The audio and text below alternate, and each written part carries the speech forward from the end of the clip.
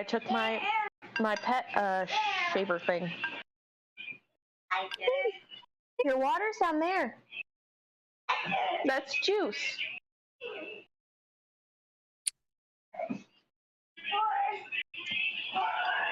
Right here.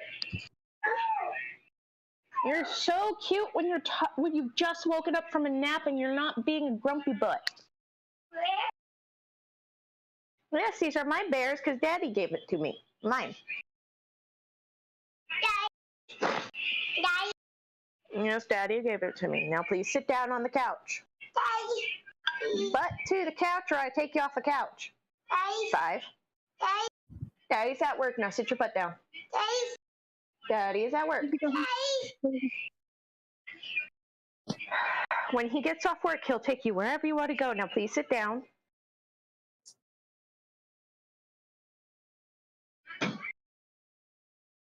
Okay, now sit, please. Thank you. Mommy? What? Hey, Ren. Hey, She can't hear you. I have my headset on.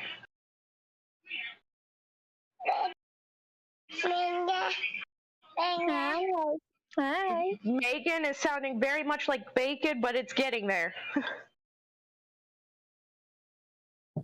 Hi. It's She working said on it. hi. Hi. Yeah.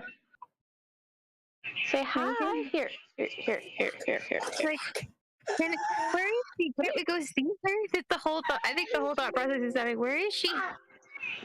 Why can't I go see her? Well, because I'm tired today. And I still gotta do stuff today. Like, your clothes need to be washed.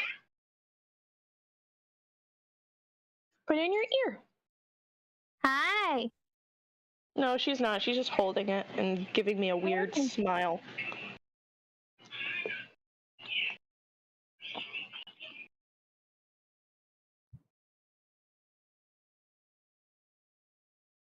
And she's like, thanks for offering, but I don't want it.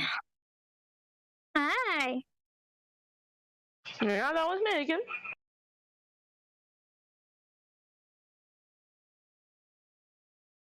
It's Yeah, just she keeps me. asking where y'all are, and I'm just like, you can't keep asking where Amo, Papos, and Megan are and expect a different result when I tell you.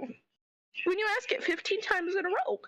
It's like, where are we going home? I'm like, I don't mind you being in 2 houses. You have 2 homes, technically. Yeah, it's just, this is the one we stay at most of the time. Are we ready to start? Yeah, we're live. I was setting up some bot shit and some small alerts things just in case someone stops, we can call it out and be like, hi, thanks. And yeah. Hi, guys. Are we live? Hi. Yes, We are. Hi. By the way, everybody, we are in fact live. Okay, everybody, well, say hello to the toddler. We're on the pre-stream right now. Hi. Oh, fuck. What's up? What's up? Hi. And she took it off. Excuse me. She's being a dork. It's like, where are my shoes? I think she's also like, if I bug Megan enough, Daddy will come home. No, that's not how that works.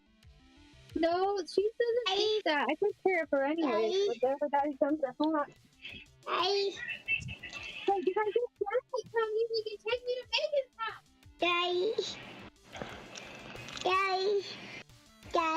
Daddy's at work. Yes, it's by where Megan lives, but that doesn't mean anything. Daddy's at work. Don't start this. It's not a game. You know, I don't want to play it.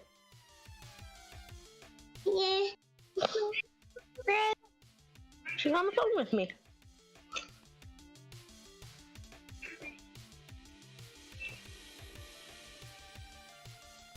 What? Did you fart?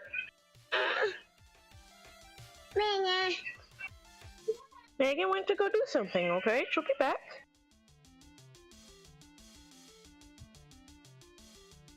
Mommy? Yes. Hmm?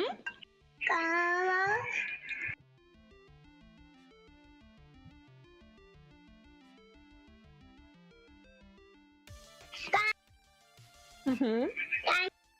Yes, I finished my food. I gotta go put it in the sink where it belongs.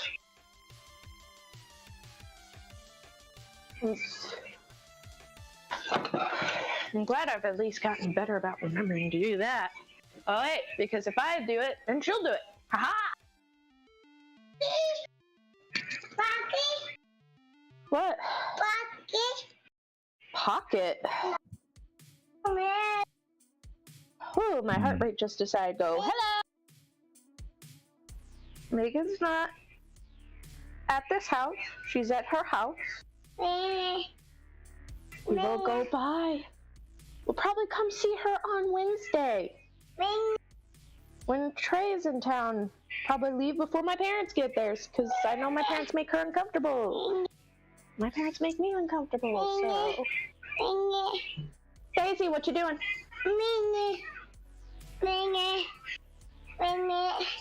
Yes, I don't know where Megan went on the call, but she's still there.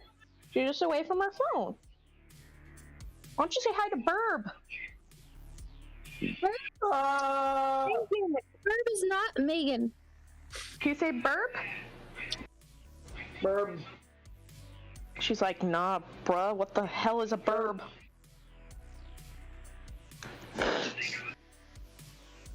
She's like, I saw Megan for a second, where'd you go? Burb. I'm here. Oh gosh. Sorry. She always gets excited when she sees Joe and Megan on call. More Megan than Joe, but that's because she hasn't had time to spend with Joe yet. Hi.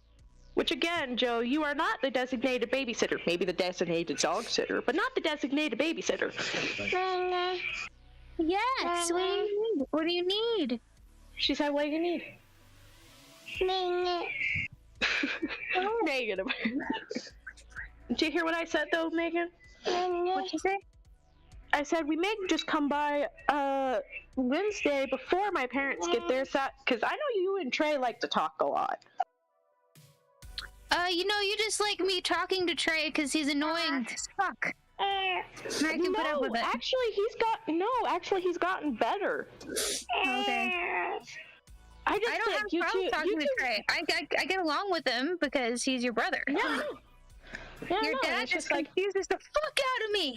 Like I said, we'll go hang out with you, and then we'll go back to my apartment before my parents get there. Yes, baby girl. Yes. Because I know my parents make you uncomfortable, and honestly, they make me uncomfortable. But guess what? I kind of can't just say, hey, no, I don't want to see you. I'm kind of their daughter.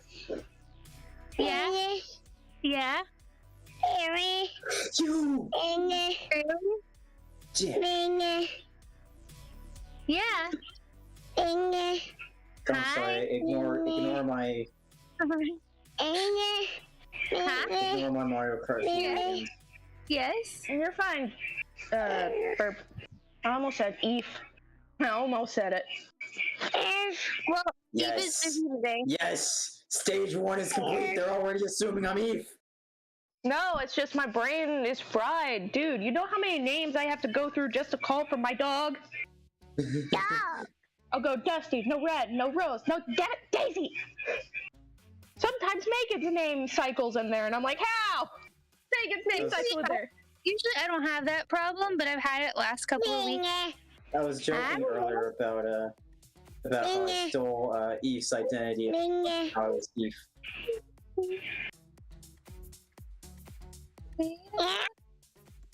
Hi. Well, put it back in your ear and you can hear her talk.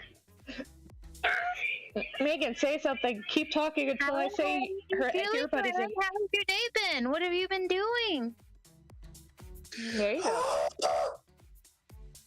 Ren, what's this? What's these? What are those? What are those? What are those? Are those dice? What's that? Nuts.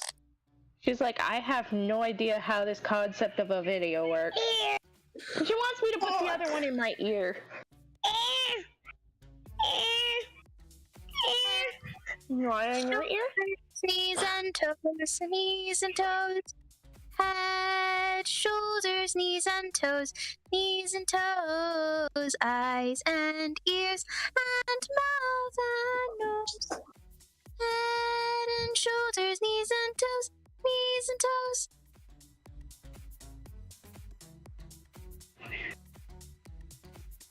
You know, one of the funniest ones is when I do one bottle of pop. She likes that one. One bottle of pop. Hold it to your ear, okay? I can't hold it. Bottle of pop. 4 bottle of pop. I can't 5 fit bottle it in of your pop, ear 6 hole. bottle of pop. 7 bottle of pop. Pop. One online. Don't throw your muck in my dustbin, my dustbin, my dustbin. Don't throw your muck in my dustbin, my dustbin's full. Fish and chips and vinegar, vinegar, vinegar. Fish and chips and vinegar. Sit in your hair. There you go. Pop. 1 bottle of pop, 2 bottle of pop, 3 bottle of pop, 4 bottle of pop, 5 bottle of Okay, pop, get up here. 6 pop, 7 bottle of pop, pop. Don't throw your muck in my dustbin, my dustbin, my dustbin. Don't throw your muck in my dustbin, my dustbin's full. Fish and chips and vinegar, vinegar, vinegar. Fish and chips and vinegar, vinegar and pop. Hold it in your ear, Ren. I can't fit the earbud in your ear hole because your ear holes are too tiny. That's why you just get her over the ear head things.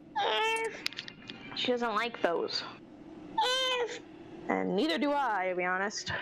But I do. I like mine. Hey, Joe. Yeah. I gotta switch ears anyway. I said a boom, kick a boom. It's time to wake up. I said That a wasn't boom, the kick a issue. boom. Welcome everybody to session 112 of Forgotten Genesis. Sorry for the long wait. Sorry for the long startup. First of all, I slept too long. Second of all, my computer decided to be a dick. So.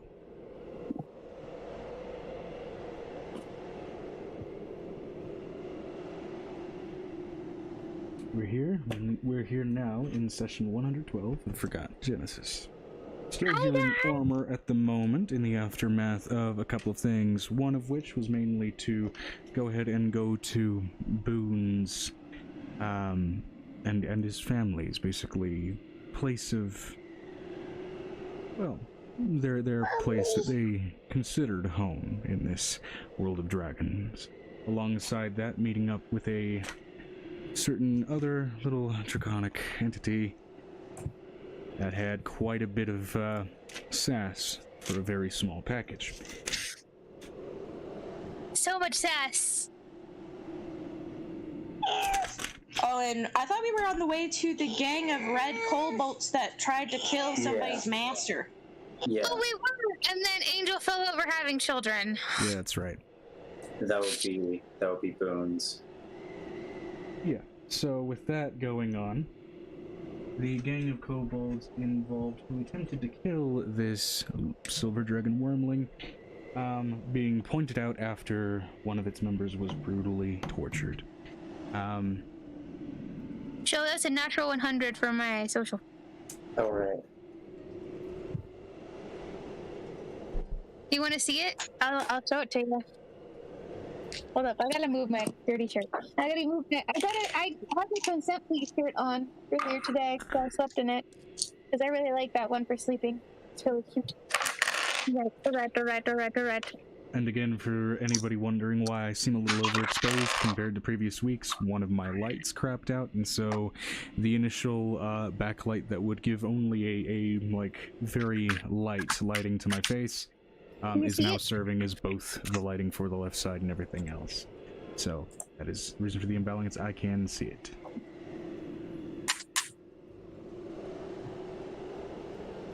I Hello. can indeed see it. I look really tired is because I probably am. I just took my medication. Right. It'll hit in like 30 minutes, like when I don't need it to hit. Like, later. Hold on, I'm gonna roll it digitally because if I pull down my dice, there's gonna be some that go missing because the toddler will run off with the box. It's because you allow her to run off with a box.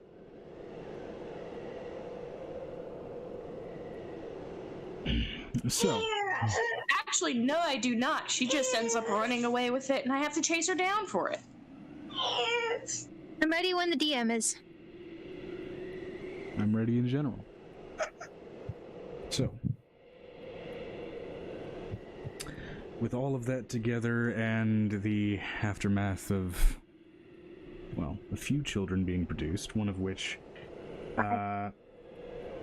seeming to be of outright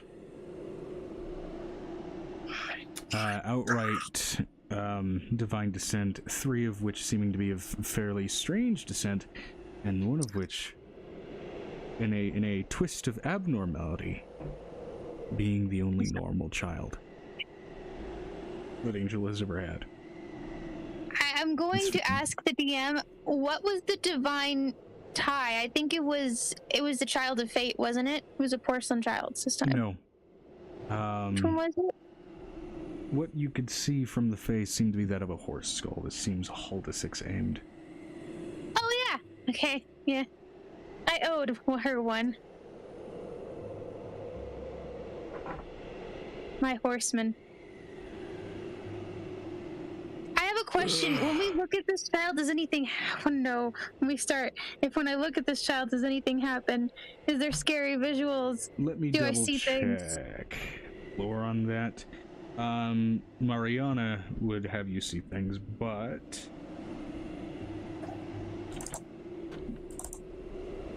let me just double. Mariana makes you see your death, like the possibilities of your death. Like, that's a real thing. That's a very real part of the stat block of the creature that she's based on. Okay, let's see here.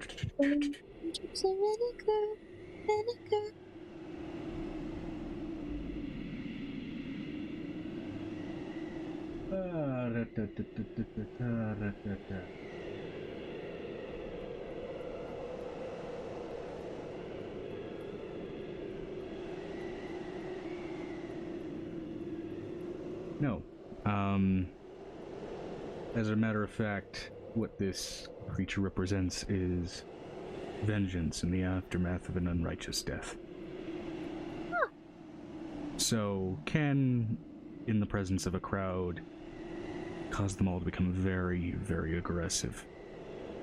Oh, I have a question. So which character is this one, or which divine is this one? Haldisix. Yes, but what page of the book? Of which book? This is the Hooded Horse, that is page 202 of Tomo Beasts 2. 202 Tomo Beasts. Hold on, let me grab my books. I have things to do. I have children to name. I have things. And basically look at that creature and shrink down the proportions to something that looks like a 3-year-old toddler. And it's a very morbidly cute, yet at the same time still terrifying looking thing. Aren't you adorable, yet so totally terrifying at the same time?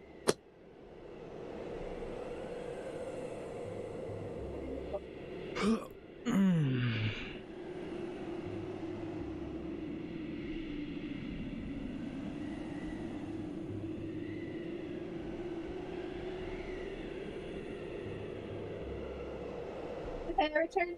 Sorry. I just needed to get my notebook and a couple of my pens.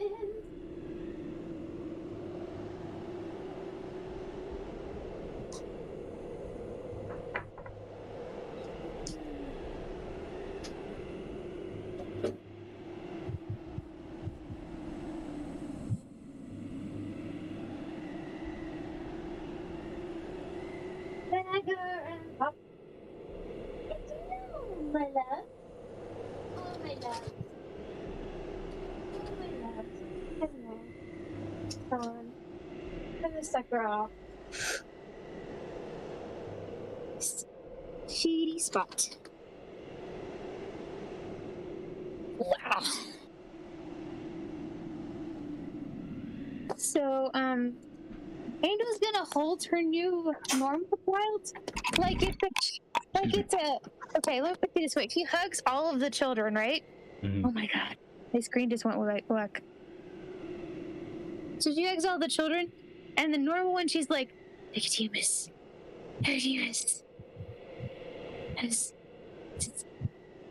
There's no magic. No magic. Why the hell is this the weird one? This is cool.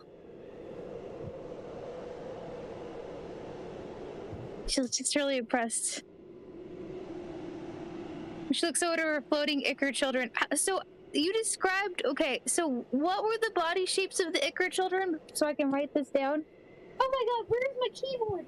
Why don't I have my thing? I finally got my medication. I was just like, this happened.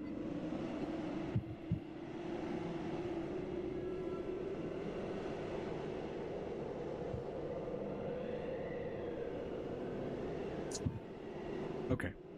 As far as the body shapes of those children, I'm gonna be honest, I don't remember that off the top of my head, and my brain was shorting out pretty bad last week. But you should be able to easily pick that up and pick that out within the last 10 minutes of last week's VOD, which again is just up on the channel. So, yeah.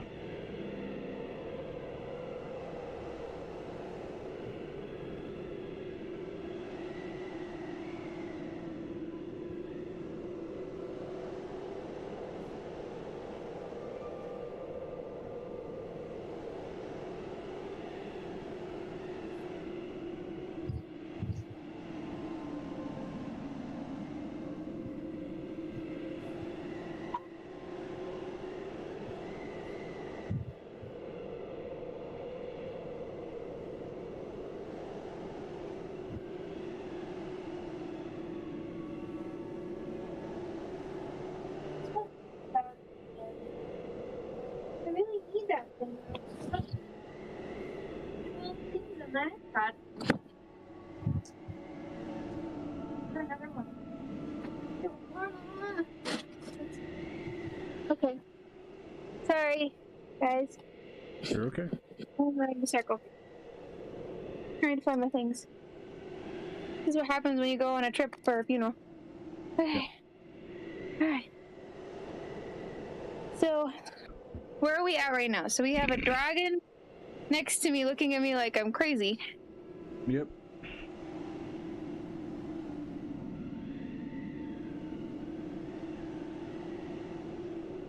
We have Boone probably looking at me like, are you insane?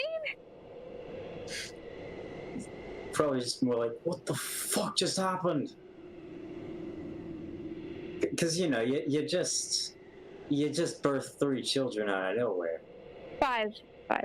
Oh, 5. Okay. So what do the ichor ones look like? So one of them has little Okay, wings. One of them so, looks like Angel. Yeah. One of them has wings, one of them looks like Angel. As far as the appearance of all 3 of them, I think one of them looked a little more animalistic. I don't remember exactly what it was. My brain was doing last week, but you should be able to find the information on that within the last 10 to 30 minutes of the session from last week on the VOD. Okay. So We do need to do that, so remind me to do that. Someone remind me at the end of the session today to do that, so I can look over and make sure, because I think that one, the animalistic one, was a boy. They're supposed to be changelings.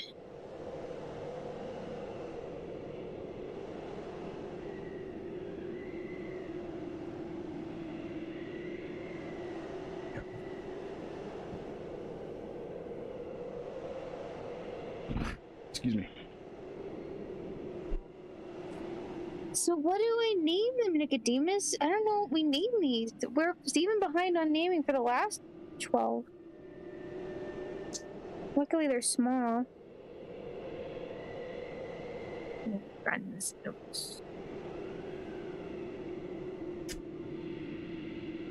I mean,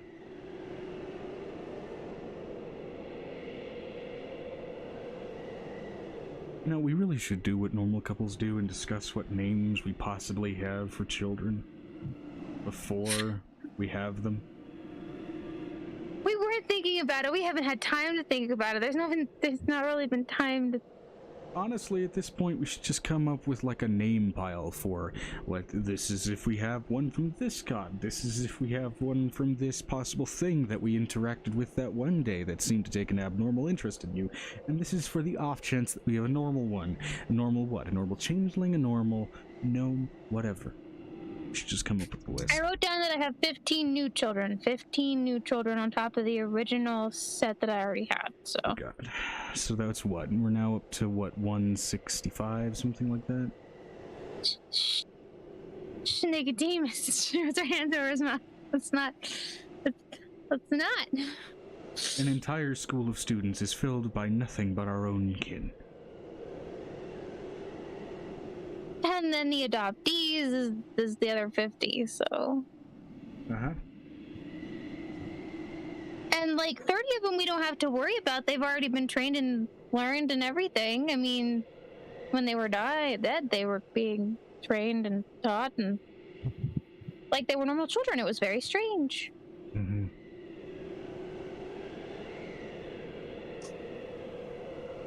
So, what do we name her? If you were going to have a normal kid, now before all of this chaos, what would you have named her?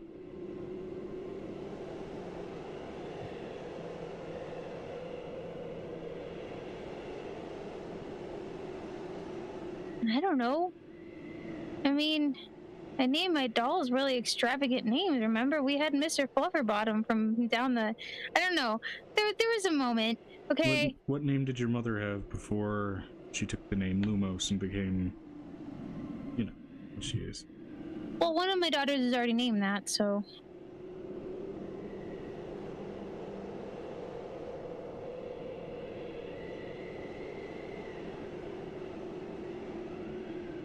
I always wanted to name one Ariete, because it's like a fairy. But I already have a daughter that I want to actually finish that name situation with. Hmm.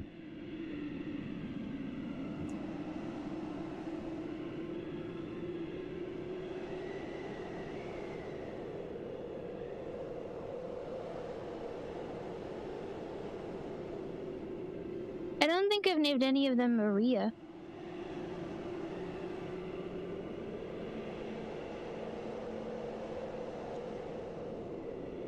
How do you solve the problem, Mike Maria? That's not where I went with it, but okay. What is that name from that one musical?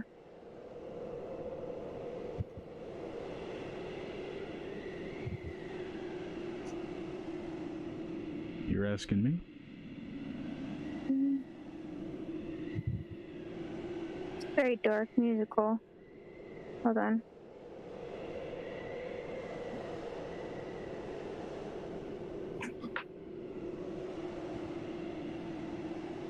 I think we name her Maria.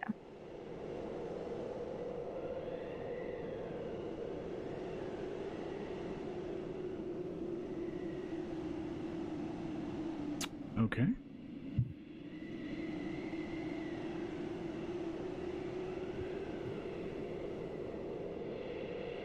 Are you okay with that? Yeah, I'm okay with that.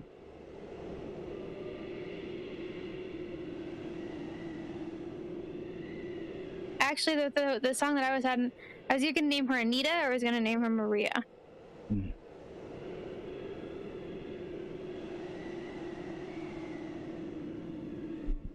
And the Jelly Child? You just what should we name her? We have 2 boys, 1 girl in that situation, and then we have a boy and then we have a girl. So 3 boys and 2 girls situation.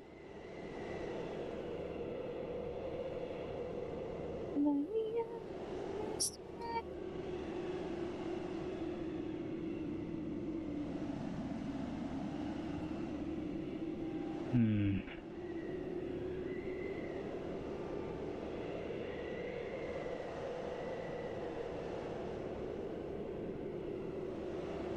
I'm letting you know that Amora named characters after her favorite book characters. Some of you know, they're some really weird names and what she. Right. So all of her 30 children, which we split into 15 and 15 for 15 males and 15 females. Only 2 live with Angel. Yeah. What do you think, Nicodemus? What do we name the boys?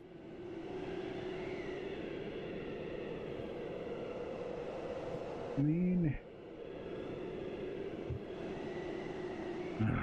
that's weirdly enough kind of hard question. We could name one after your dad. We could.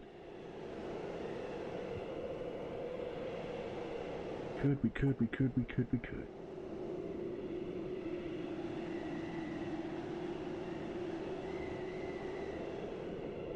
You know what? I'm going to name the most timid one Ramsay. You're gonna name one Ramsay, and you're gonna name the timid one Ramsay. Yeah. Why Ramsay? I mean, I'm sure he'd be honored. Ramsay. Actually, I'm gonna name him Ramesses. Where the name actually Ramsay comes from. Huh. Ramesses is a king. He was a very brave king. Hmm.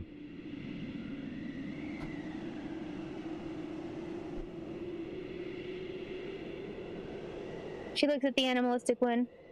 I think I'm gonna name you Ramses. Ramses.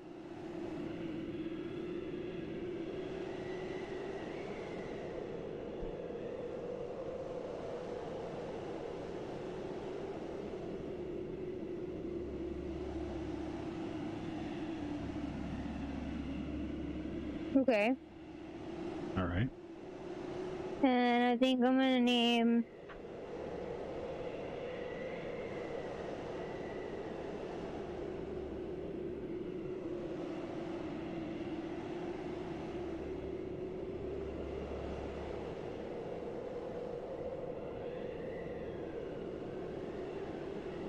Hold on. I had a page full of names that I saved. Don't know where that is. I know I got it off of Pinterest. So I like some of the names. I saved them, so I was really picky.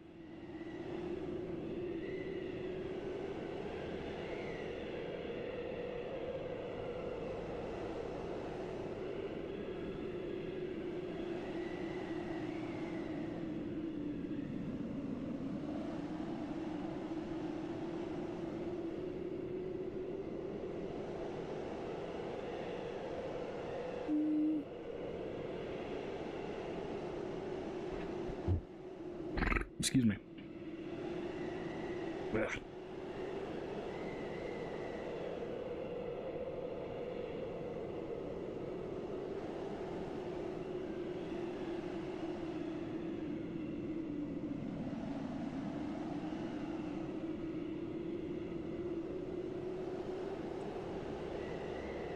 I want to name... Is it weird that I want to name one of them Colette? No, I wouldn't say that's weird.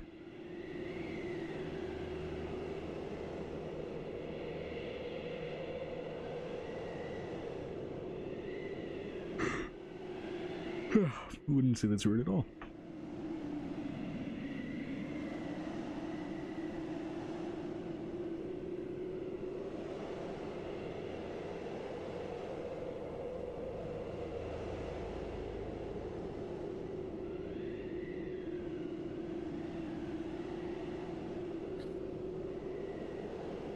And I want our scary boy to be named Hugo. Mm-hmm. It's up to you. It's not just up to me. I'm agreeing with that. Let's go with it. I'm letting you know it's either that or Victor. For Santiago. Ooh, Santiago's a pretty name for him. Ooh, let's go with Santiago. Santiago. Horse pool.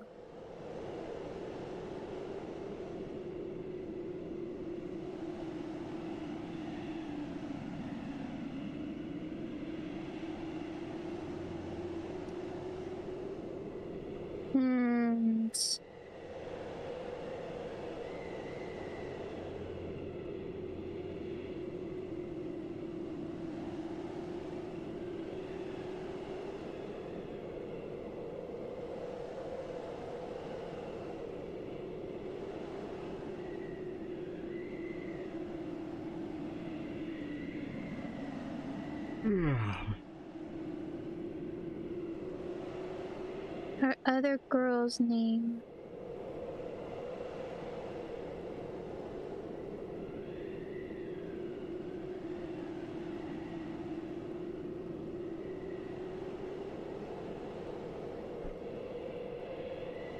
Does anybody want to chime in? She looks over at the other guys around her.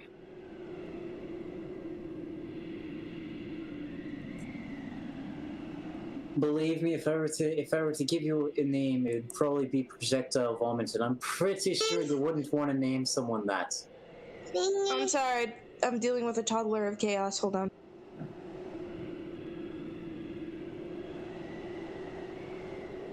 So in other words, I don't really have anything.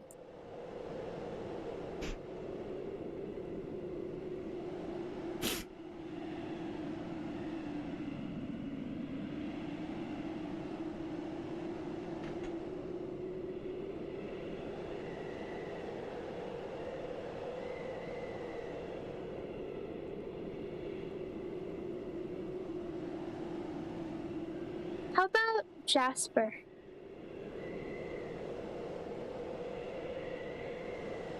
What do you think? It's a good, strong name.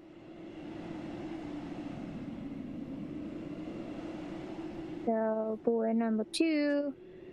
No, there were 3 girls. 3 girls, because one of them was a girl that looked like Angel. One of them was a perfect angel that looked like Angel. Right? Am I wrong? No, you're about right.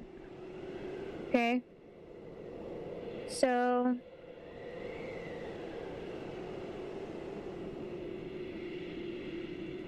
Yay.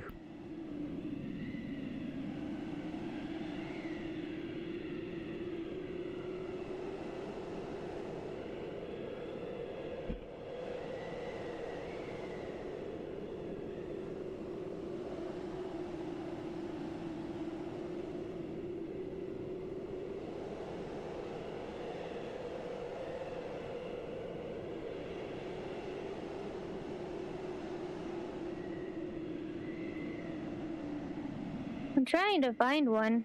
Yeah.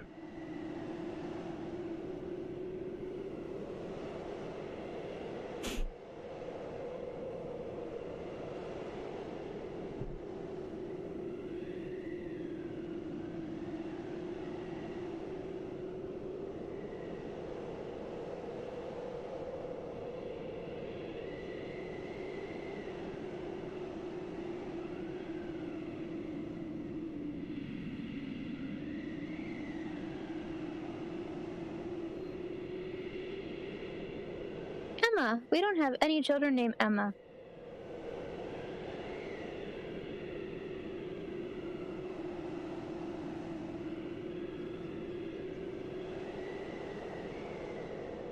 Okay.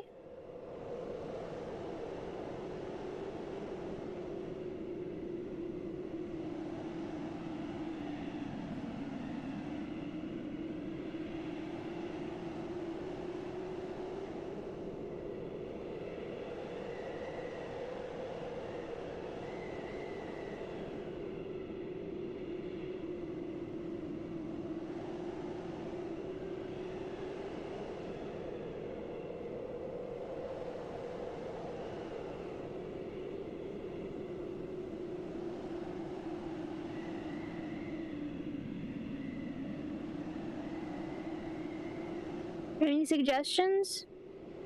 Well, which one are we naming here?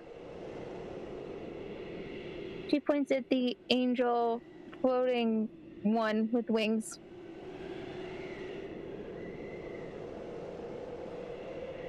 I was thinking Seraphina, but I didn't know if you liked it. I do. I don't really have a Sarah, so. You don't have a Sarah.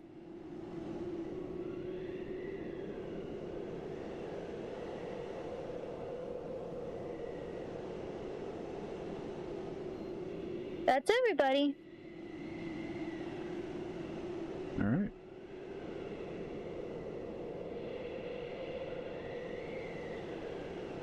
Well, that works out. And I'm letting you know that Emma and Seraphina are full grown, if I remember correctly. Seraphina actually looks like Seraphim. That's what she looks like.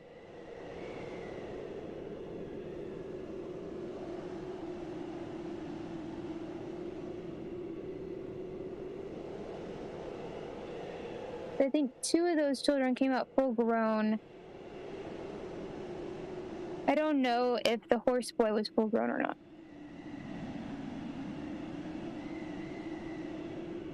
Are you watching the end of the episode so you can see? No. What do you think, Nicodemus?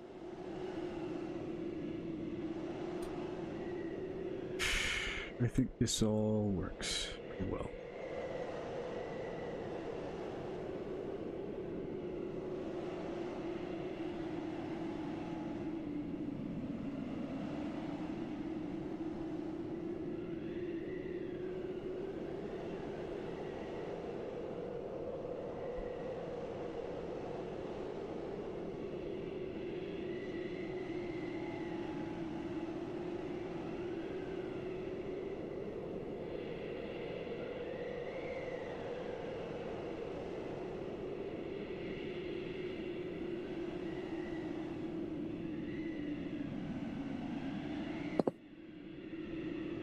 She looks over at the dragon.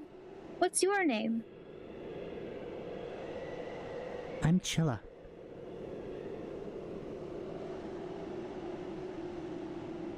How do you spell that?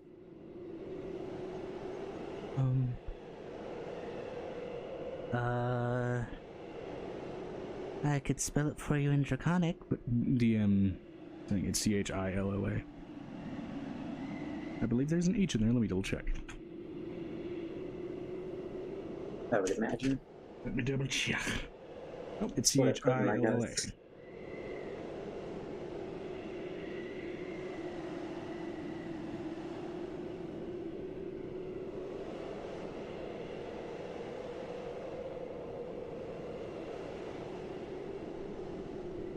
Queen of the Anglers.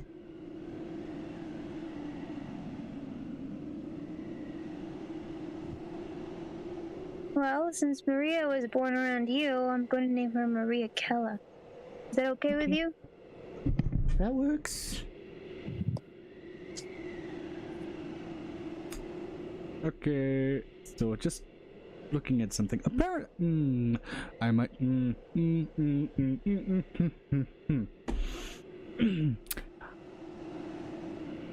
Which now has a feature that might motivate me to start streaming back on Twitch again. You can export directly to YouTube from Twitch. Now. Ah, shit. No, quit reading something else and focus I'm on not the gonna do that today, obviously, but I'm gonna look into that more for next week.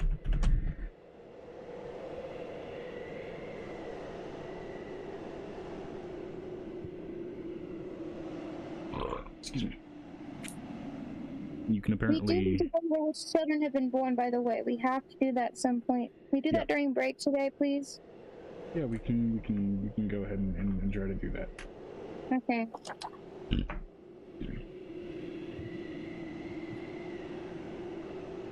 My deep child on this list? You better be on this list.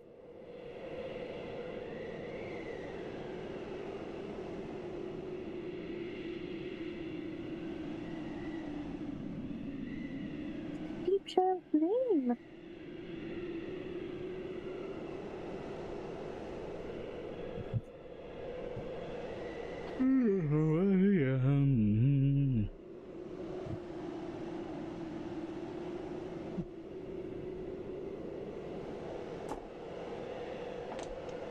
is the tree? What is my deep child's name, Joe? The deep child. Let me double check something. It's not written down here.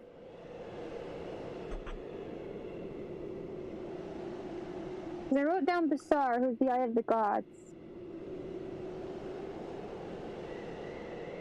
Magdalene is the planetar.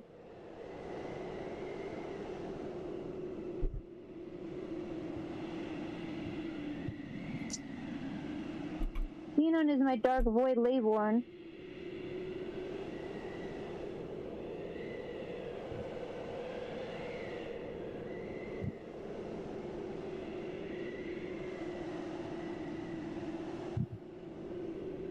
The only child not written down is the deep child. I know his name was super clever too.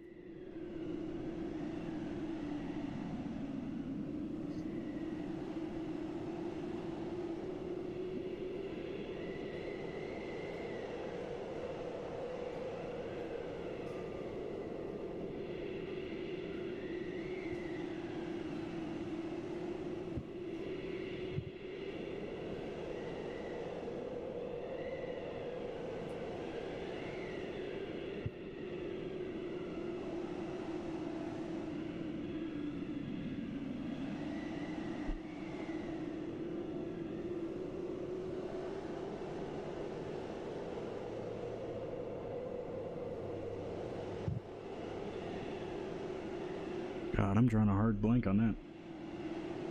I know, it was important too. His name meant something.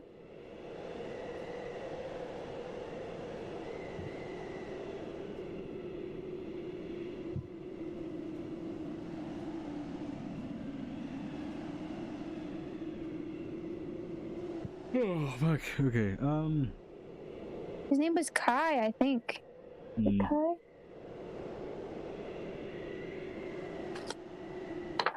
Or is that one of the other kids? Sorry, I'm looking through my names right now, guys. You're all like, how many kids does she have? I'm trying to keep track. Way too many. Bruh, it's fine. I'm just kind of like, that's Steve. Yeah. It'd be 5 o'clock already. Go.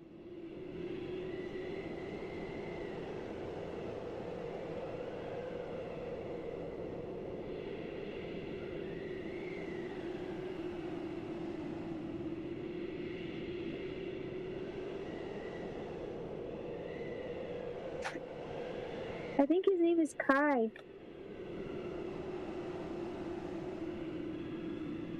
Kai sounds about right, I think. I think it's Kai. Yeah. I think I named him Kylock.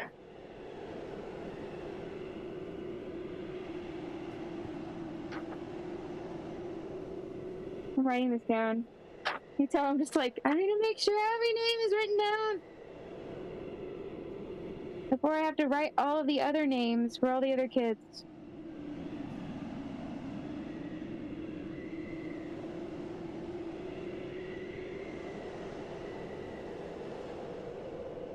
Okay. Somebody remind me to find that other notebook today, because I can't find my other notebook. It has more of the names in it, and I'm kind of panicking. No, one of them's name is Malik. That means wave. I think that was his name, Kai Malik.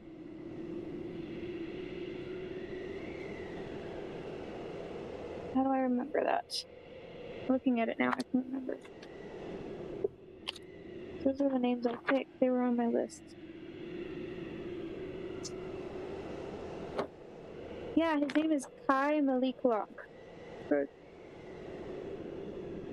I think I put Malik first. Malik Kai is his name. I like that. Excuse me.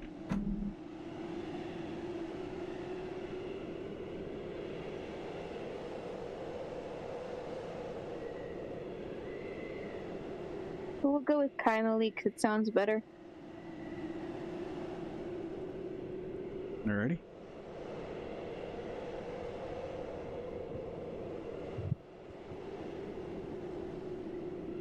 Kai is the other kid. That's what it is. Damn it. Pyrodon. Agni.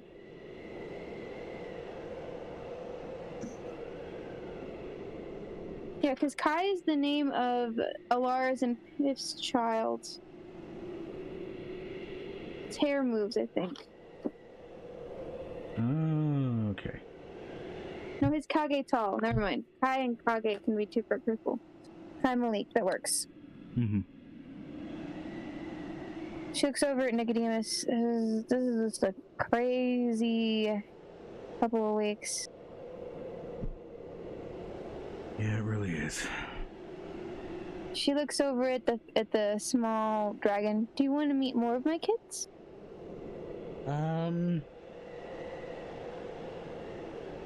Make a persuasion check.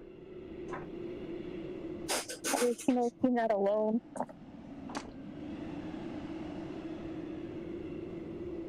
Well, it's a 17 plus 19.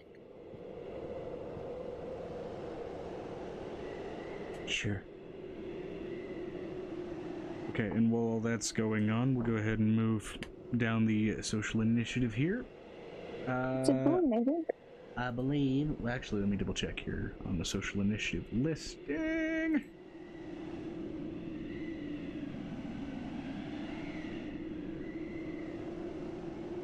Actually, it's going to be Piper next. Okay. Speaking of which, Amber, when she gets back, which one does she want to focus on? He's not around. Okay, so we're going to go ahead and jump to Boone really quick first, then. Alright. We just witnessed all of the births. What? We witnessed all the births.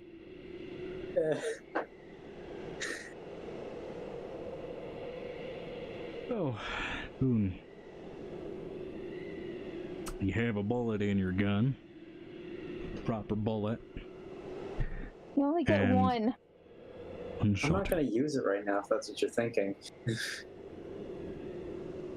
Well, He's gonna Captain Sparrow it and wait for the right moment. Yeah, the right moment and the right guy. no, he's just gonna use it on the kobolds. No. The ones that You you guys gotta are going to hunt understand,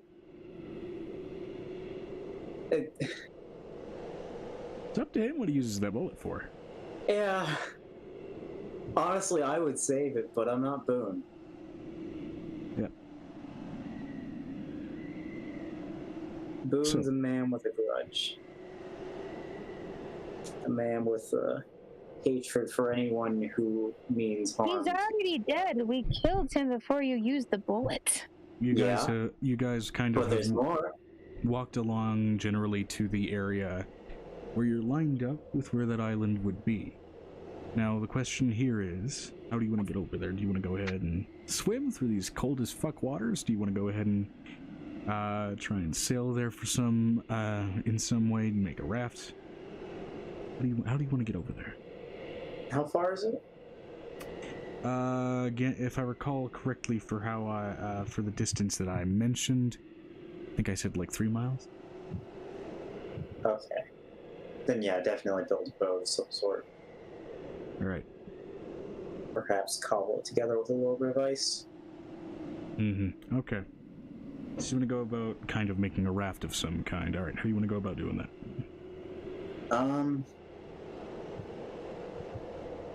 Is the metal... Wait, no, that would not float. Actually, okay. I'm going to try and make like a little bit of a plane of ice and then kind of fuse it to the metal and then have the metal be the inside.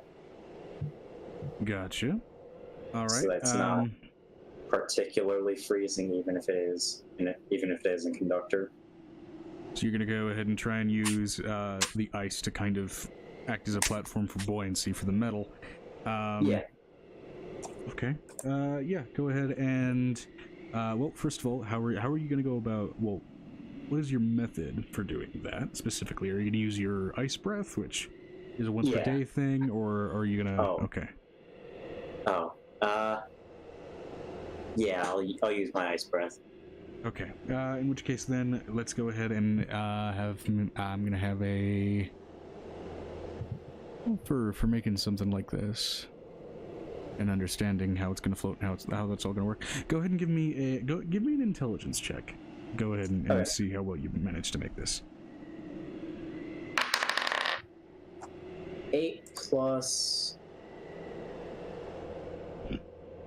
2. 8 plus 2. Okay.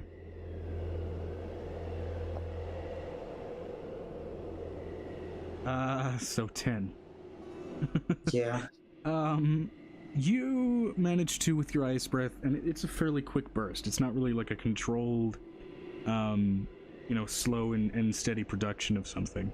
And so, while you have kind of this initial plan to very much kind of like a factory steadily make out this raft, you end up blasting metal with ice, and you've got this kind of frozen icicle just blasted against it with a little bit of a wind cast on it. Not much else, unfortunately.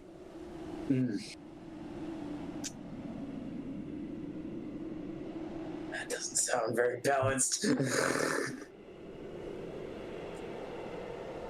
You could try to use it. Yeah, the fucking... You might end up sinking like a rock. Yeah.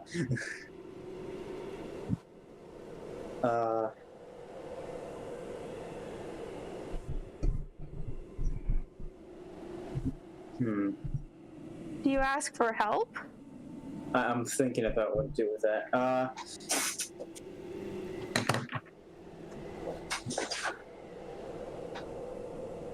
Hey Piper, how buoyant would you say that walrus thing is?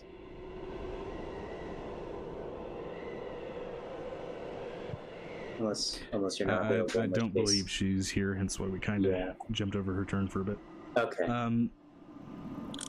I'll ask her later. Yep.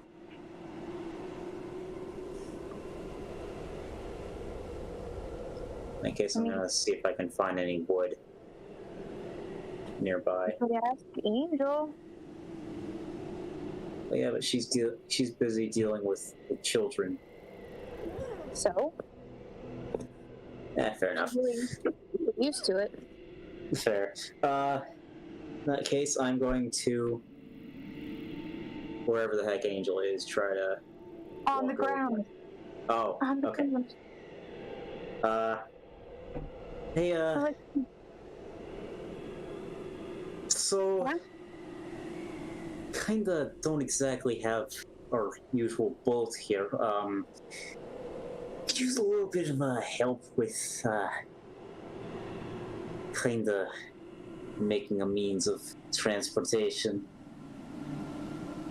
Hopefully to get a little bit of revenge on those kobolds. How much of a revenge? Well, for one, I'm going to leave at least 2, maybe even 3 alive to witness what I'm going to do to them. As the rest, I'm going to see how many can handle a single bullet or whatever it is this thing's capable of doing. Why? I mean, why not? It's perfect test fire, right? Not necessarily.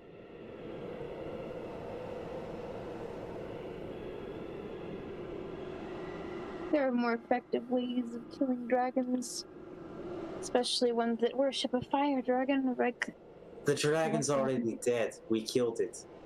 Doesn't matter if we killed it. We're just killing off the Straddlers. People who keep worshipping this thing even though it's dead. And tried to kill a kiddo. Yeah. Specifically our queen. I don't know if you've ever played chess. Frankly, I never really understood it. But the queen's kind of important, apparently. How far is she from him right now? I'd say you guys aren't really that far from each other. I mean, you guys are... You're able to see the island kind of off on the horizon at this point. You guys are No, I'm each... talking about from each other, like him and I. Far away from each other. Probably no more than 15 feet between any of you. I doubt there's much of an intent to kind of keep a separate distance as things stand. At this point, Angel looks over at him, rolling her eyes like, really, dude? I just gave birth to divines. You just mentioned, I don't know if you know anything about chess. I play chess with Laura on Fridays. Well, okay, but it's been forever since I played it, if I'm being honest. Maybe I could learn at some point, but... I'm gonna be honest with you, this baby dragon isn't strong enough to be by herself. Yeah, no shit. Honestly, we usually don't go for very long without her, but... Well, you saw how that turned out. Yeah, and then she presumes to tell me what to do.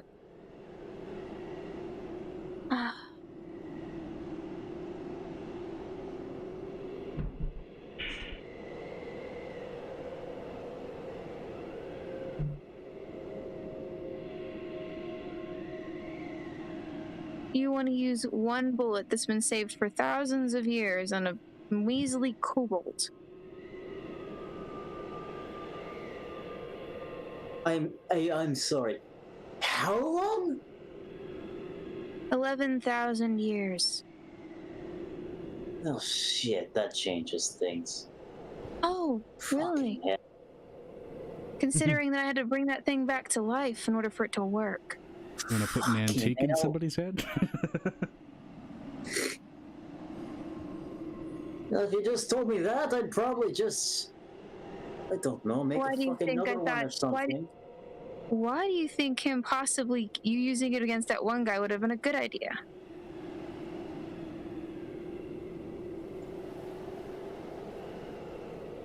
Wait, hold on. You were wanting me to use it on one person versus possibly hundreds? One person who had more power than those tiny hundreds. Yeah, okay, that's a fair point, but I mean, kind of a little bit late for that now. Well, I mean, you almost got possessed. So, True. the question is,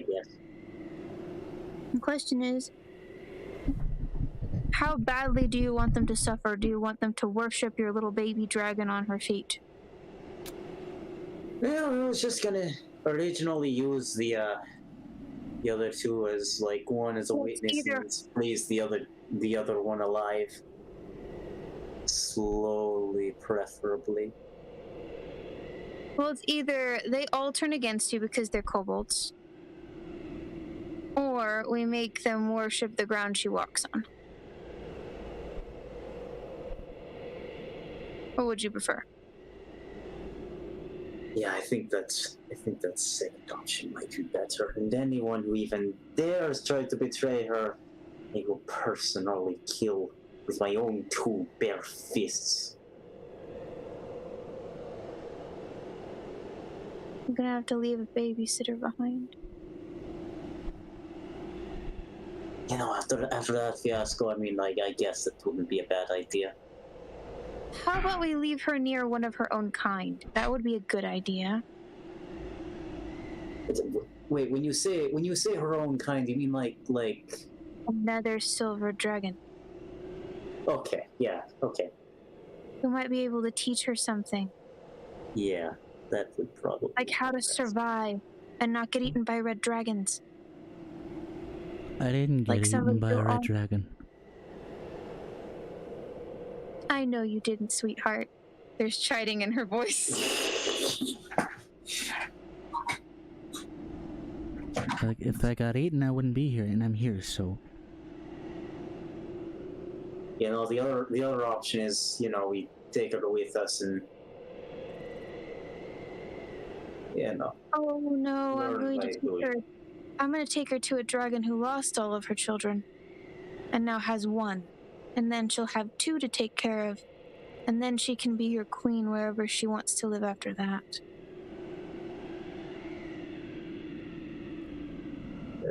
You need a mama. Chilla, what do you think of that? And she just kind of grinds her paw into the tundra a little bit, and she's thinking about it. Let me roll a percentile for her. Cocked. Okay, and then let's see. The other one is up.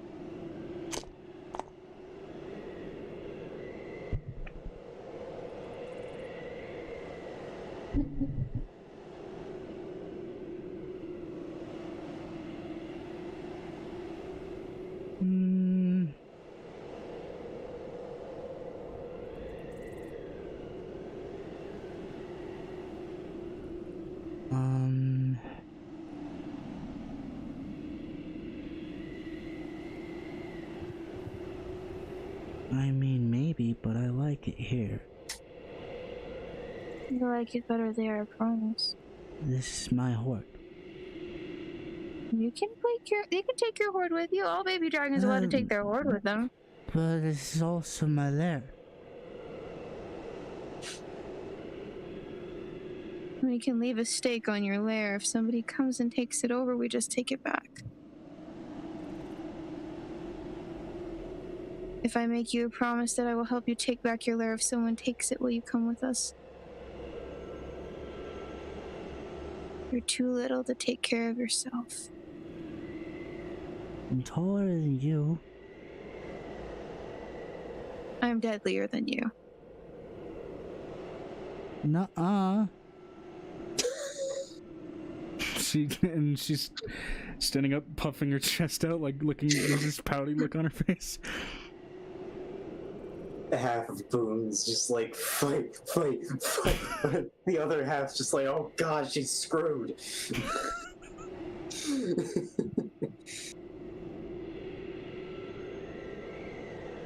If I hurt you at all, the dragon that I know would kill me.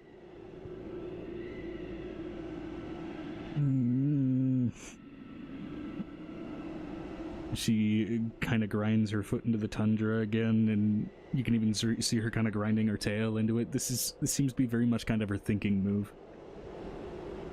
She's beautiful and tall and warm and loving. She had 6 children, and white dragons came and ate the eggs. I was able to bring back 1 baby. How much do you think she's gonna want another kid? And you can see in her face, like, then it seems like the in-depth thinking quirk has popped up, which is just her kind of holding her breath, and you can see her cheeks like puffing up, like.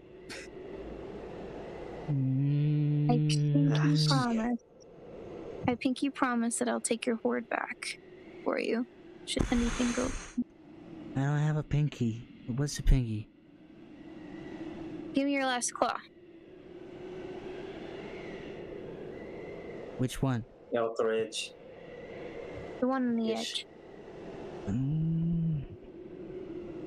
Except, and it's this hooked, almost like iguana-like talon, where if you move your finger wrong, that's probably gonna dig in. That's fine. I pinky promise that we'll take your horde back should something happen. And she wraps that pinky around you, and much like, again, an iguana talon, like, there's an extra knuckle there, so it kind of wraps around that pinky. The pinky promise. If you break that promise, I'm gonna bite this pinky off. If I break that promise, my kids will be all upset with me, and I'll be the most horrible mom ever, so that's even more of a scary thing than your little threat. She takes her paw down and sets it down before kind of her front loses balance a little bit. Are you okay with this, Boone? I mean... It'll yes, bring you closer to I think- protection. I mean, I suppose so, but I mean... This is kind of... home. I mean, not just for her, but I mean, all of us. I mean, the ship kind of also is, but that's not really the point. Let me get my stuff. And she goes Okay. walking off and just kind of almost into kind of like this trot, like jog toward the cavern. And it takes a while. It takes like a good 30 minutes, but eventually she comes back, somehow having managed to strap this large trunk to her body. And you can hear just the flowing around inside of this trunk, and you can see it's been barely closed, where there's like necklaces and shit sticking and hanging out of it, and you can see just shoved barely through like one of the bands of the trunk. There's very clearly like a silver sword that you found like several months ago. Oh, good gosh. Can I help you with that? Good No, gosh. I've got it. Okay. Fucking hell. I've got my hoard.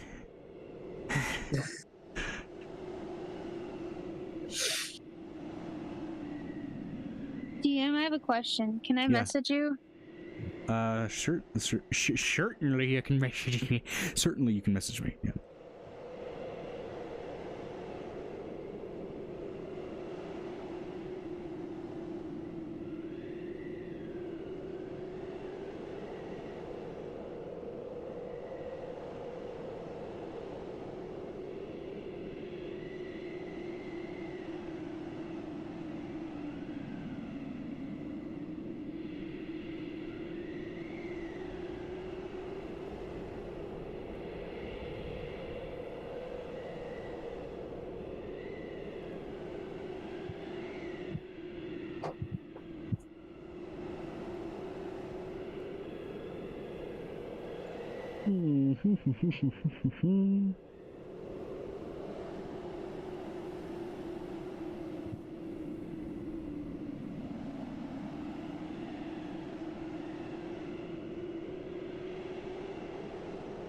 Oh, you want to go?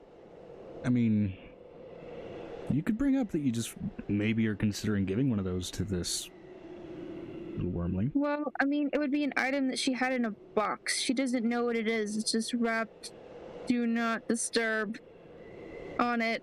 She doesn't know what it is. It'd be one of those weird items that's in the bottom of all of reused stuff that she's carrying around. Right. Then at the She's moment, I would carrying say so much Angel's stuff around. not aware of it. If Angel then decides to go and dig through some of the stuff she hasn't touched yet later on, or even at some point soon, then she can figure that out. But at the moment, there's this wormling with this large trunk strapped to her back.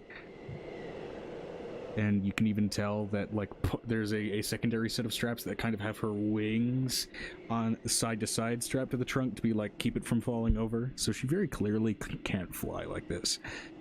Get in the necklace. Get in. What? Everybody into the necklace. What? What? Well, hold on. What do you? What? Everybody in the necklace. I don't know what she means. Has Boone witnessed the necklace? You were pushed into the necklace. You've gone in there. Okay. Okay, so is that how I ended up here? I feel like that might... It's one of the ways I was able to transport everyone through one of the areas. Yeah. Because it's sort of an internal pocket dimension, it's a way to bypass the limitations of some teleportation spells. Okay. Get in the necklace. It's kind of a bit of a its own little world, if you will. What? I'm confused. Frankly, I don't fully understand either, but it's safe. Probably. Make a persuasion check with advantage since you've just given the probably.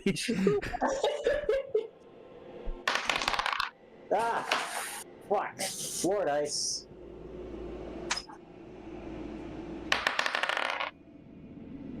Three. 14. 3. Plus? 3 and 14. 3 plus 17. What? Oh, persuasion. Plus 5. 8. 8. I think I'll walk. But Get in the necklace. I'm gonna count to 3. What? 1. 2. Make an intimidation check with disadvantage.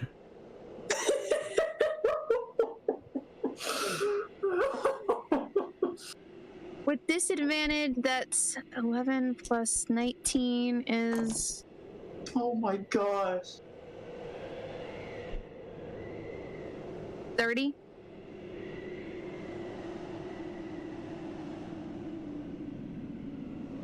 She walks towards Angel, but looks at you with for once these just kind of pleading eyes of like help before going into the necklace.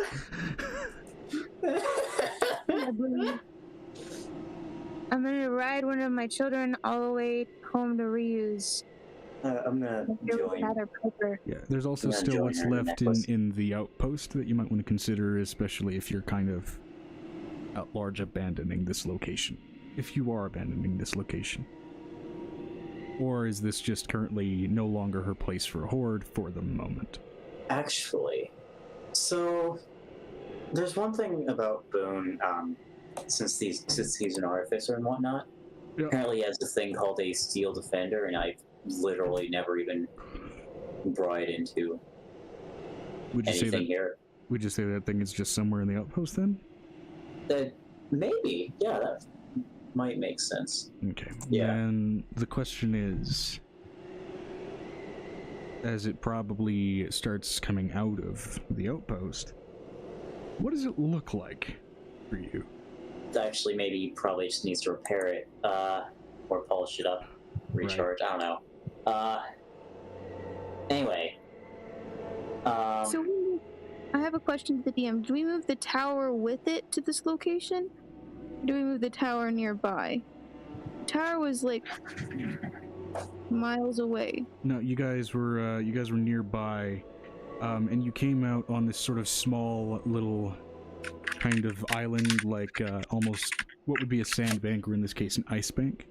That was maybe roughly, you know, a few good yards, about a quarter mile from this island. That was kind of your exit point. The tower's not sticking out of the ground. No, it's still completely subterranean at the moment. Okay. But you guys made your way out of that subterranean spot and apparently ended up somewhere very, very close, to where Boone's supposed home is.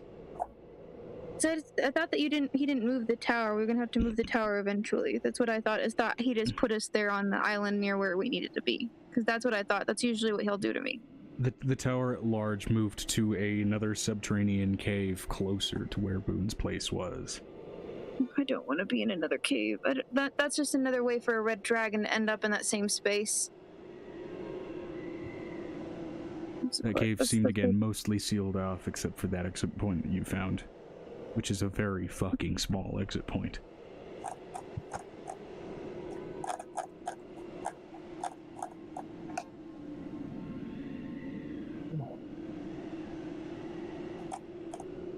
So if you were able to relocate... We're gonna have to come back here and move this tower. This is a perfect spot for them to live after we've domesticated the kobold. But until that point, kobolds will find this tiny spot. It's not a question. This tower would become overrun with kobolds. Well, we were able to somehow get the thing here I think with plane shifting it. Yeah, but we don't have plane shift. We don't, but Piccolo did, right? Who did? Wasn't it Piccolo? It was somebody. It was Piccolo, Griffin, somebody that went ahead and did something with the tower that jumped Griffin is out currently under over the here. water with the rest of our children, keeping them breathing. That's right. That's where Griffin is. Well, then we're gonna need another caster who can plane jump like that to move the whole tower somewhere else. I haven't leveled up Angel yet, so... Okay, well, she should be level 20. Right now we're at level 19. I still don't have any of my spells added. So.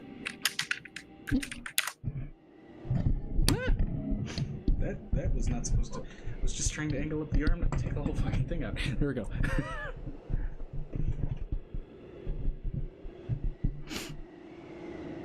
What do you think, Boone? I do have a thing around here, somewhat of a autonomous bodyguard thing, but apparently it's kind of... It probably just needs to be recharged or something. I don't know. It's Battery. What? Needs a battery. That's something. Let the batteries go. Yeah, the mending cantrip is what generally heals this thing. Okay.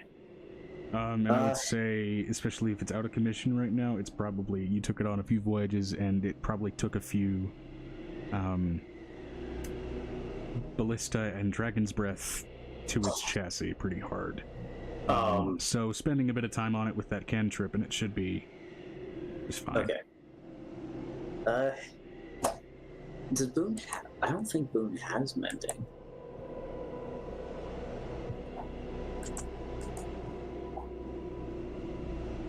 Shit. I mean, you did kind of build that character off the cuff. I would allow you to swap in that cantrip if you wanted to. Alright. Especially considering that cantrip is kind of required to repair your steel defender. Yeah. Let's see. How do I do that?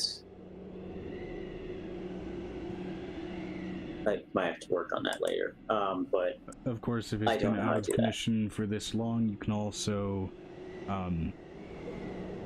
basically take that time to just create a new steel defender using the parts of the one that's already kind of defunct in there based on the properties of that trait. I might.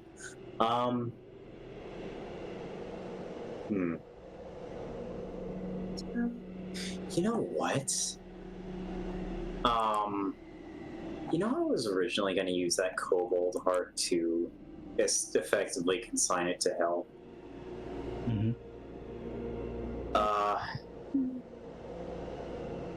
Would it be possible to, like... Actually, no, we'd probably need that person, wouldn't we? The soul person. To effectively just put it into the steel defender and keep it running. Mm-hmm. And you can use the parts from the old ones to retain the old one's personality if you want to as well. Yeah. Maybe, yeah. Which is to say, also, if you're going to go in there, spend a little bit of time, which would probably be ballparking an hour, to go ahead and rebuild this thing. What shape are you going to give it? And what kind of personality? So I found a thing on Google. This the default example shape that the book gives you for a steel defender is usually like this steel Saint Bernard kind of thing. Yeah. But it can be effectively any shape you give it. It can be humanoid, it can be... Funnily enough, my original thought was like something like a cube, but I thought, you know, like maybe it should be a bit more utilitarian, so boom, anvil. Okay, Session art. Not exactly like that, but perhaps like somewhat of a roll cage so I can... Like an anvil turtle kind of thing. Not necessarily a turtle, but similar. I mean, considering your region, it might be more modeled after like a dragon turtle. Yeah. Specifically, so... Probably. It would look a lot more aggressive than that, I imagine. Snapping turtle. Yeah. Yeah. And also kind of designed so I can, you know, if it's too far away, it can just roll towards what it's trying to attack. Right. Possibly at high speeds, who knows. So what I imagine here is very much kind of you end up developing sort of a steel armadillo-like thing a little bit. Yeah. That's Oh my god. I forgot that was a thing. Yeah, that's perfect. Alright. Except with an amble back, kind of. Somewhat. I'd say it could easily have some internal components that could basically shove up through its body to function as both an anvil or as a weapon, if need be. Yeah. Yeah. Or like separate plates for the different anvil things. Yeah. Yeah. Okay. Yeah. Yeah, that could easily be. Alright. Alright, so I took Plane Shift as my last 2 spells because Plane Shift is useful for now. And we could easily chalk that up to Angel being a little bit sick of having to ask somebody else to do it for her. Yeah, she's a little tired.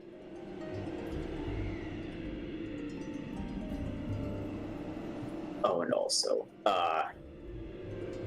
he's probably gonna try to at least make sure that the kobold is somewhat aware of its existence. Oh, so you're gonna try and integrate the kobold's heart into this? Yeah. Okay, that's integrating a bit of necromancy into this. Do you have any spells in your list that count as the necromancy school? Okay. I don't. All right. So then, if you're I gonna also go ahead thought you were going to give the heart to Bruce. I was originally, but then I thought, you know what? Why don't we just have it living and repairing the damage it caused? Okay. Whether it wants to or not. So what I see here, especially if you're using your original architecture, is there's going to be a bit of a fusion of the personality you originally gave this construct and whatever it ends up drawing from this kobold's heart. Yeah. So for that, because you're integrating biological material to integrate into this thing, is there anything you want to use? Sort of an arcane... Would branding smite work?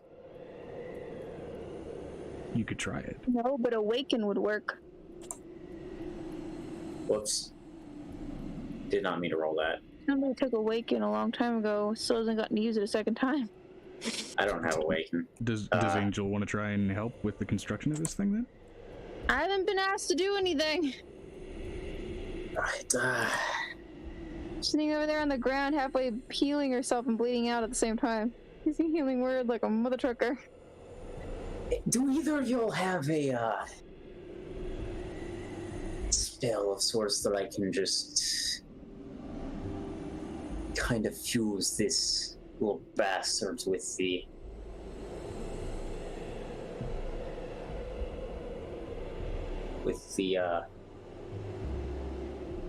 automaton or autonomous defender here?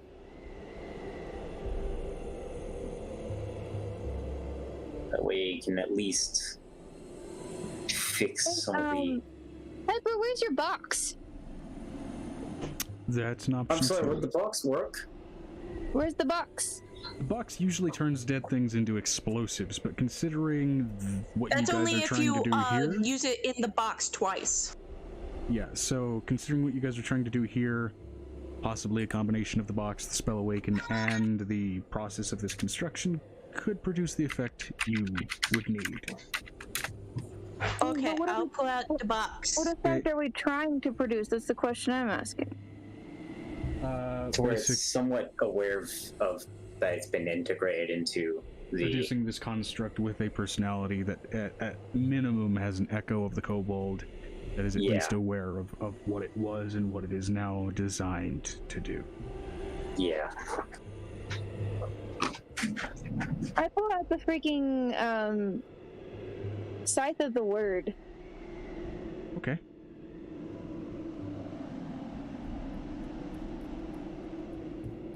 I'm going to put the metal of this cold blade to this other automaton, and I'm going to cast Awaken. Okay, awaken while this Holding thing, heart and the everything scythe. is going into the box? Nope, no box. I have a Scythe of the Word. Okay. Alright, let me go ahead and Remember, roll. I enveloped a lot of souls inside of the Scythe because we tried to get rid of all the bad things. Yep. Okay, so this effectively is a sort of backdoor into creating a necromantic homunculus in a way, but through the physical form of a steel defender. So, okay. So for the two that are directly involved in this, I want Boone to go ahead and give me a higher low, and I want Angel to give me a higher low. And you two both message me what you want to give there, and we'll see kind of what we average out with. Because we're basing this one off of averages between what I rolled, what you got, and what you guys did. Just go ahead and message me what you rolled. It's just giving it a soul. I mean, it's got to have a soul. Which one do I roll for this? Roll a d100, give me the number, both of you. You can go ahead and put it in your character note tab if you want to do it that way. I can get to it. You have to understand, doing this always screws up my stuff. I get you. You can text it to me too if you need to. From your end. Even with the iPad. Where is...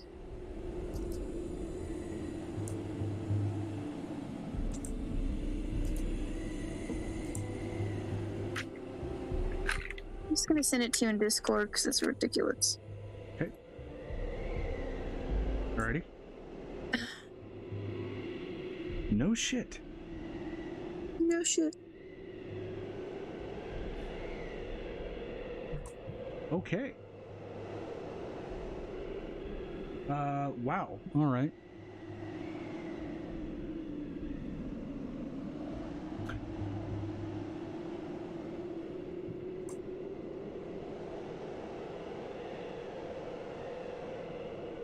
Okay, so... Do you want to see it? I can show it to you. No need. So you bring down the scythe as you are kind of, laying out some basically draconic runes, because I imagine that's how you go through this process, since that's your native language. And also trying to form this steel, and it's honestly, because, with you being especially a Silver Dragonborn, it's weirdly, I'm probably this kind of cold forging process.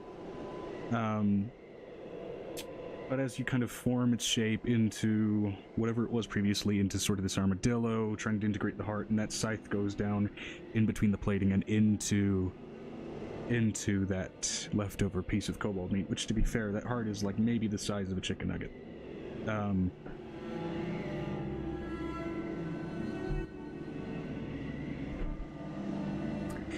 All three of us rolled the same fucking number.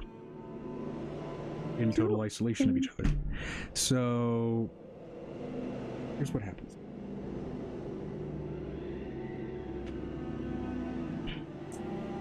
They were part of the souls from that place. Shit. First of all,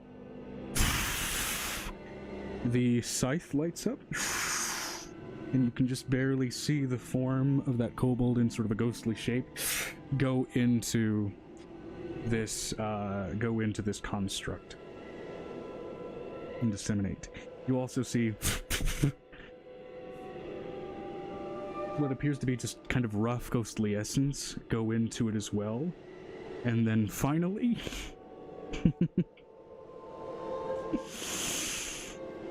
I have to do it. All three of us rolled the same fucking number. Wait, what?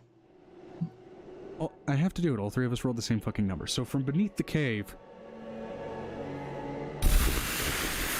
you see this ethereal red adult dragon ghost get ripped screaming and screeching out of some ephemeral hell, get ripped apart, and that essence like a red smoke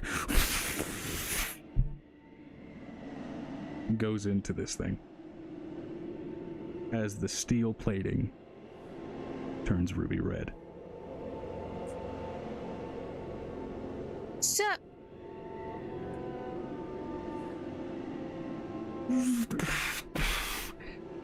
It gets up and it slowly stands up. It is larger than you originally designed it by about 3 inches. So it's seemingly insignificant how much larger it is. But then its eye sockets light up with fire. And as it opens its mouth, smoke comes out.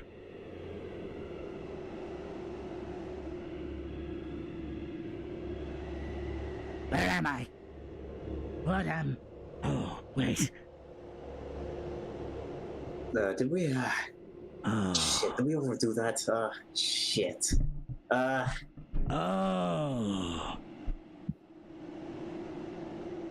And then suddenly the fire turns blue for a moment as it flits through a few different colors. I need to fucking look at this thing real quick. Oh. Okay. hi. Hi. And the sound coming out of this thing's mouth almost sounds like grinding metal, and honestly almost like a glitched audio file for a moment as a gout of fire comes out of this metallic armadillo's mouth. Hi. Oh dear. That doesn't sound right. That's not my voice.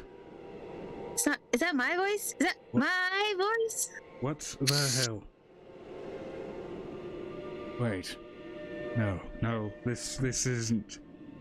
And you can see the eyes kind of curl back, like, toward those slanted eyebrows of, it's a very animated, very worried face. Like, I was just Easton. Wait, Dragon soul, small body, bigger, smarter than I was. And these little armadillo-like paws just kind of come up and... Oh... I touch his head. It's okay, buddy. That is Oh, hot metal. I don't care. I'm immune to fire. Yep.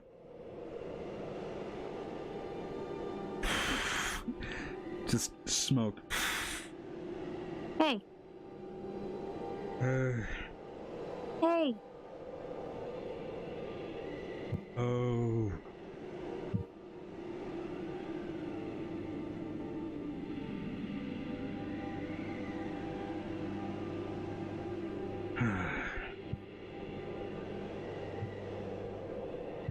I'm not getting out of this, am I? Nope, this is your new body. No, you aren't. This is your life now. Congratulations. You smart spoon. Be nice. Yeah, I mean... Kobolds get killed every day. The You're weird thing bigger than is, you can tell there's movement works in here from the original personality you programmed into it. There's the nervousness from the kobold, but then there's also this weird, like, sway of pride that is definitely just full dragon somewhere in there. Yeah, I think we might have given it more than we originally were intending, but I'm fine, more you than said welcome next- to this. Something to note. Okay. For Boone specifically, for this Steel Defender, a couple of conditions. It is immune to fire damage. Hell yeah.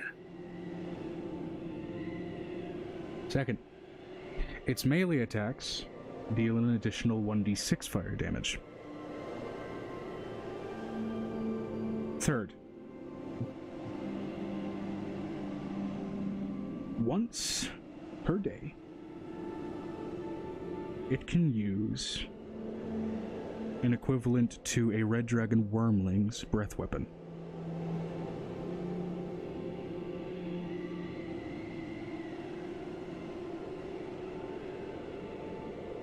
You should probably write that down. Yeah, okay. Yeah. Alright, so...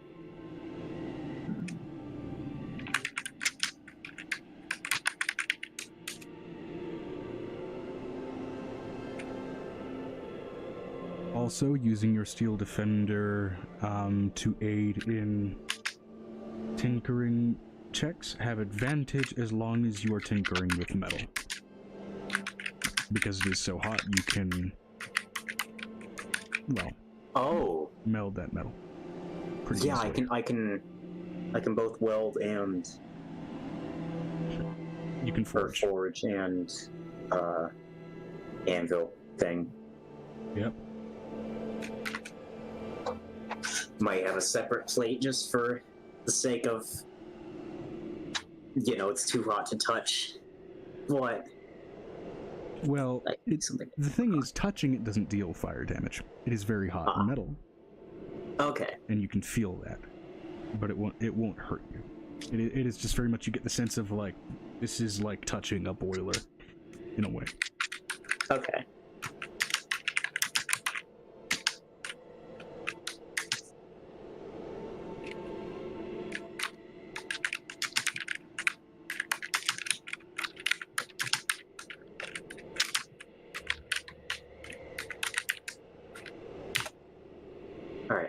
What was the first thing again?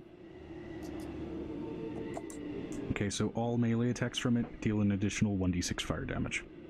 Yeah. It is immune to fire damage, and once per day, it has access to a red dragon wormling's breath weapon.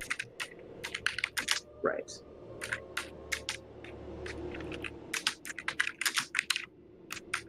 The side effect of it downsizing from its original physique as an adult dragon. Of course.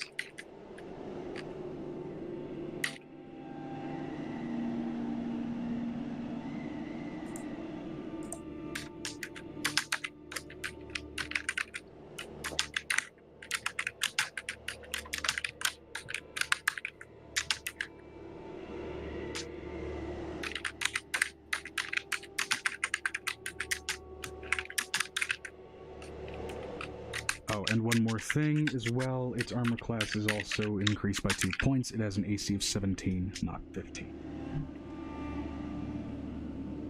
So, there's that.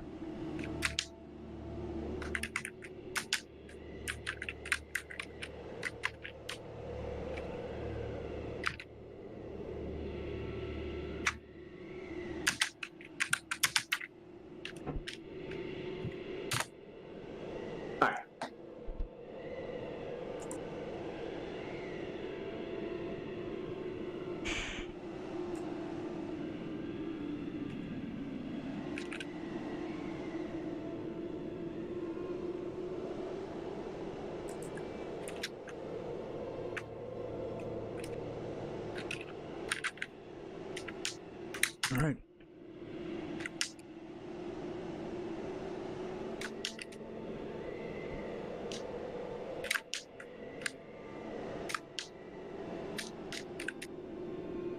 Which, to be clear, as far as all three of us rolling the same number, raise your hand if you rolled a 92.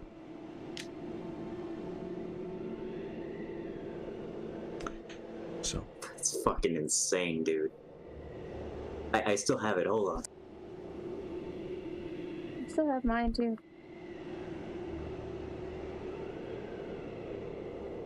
I would angle my camera down, but I have it set right here very specifically for a reason.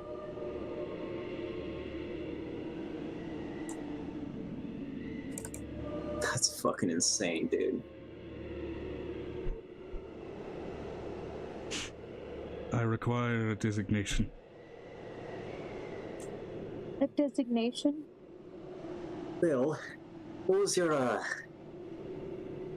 back when you were a, dragon, what was your name? Back when I don't think I ever did find. I was not a dragon, I was a kobold. Oh, right, that, yeah. What was your name? I don't think we ever asked that.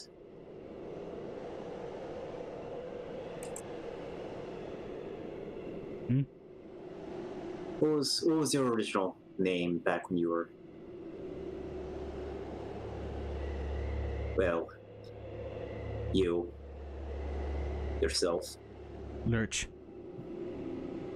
Alright. What should it name for?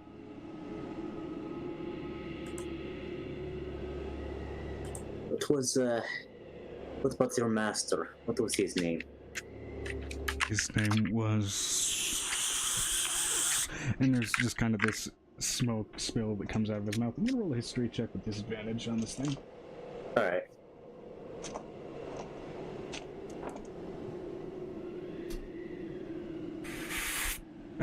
But its intelligence modifier is, weirdly enough... Wow. Yeah. Oh boy. Yeah. However, did roll a natural 19, so -3, that's still a 16. So...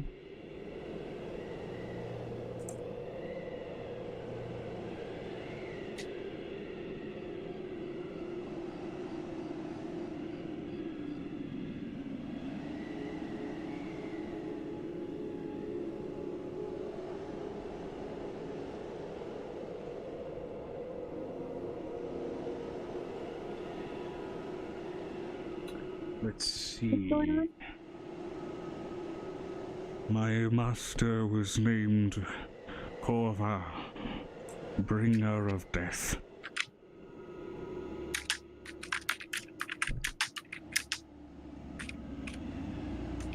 It is Korva.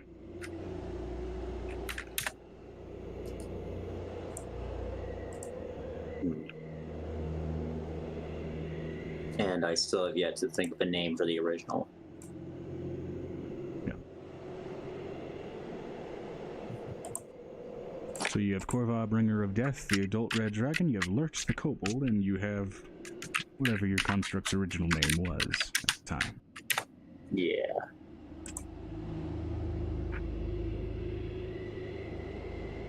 Ooh. Axel's good. So, with that...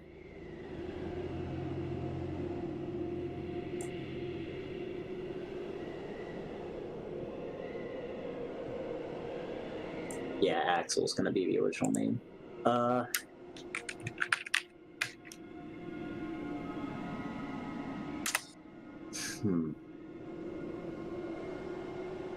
How's Lurch spelled? Lurch. Okay.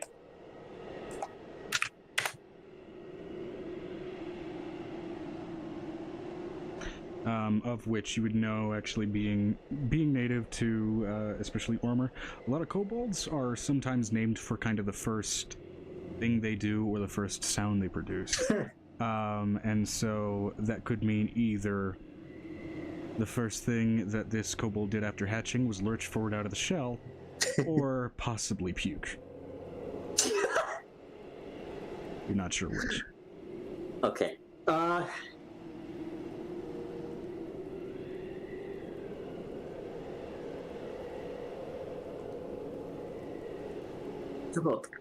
How about he's just gonna take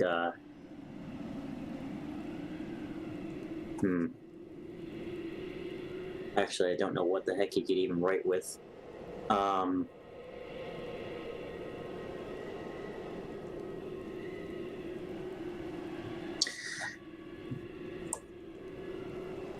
Fuck. Let me check his sheet again. I swear there's something.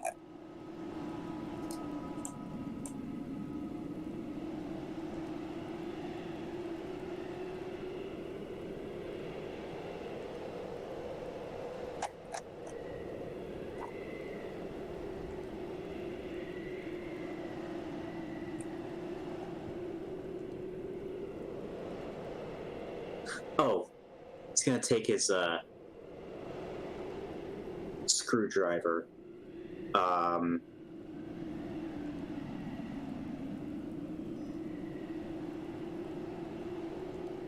there any way to, like, you know, kind of write in or engrave into the metal without hurting it? I mean, the enchantment's been completed. You can engrave into it whatever the fuck you want. Okay.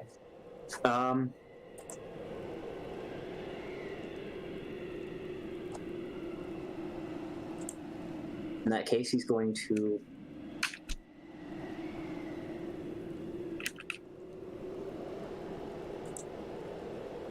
Fuck, where was... There it is.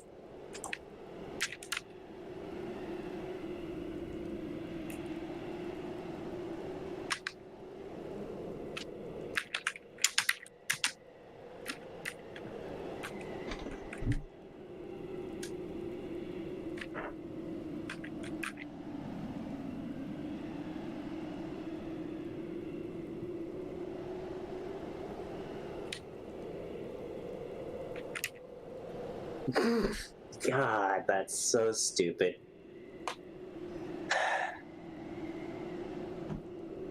That's so stupid. It has no right to work as well as it kind of does.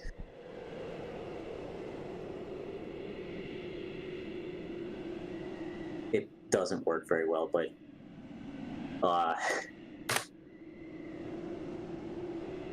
Fuck. God, that's stupid. No. I hate it. Fuck.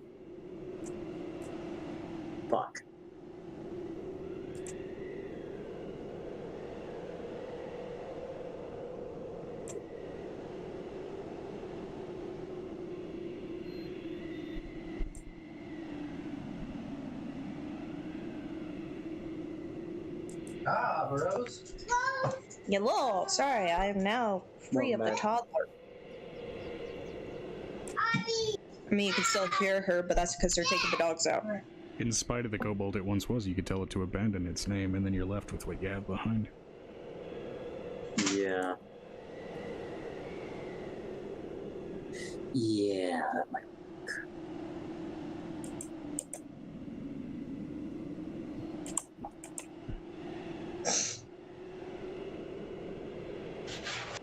Corvaxel with a capital L.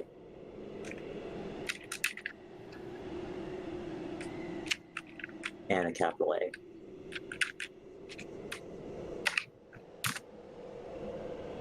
He's gonna write that in Draconic, by the way. Gotcha. Corvaxel. Just a little gout of red fire bursts out of one eyeball. I am Corvaxel. What do you require? Well, for now, I would appreciate it if you would defend this layer of ours. We are going to be taking some time away. But should I require your assistance in battle, I would be more than happy to summon you. Defend the lair.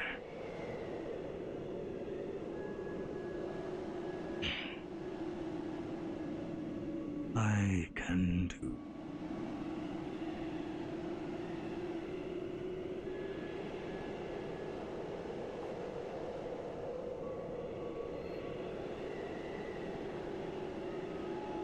As it immediately begins just kind of trudging back toward the cave.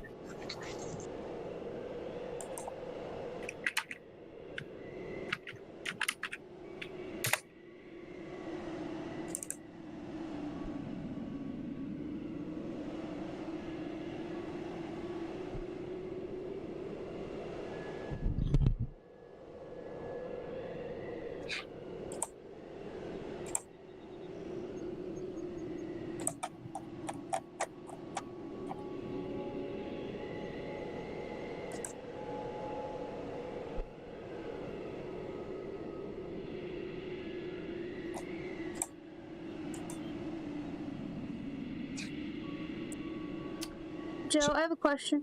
Mm-hmm.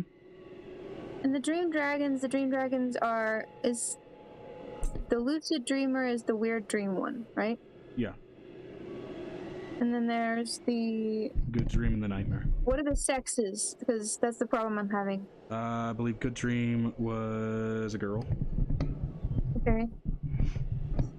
Lucid seemed to go back and forth, and nightmare was a boy.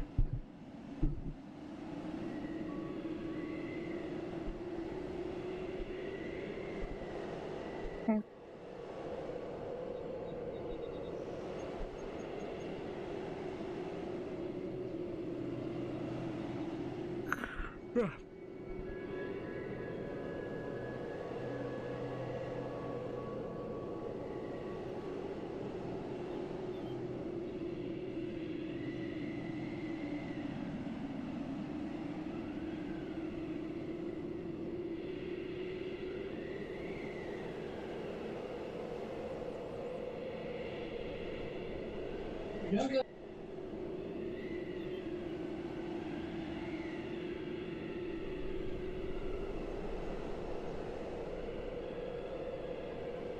So, that armadillo-like construct just seems to be trudging straight toward the cave.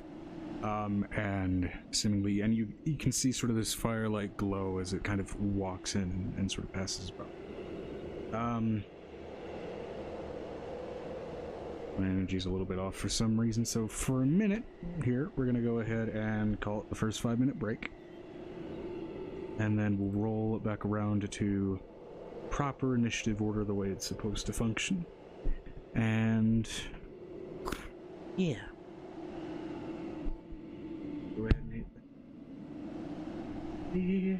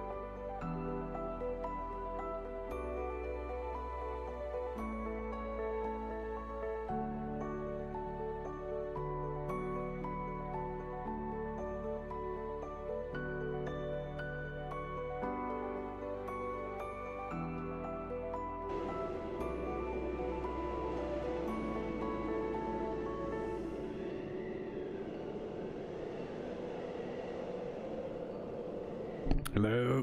There we go. Hello. Alright. We got pretty much everybody but Brew.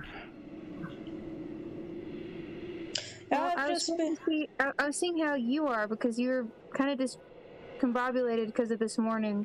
Disrupted, yeah. Don't let that get in your way or letting it get in your way. What happened? Things. We don't want to talk about it. Still alive. Okay. Yeah. Unless we want to BRB no mics really quick, which we can. You can if you want to. You're gonna have to mute him.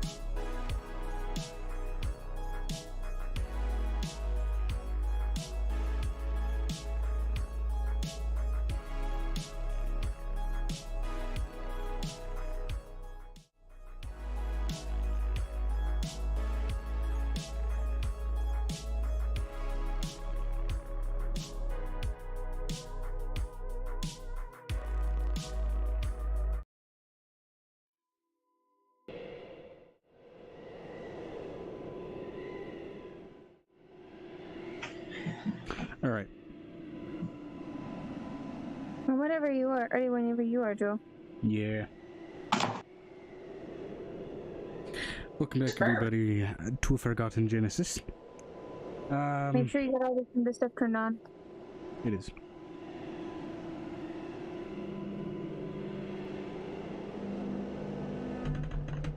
So.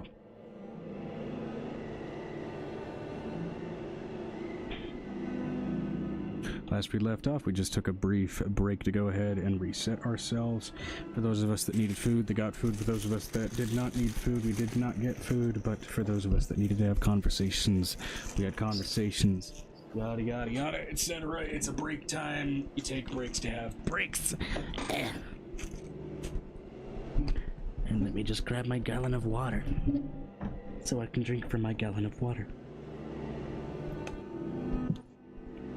I'm being weird. It's a gallon of tap water. One thing I need to do once I get paid consistently enough is go shopping.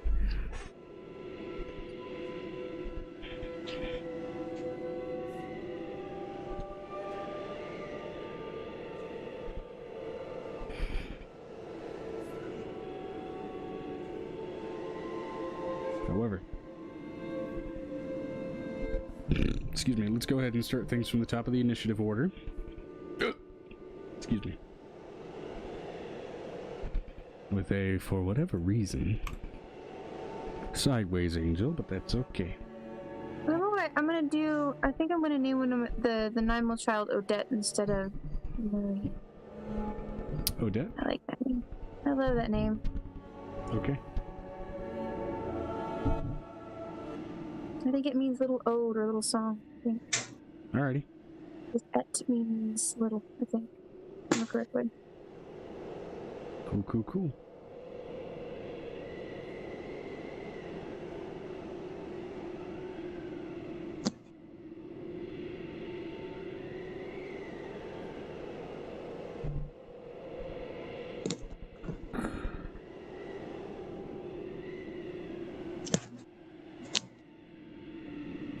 And I'm going to go ahead and try to cap this session out at 5 hours. We've been running for quiet parts for longer than that, so you're going to have to count it actually, what it actually is. Yeah.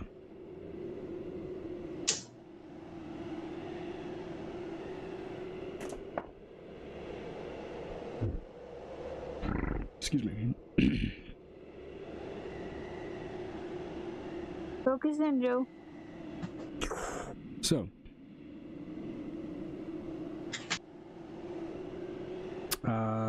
with this new creature constructed, as well as the island ahead of you that holds the kobolds that you all want to kind of get rid of, Angel. Mm-hmm. What's on your mind?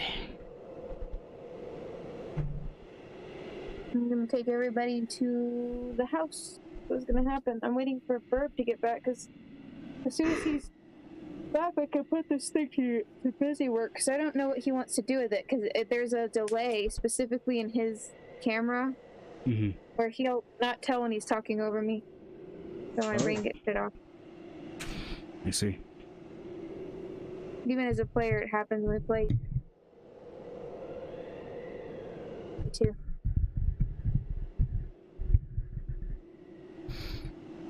Look, I have a shotgun mic now.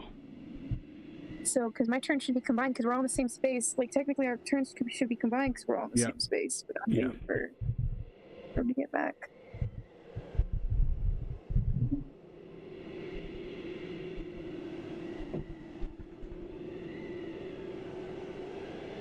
And I don't know what Piper is doing, because it's Piper's turn right now. Yeah, what's Piper doing in light of all this? Are we just on a boat or something?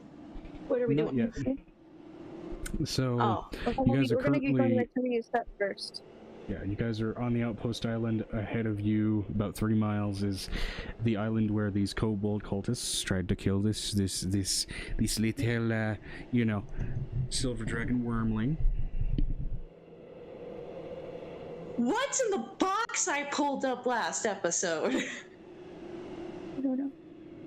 You said there was an iron case that was rusted and shit, but it looked like there was paper on the inside. Yeah. What is it? Because I didn't get to look last time. You want to not be where there's water first before you open a box full of paper?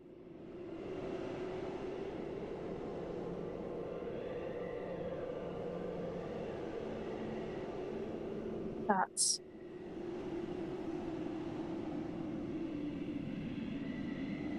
You make it sound like I'm gonna open the box and throw them out into the ocean.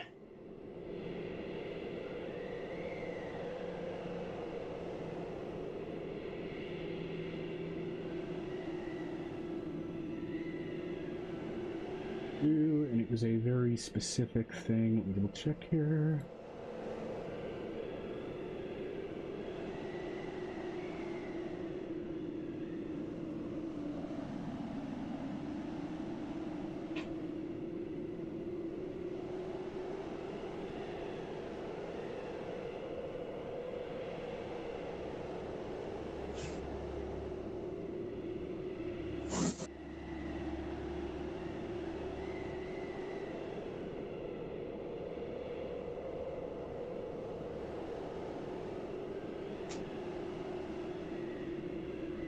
Okay.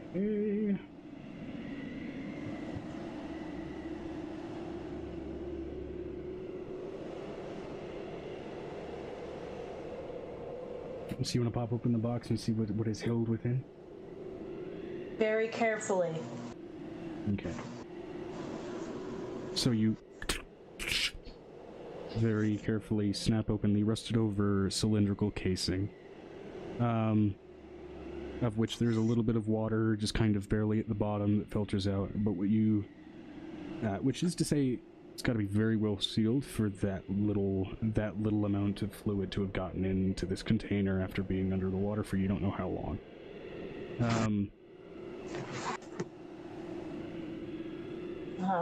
But you slide out what appears to be just kind of this weathered, water-damaged bit of parchment that seems to be rolled together and kind of held in sort of that rolled form. It seems to have dried and then gotten wet and dried and gotten wet to where it's kind of gotten and held that shape a little bit.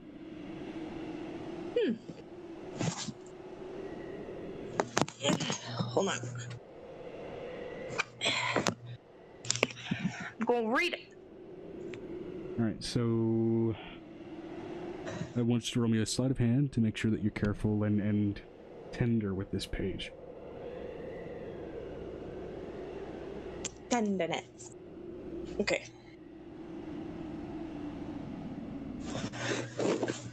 Okay. What you managed to unfurl is a spell scroll. Hold on, I haven't even made the roll. Oh. Right. I said, so it needs some tenderness. Yes. Brain getting ahead of itself. Roll that sleight of hand. It's like, it hasn't even pulled up on my phone. It's taking a bit.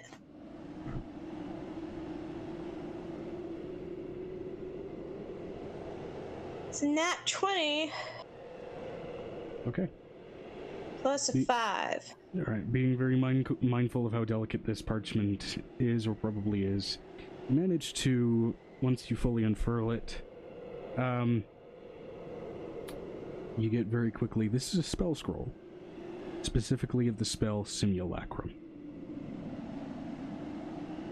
which you would understand to be capable of, well, basically this effect. You shape an illusory duplicate of one beast or humanoid within range for the entire casting time of the spell, which is to say it takes 12 hours to cast this. The duplicate of this creature is partially real, formed from ice or snow. It can take actions and otherwise be affected as a normal creature.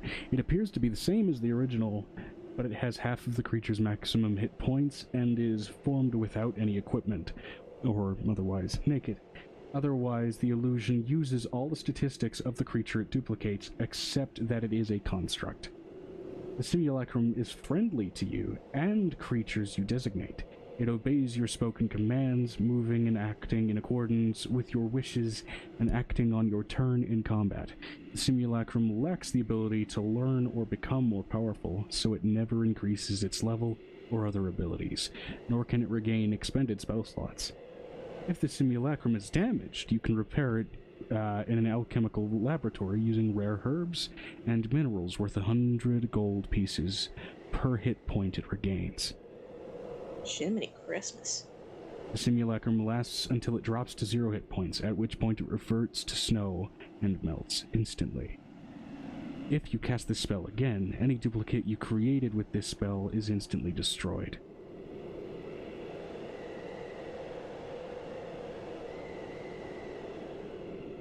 Cool.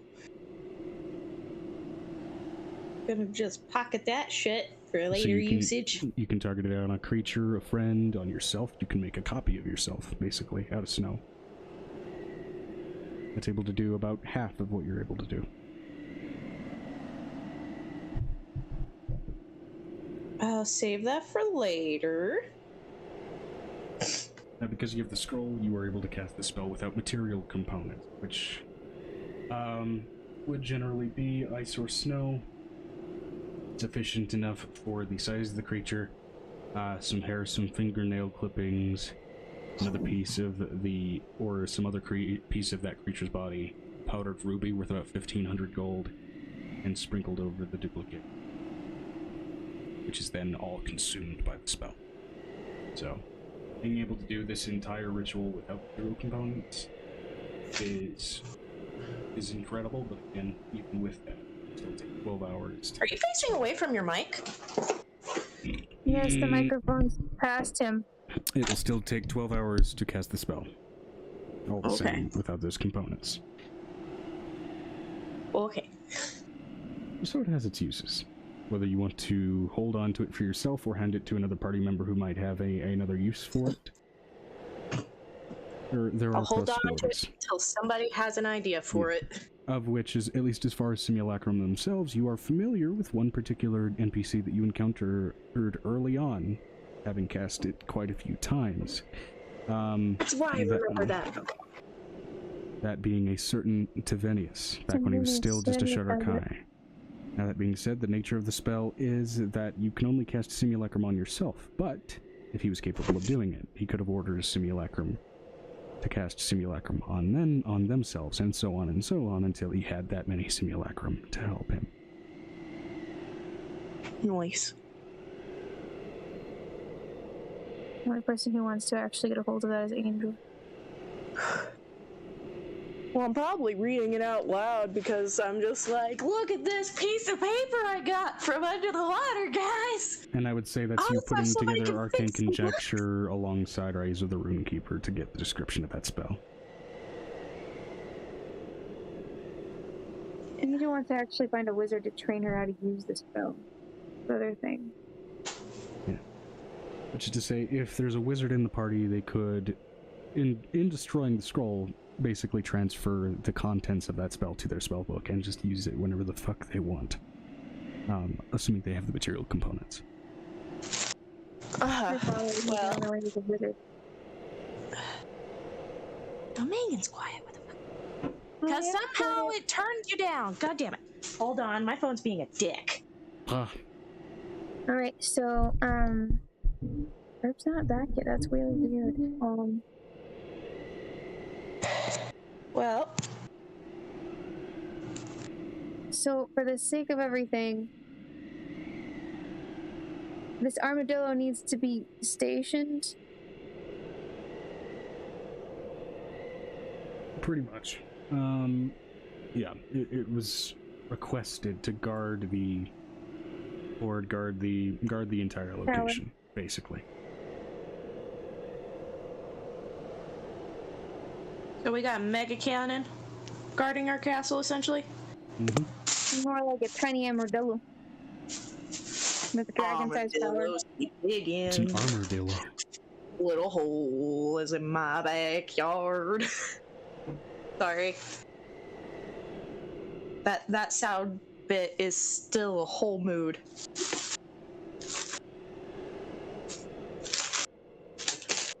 At this point, Angel looks over at Nicodemus.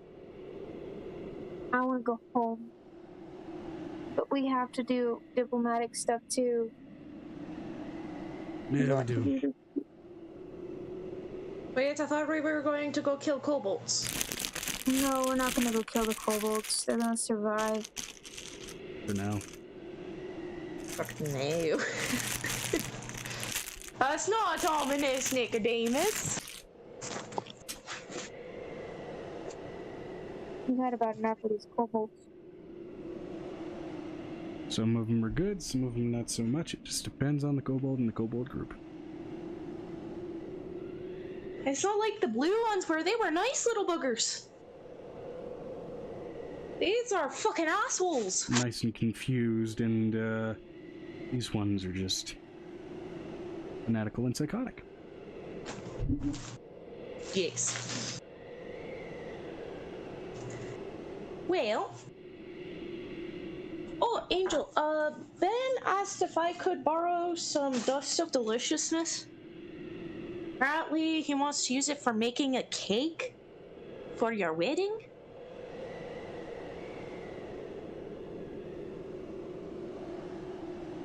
Who's not using that for my wedding? Who's not burning my cake? Well, he said if it bothers you, you and Nicodemus can have the slices that do not contain any.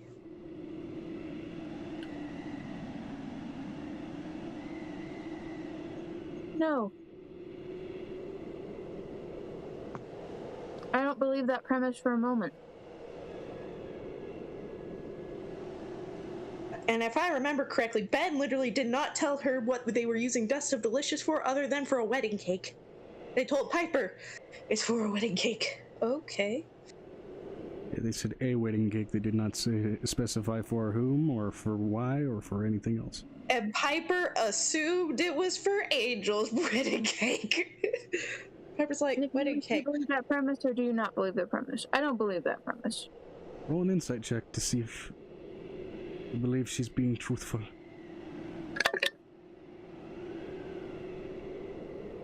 17? She is, because that's what she was told. No, I get that she believes it. Who's asking Nicodemus? It smells fishy. Well, then I guess we better ask Ben if he's making fish cakes.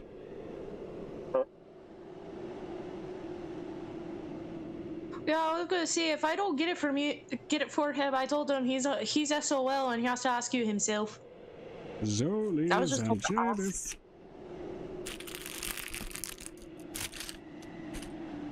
That's Unless fun if- too, by the way. Unless if Bruce and Teresa are already getting married, holy shit, little fast. But hey, they're cute.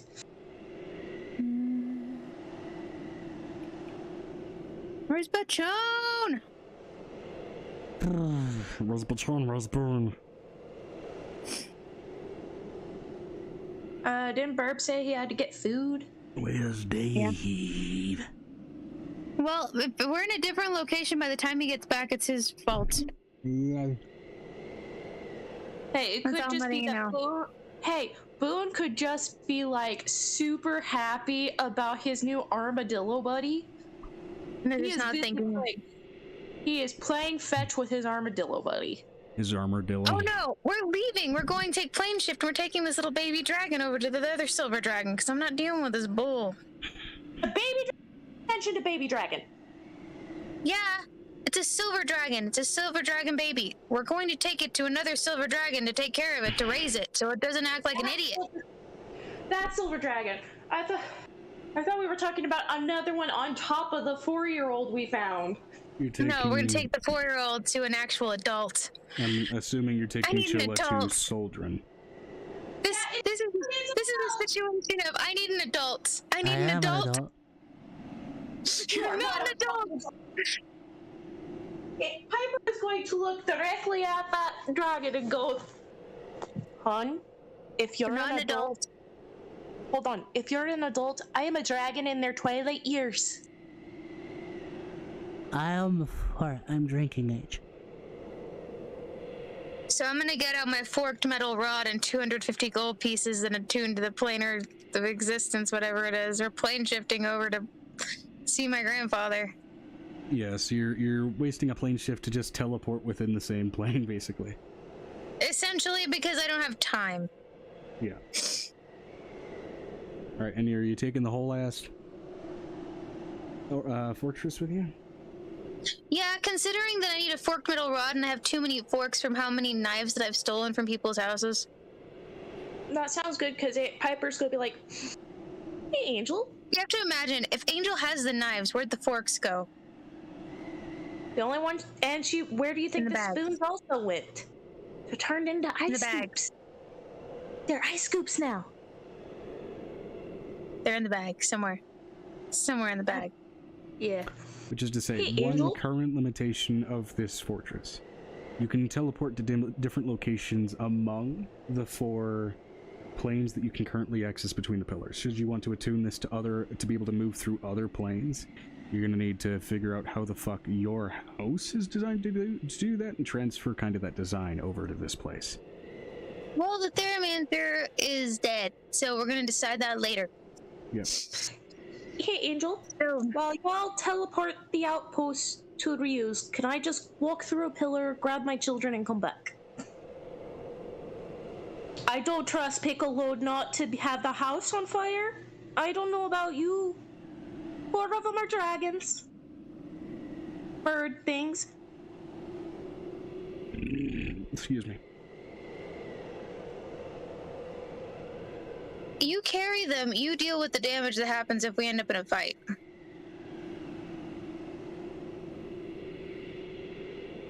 So you're saying bring Piccolo along and shove him in the background? Is that what I said?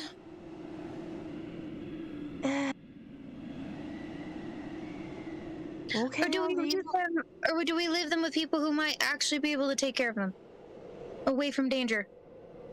Valid point. Why do I have to be... At this point, Angel's like, why do I have to be the smart one? Why? Why did I have to be the smart... Considering Piccolo is still not trained his mini Tarask, I'm worried about the state of the house with 4 owl dragons running around because Piccolo can't keep an eye on children for longer than 2 seconds.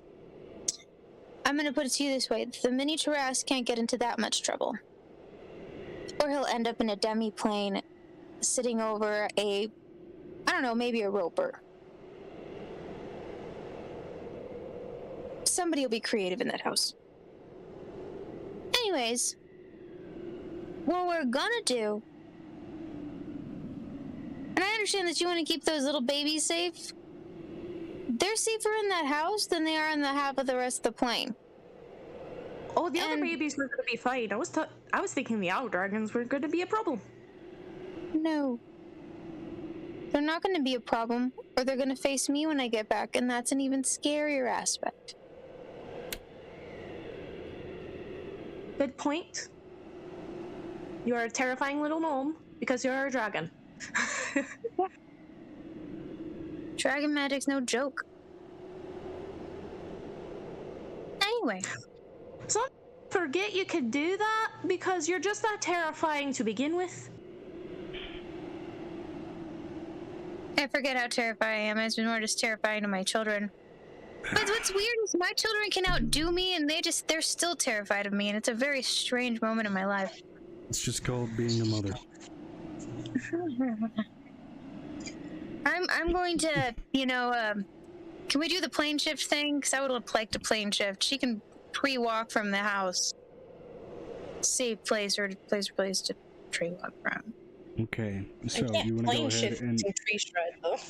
You want to go ahead and try and plane shift, or in other words, teleport this castle from near... I don't want to teleport the castle. The castle's fine where it's at. You said there was going to be protected right there. I trusted you as a DM that you weren't going to screw us over. So okay. Oh, so you're just jumping yourselves over there. I have to take the baby dragon to Soldrin. I'm not doing this. Not only that, Piper wants to start making a network of umber trees. She was almost dead from poison. Poison! A baby dragon almost dead from poison, from a freaking dagger. Mm-hmm. And Piper was the first one to catch on because she was like, that's not normal. That's not normal. So, yeah. No, we're going home. Okay. No, we're Going going to home. Not only that, I think Soldrin would love having another child that is Yeah, not that's just why. baby, Yeah. it's toddler. Yeah. Whole thought process. She'd So, be like, I have 2 children! Yay! I have 2 children. My horde are these 2 right here. So, I'm just gonna jump existences. Okay, you're gonna go ahead and teleport over to children. Let's go ahead and see Yeah, how that because I do have goes. teleport circle if I want it. And I do know what her teleport circle looks like. Oh, you want to try and use her circle? Okay. I could use her circle. It's All right. like embedded into the ground. Okay. Yeah, you can embed it into the ground here. It is no, Soldrin's is embedded into the ground. Joe The just one described in it. her horde is so you know where that is. You know what the pattern is. Especially with keen mind. Yeah. Go ahead and do you have the material components for the spell? Oh yeah, are you kidding me? That's the one thing I picked up from the house before I left. All my material components, because I'm not a weirdo. Okay, if I recall, teleportation circle does consume the components that you use. So. Yes. Can we just say that Piper's bag of holding has been stolen by Ren and is now stuck with Ren in the abyss until I can reconnect all my items? So I could go through everything and find what all my items are supposed to be. Sure, why not? I know what a lot of it Your is. toddler ran off with your shit, and all the more inconvenient someone ran off with your toddler. So, Yeah. So, Piper just said, that's like- a natural 20, Joe, to do all my stuff. you don't need to roll to cast teleportation circle. I just wanted to make sure I had the abilities, okay? If you have the spell in your list, you have the ability to It's do just a it. comforting moment, okay? I'm just comforting myself, okay? Okay. So. Now I need I to know I have teleportation. Joe, it's doing that thing again where it's getting rid of my spells.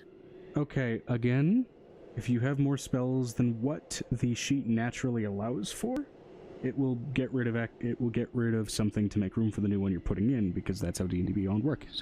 If you have some that are outside of your normal limits, like the ones from the Dragon Magic book, I would say put those in a separate document. They are in a separate document. Okay. The That's the document's gone, is what you're saying. No, it's literally, it does this thing where sometimes it'll just make my spells disappear. Okay. On the document? No, Okay. off the actual app. It's really confusing me because I know I saved them in. And then Okay. it's like, I look over and I'm like, my teleportation circle isn't sitting here. It's like, I had teleportation circle. I know, because I was just looking at it, and now it's gone. It just went No, I looked at it like 2 deletus. weeks ago. Yeah, I know. I had it like 2 weeks ago. Yeah, Well, I only had that issue I with get 2 more Carlene's. spells, and I get Divine Secrets, which is 2 extra spells. So I get Yeah. the original spells that I get, which are the 2 spells, which one of them when I took was Teleportation Circle. Okay, we're gonna Yeah, pick a day just specifically to look over your sheet and nothing else, and figure out Please. what the fuck is going wrong. Because it's freaking me out. Specifically going over the sheet and nothing else. Thank Just to figure shit out. you. This has got to stop. This has got to stop. Let's got to stop doing this. Okay, so I'm gonna make a teleportation circle because I'm gonna look up the spell so I can actually have the components for it because it's just looping my spells. I believe it's a certain value level of chalk, if I recall. I have that. I have. Are you kidding me? You told me that one of the things that Arkbach had in her room was just a room full of freaking colored chalk. It was weird. It's a weird room. Especially considering the room next to it was also chalk, just without the H. That's horrible. They That's were all in horrible. jars. You know how she works. Shh.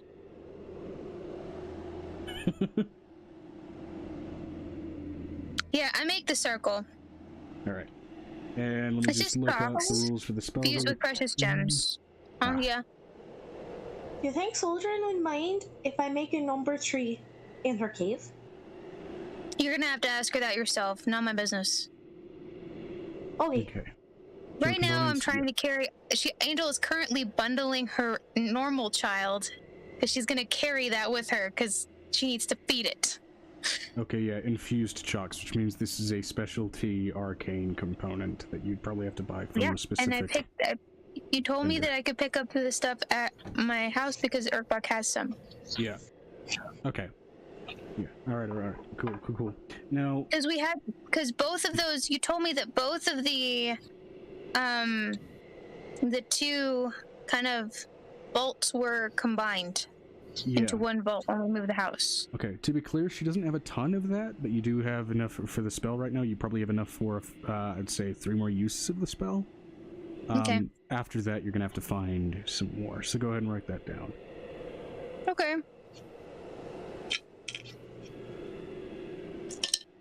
Or I can learn how to make it like a human. Holy shit. Alright, we got it. Alright, cool. So, after sketching out the arcane circle, it lights up with a sort of brilliant silver color, and you can immediately feel just this rush of cold air coming off of it as you all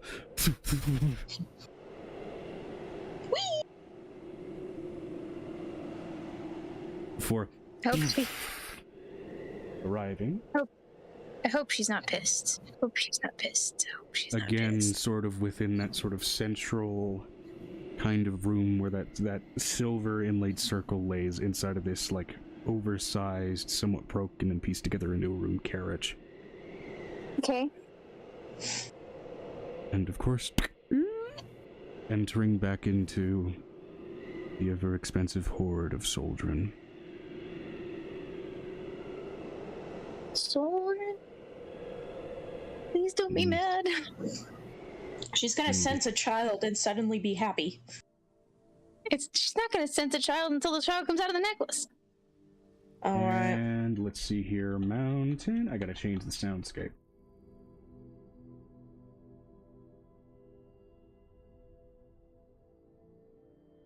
Tell me I started these. Oh, I did. I'm so good at this. I know how to do laundry.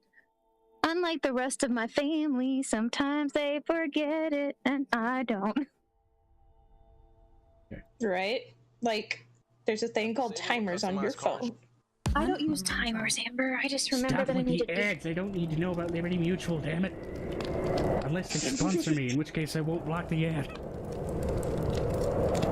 Okay.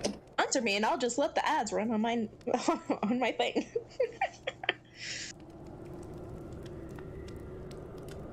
I'm gonna let that Alright, and here's where we also change the sound. I'm gonna put these through here.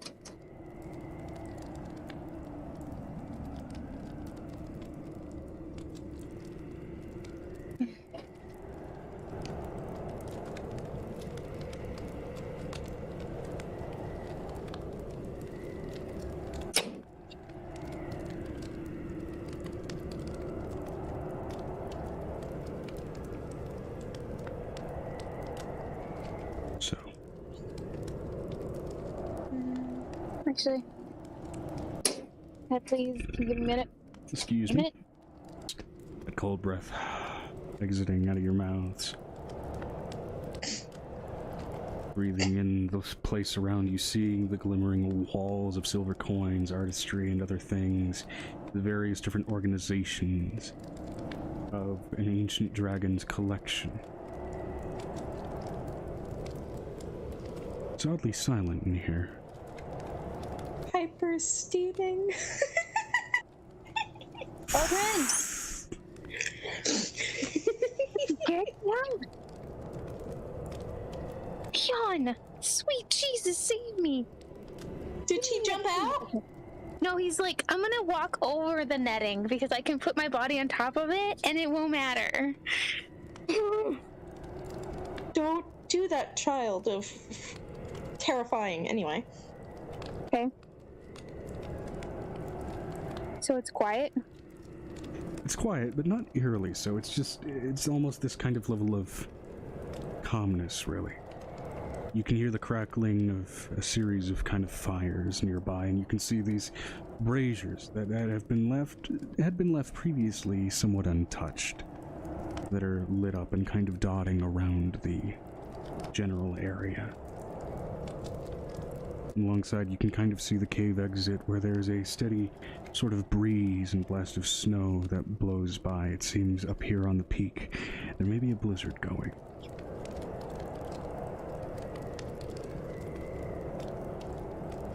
Piper is steaming.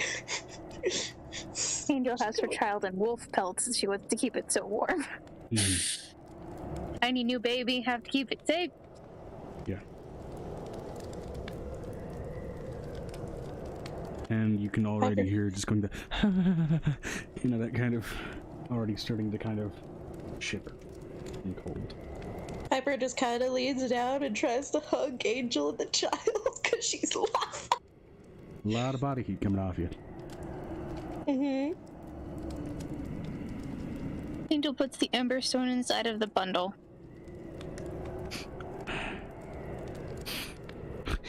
Goes back to sleep. Yeah. Now that the baby is asleep, I'm gonna back away and be like, sorry. It's okay. And around here now, especially with kind of firelight beginning to kind of glow among the, I mean, what in a normal cave would largely be stalactites are instead just these sort of massive icicles that are coming down in an almost mirror-like sheen and reflecting light all over the room. You can see that they're also reflecting a lot of that firelight, and it's giving this very much kind of dancing orange glow all around this chamber. Children?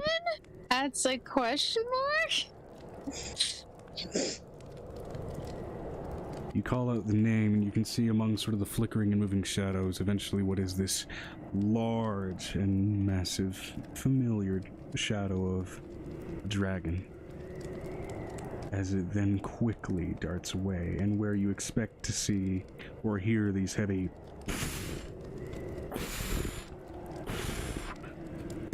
footfalls, you know, where you expect to hear those, you instead hear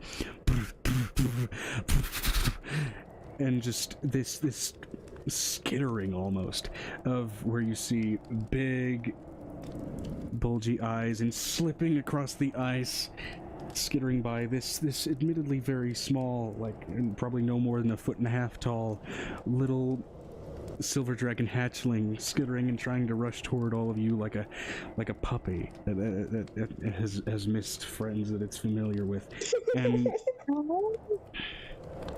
it's very much like a dog that's gone out into snow for the first time and is slipping on every bit of ice that it gets on, and it's just this very much kind of like splitting of legs and everything before suddenly getting within about 15 or so feet of all of you, and then slipping on this sort of incline of ice, and you can hear this crashing of metal and coins.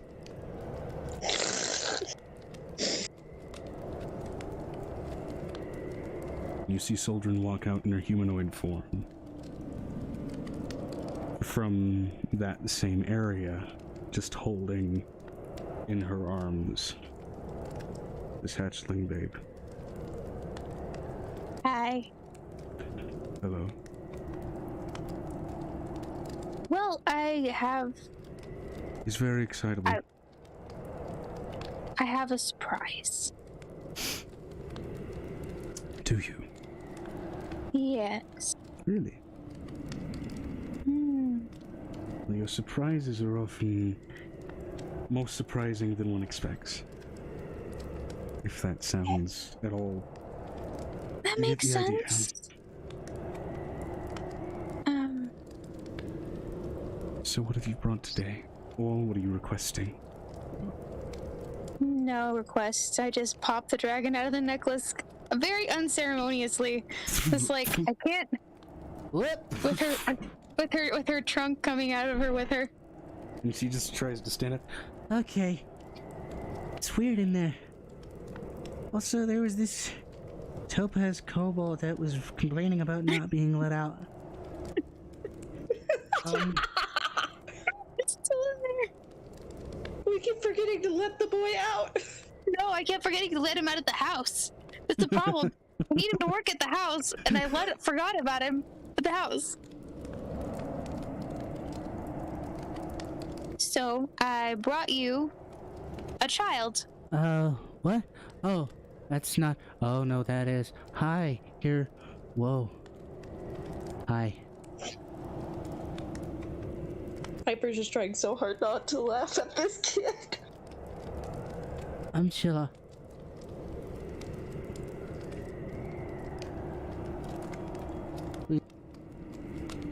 Queen of the Anglers.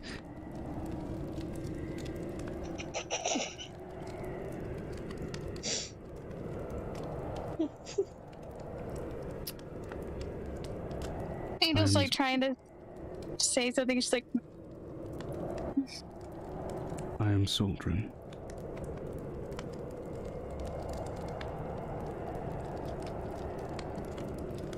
No title? I have a title. But you're not going to learn it yet. Oh.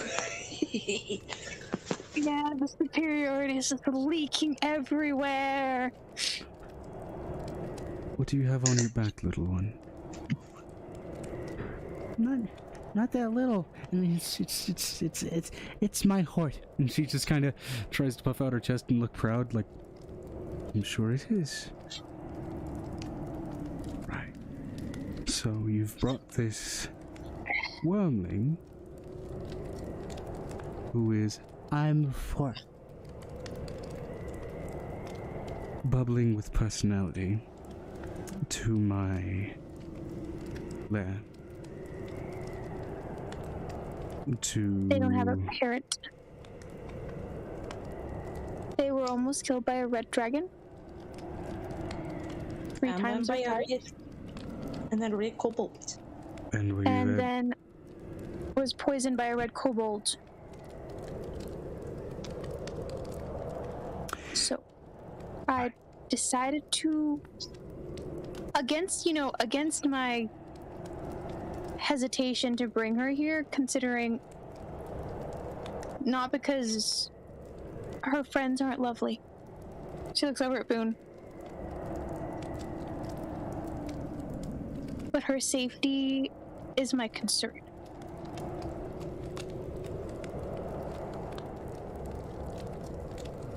And there are very few of you on the plane. So very few of our size. Metallics are less numerous than the chromatic dragons for usually one reason. Not because we are hunted more, but because we are more powerful. We do not need the excess in our numbers. well, this hatchling probably didn't have a parent. Clearly. Do you know who your parents were? No.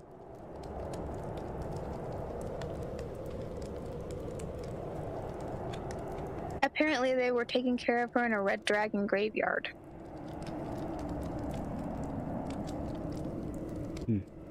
Don't know how smart that was. Well, I don't know if it was smart or bad. Claiming a previous domain of another dragon, claiming territory, is something that is not... Dangerous. It can be risky, but it's not uncommon. I'd promised her that we'd protect her current space, so when she's big enough, she can go back. Right. Usually when a wormling reaches adulthood, they leave a nest. Now, as such, this one, very clearly far away from adulthood. I'm four. I know. It's like, I'm four. Sizzling on the Piper intensifies because she's holding the laughter so hard. I think there was like...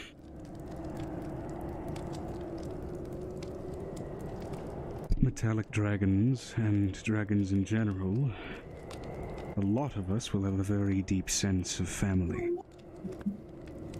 So adoption is not very common in a situation such as this.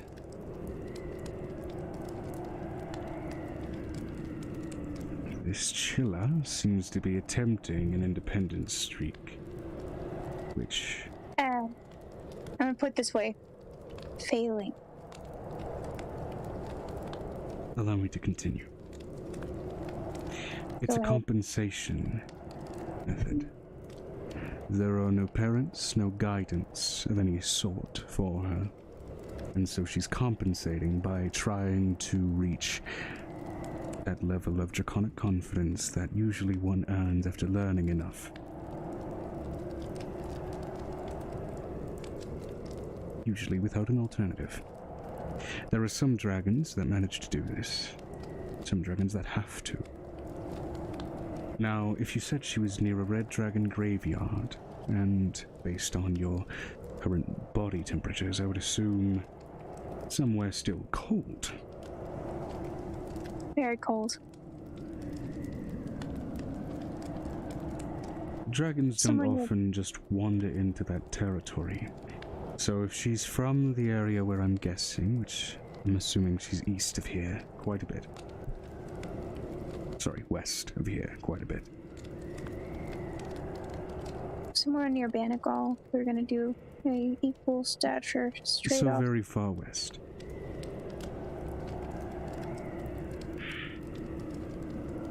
That would suggest to me that it's less likely she was there naturally.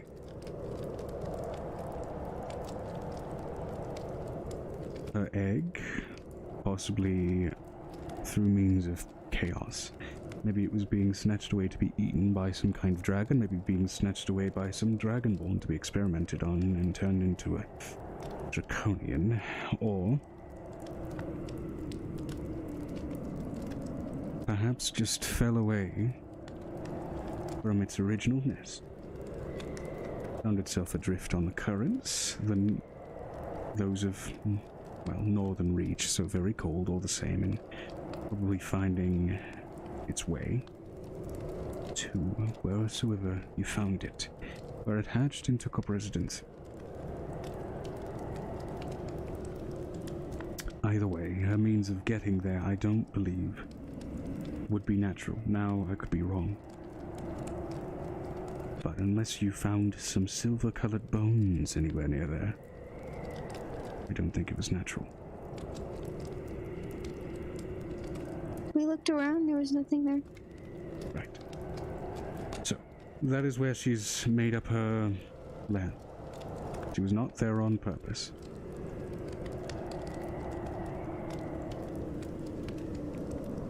So she will need a parental figure, some sort of guiding hand. My clutch was larger than just one, as you recall. Yes, I recall. That's why I brought her here. She is not mine. She is not my kin. And as I stated already, adoption of another dragon, same scale, color, or otherwise, is rare. Where?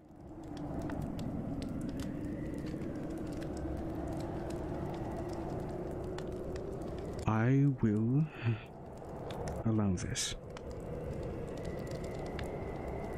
Just the once, here and now. As I can such, try to find her parents if you want me to. But that'll take another trip. considering what you are currently facing, I would caution against wasting your time. It's a very large world.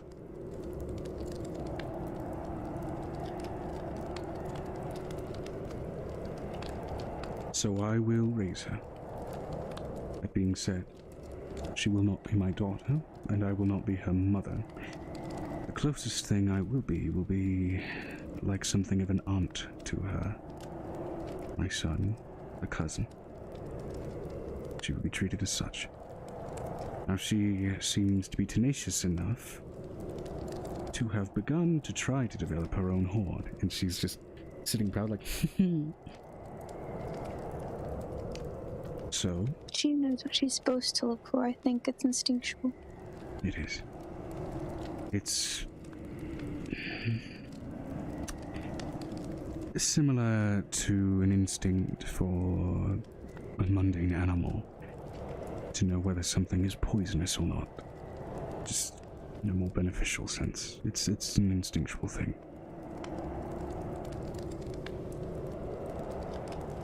I will segment off part of my own cave for her to claim as a temporary lair. How are you gonna do that? And she turns around, goes full draconic form, and blows.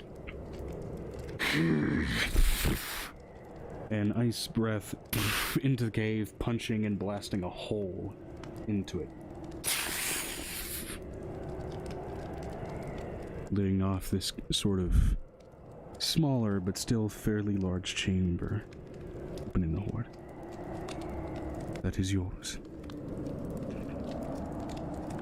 Place your hoard within it. Spread it out how you wish. Sleep in there as you see fit.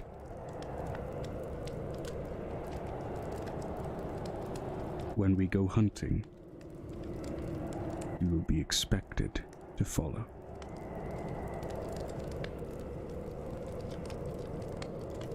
You can roll an intimidation check. Wow.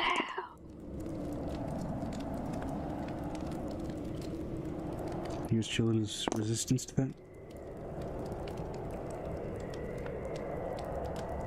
Yes, ma'am.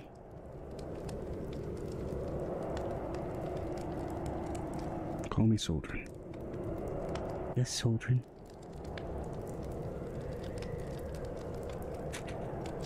Now then, you said she'd been poisoned?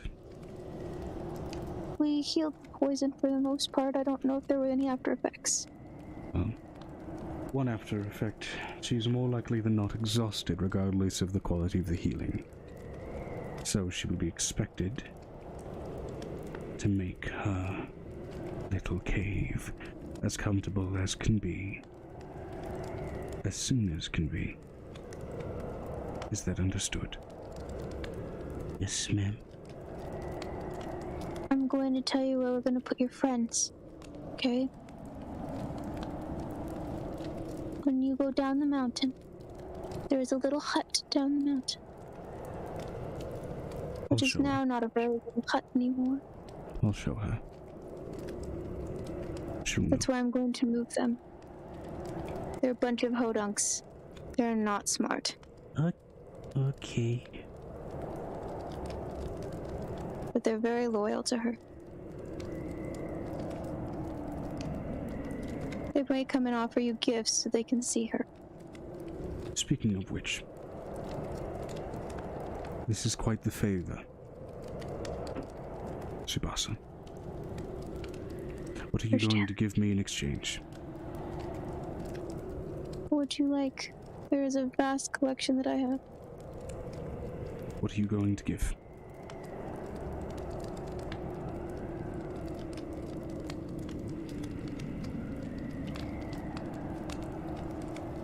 Piper kind of timidly raises her head like, don't shoot me, don't shoot me, don't shoot me.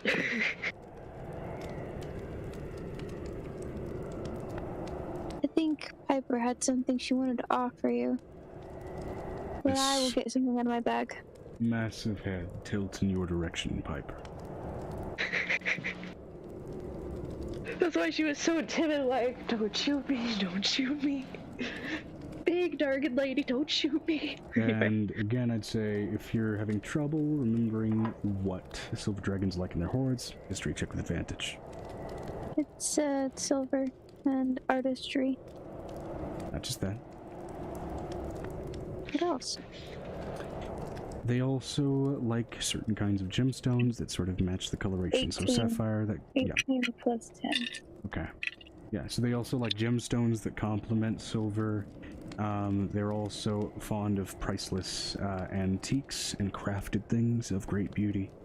So things that maybe not directly artistry, but something that is handmade and quite beautiful. They also have a fondness for relics of mortal history, and also ancient coins, that kind of thing. Some even collect crown jewels of fallen empires or entire sunken ships, and you've seen broken bits of ships, dotted around the area in this hoard, so. I have a dinghy full of pearls with runes on it. You want to try and give that up? I can give her I can at least get the ship, because it's had pearls in it for so long, has this weird pearlescent glow at the bottom of the ship. It's just pretty cool. She can have the pearls. Mm-hmm. I'm gonna keep the pearls because I need it for work. Oh yeah, we definitely need that. How many of our spells require How many pearls? do you need? Considering I have basically a galleon full of pearls. That's essentially what I found in that place. Yeah, that wasn't a dinghy. Well, it was dinghy, but a dinghy's still a relatively large boat. The dinghy was the part that got covered in the color of the pearlescent. Yep. But the ship was filled with pearls of all sizes, So all different places. Do you want to give her the pearl dinghy? Yeah, I'm gonna give her my shiny pearl dinghy from a different plane. Okay.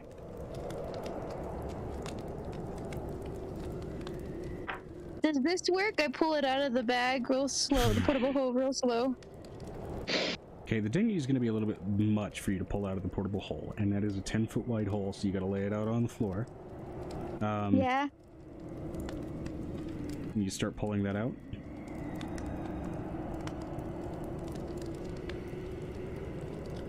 That works. I mean, I'm keeping the pearls that are in the boat, but I'll give you the boat. That'll do. Now, I for he who hath not been here up to this point, who wants to recap Boone on what was just accomplished? We just plane shift. Go ahead. Go ahead. You're fine. We brought the child to Soldrin because Angel was able to use her teleportation circle for the first time ever. Because Soldrin has a teleportation circle, and she remembered the circle. Yeah, Soldrin is an ancient silver dragon that they allied themselves with early on. She's real tall. She's like 10 feet tall. You're sitting in her presence basically right now. Mm-hmm. And Piper was about to offer if she could offer something to take in said child of Dargan. Yeah. Basically, in exchange for raising this silver dragon wormling, which it's being presented as a favor and an exchange, largely hinging on the precedent that this child is not her own, so she's considering it a favor, and so needs still something in exchange to be doing this. Like a nanny, so you gotta pay your nanny. Pretty much.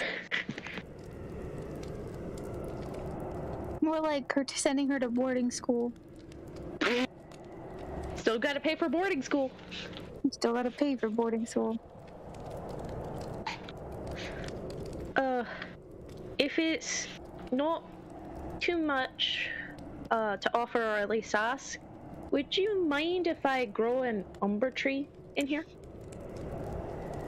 It'll help with the child and sleeping.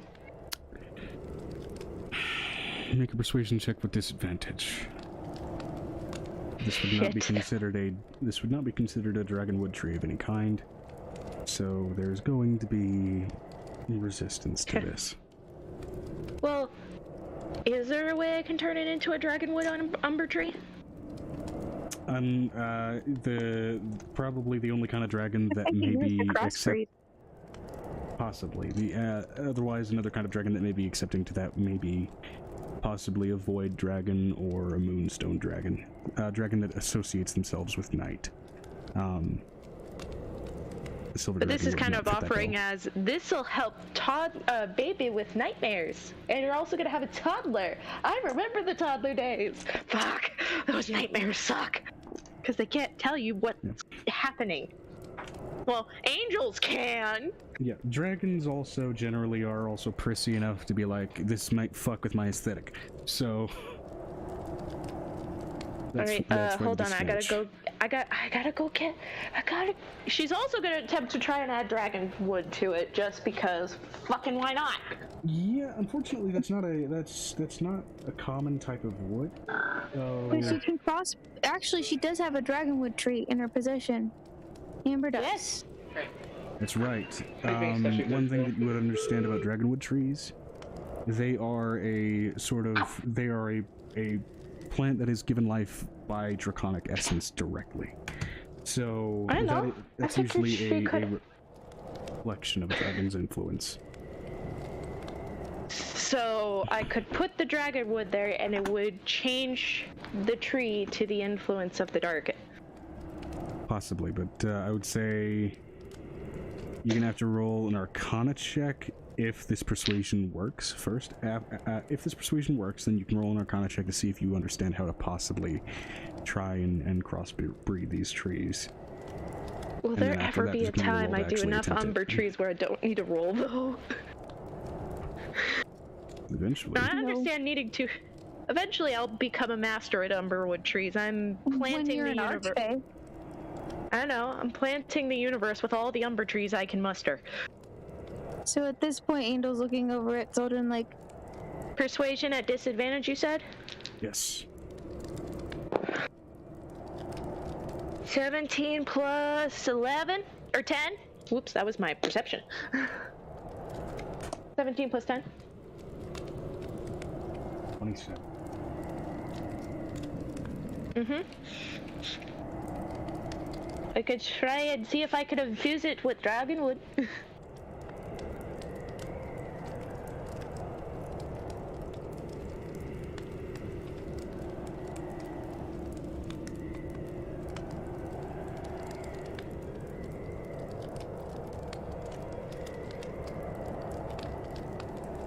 I appreciate the offer. But unfortunately, I like to produce those on my own. It's a relaxing thing, like what mortals do with, what are they called? Bonsai trees? Yeah. But it could just be umberwood. Either way, it'd help with nightmares. Why don't you just give her the tree piper and she'll mess with it? I appreciate the offer, but I will have to decline. Issues with sleep, I can handle. Dragons are scary. He just like, Piper, please, snack. She still wants to put one outside of Ryu's hut, though. You already did. That way a she could fucking tree gigantic stack. one. Yeah, it's giant outside of Ryu's hut. I didn't make one yet. At Ryu's hut? No, I made one at the outpost. Oh yeah. I didn't make it at Ryu's hut. I made it at the outpost. Yeah. Because we were there, and I was like, oh, good idea. I should put one outside the outpost, and then put one at Ryu's hut. And if we just need to teleport to Ryu, there we go. Quick travel. There's also trees outside of Ryu's hut. Just normal ass trees. There's also normal ass trees outside of Ryu's place. Okay, Piper is obsessed with umberwood, so she's gonna try and make some everywhere she goes. Okay. At this point, Angel is looking over at Shella. Your friends are going to live down the hill. Okay. You are not queen yet, but you will be queen of your little mountain when it's done. But I am a queen. You're a queen of hearts, which is different from being a normal queen. No, I'm a queen of anglers. Angler And the fish. anglers almost got arrested and killed. So not So something to necessarily be proud of. that's just what, the 5th time in the last 2 months. It's normal.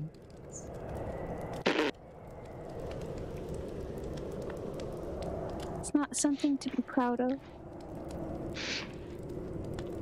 It's not something for you to be proud of. Piper is just dying holding in this laughter. Boo's just Roll like... a con save at this point, if you're expending this much Boo's- effort. Because I'm trying so hard not to laugh in front of the scary dark. Angel walks up to Chilla. And she takes Nicodemus's hand with her. 18 plus 4? You're fine. You managed to hold in the laughter. Okay. So I'm letting you know that Angel and Nicodemus walk up to this small dragon.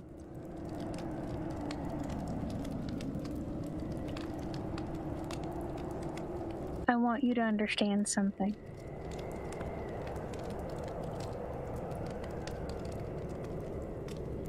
As she visually casts... What is it? Major image. Had I wanted to burn you to death, showing an image of what it would look like, I could have done that. Had I wanted to infiltrate your lair and take everything from you, I could have done that. She shows her the image. And you would have been none the wiser. But because I have respect for dragons such as yourself, it's the only reason that you're getting the kindness that you do right now. She says, looking down her like a child. Because she is. As she pulls out one of her older children who have risen again. The ones that the Pied Piper brought along. I'm sorry, that was still great. All the eggs.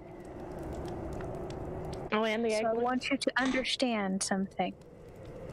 As a mother, I am here to take care of you and make sure you grow into a beautiful big dragon that I am in awe of for the rest of my days. But on the second hand, don't underestimate the small one.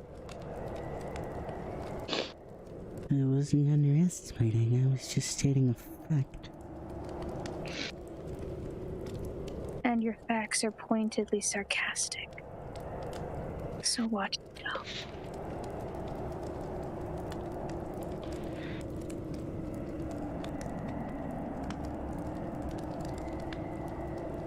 She looks up at Soldrin because Soldrin is not going to be as nice as me. She's going to be an ant, which means she's fun when she wants to be, and she's stern when she wants to be.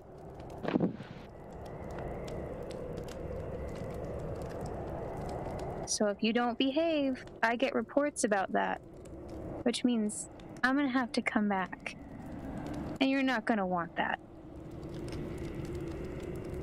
There's a reason why my children listen to her more than me. And yes, Piper says that out loud to the child.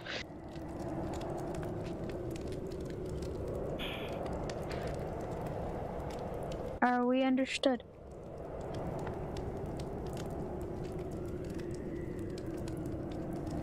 Yeah.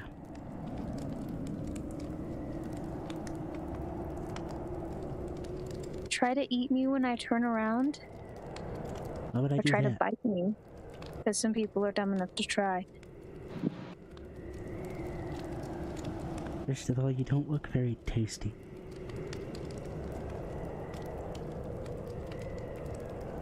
Other people would disagree with you. Nick just chuckles next to you.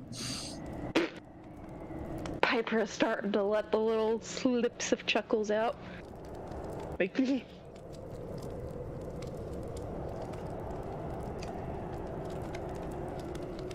You be good for Soldrin. And don't make me come back here, because if I have to come back here, half of your horde is coming with me.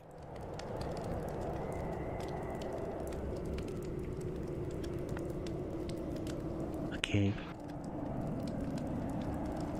Soldrin, am I bluffing? No, but,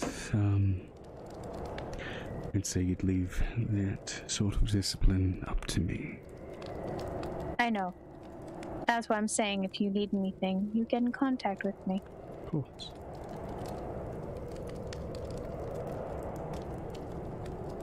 And Boone, say your goodbyes, because she's going to be here. She's not going anywhere. Right, yeah.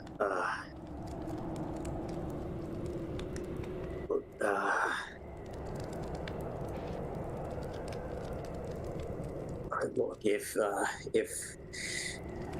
I don't know, if you ever just, I don't know, need anything, just I fucking, fuck.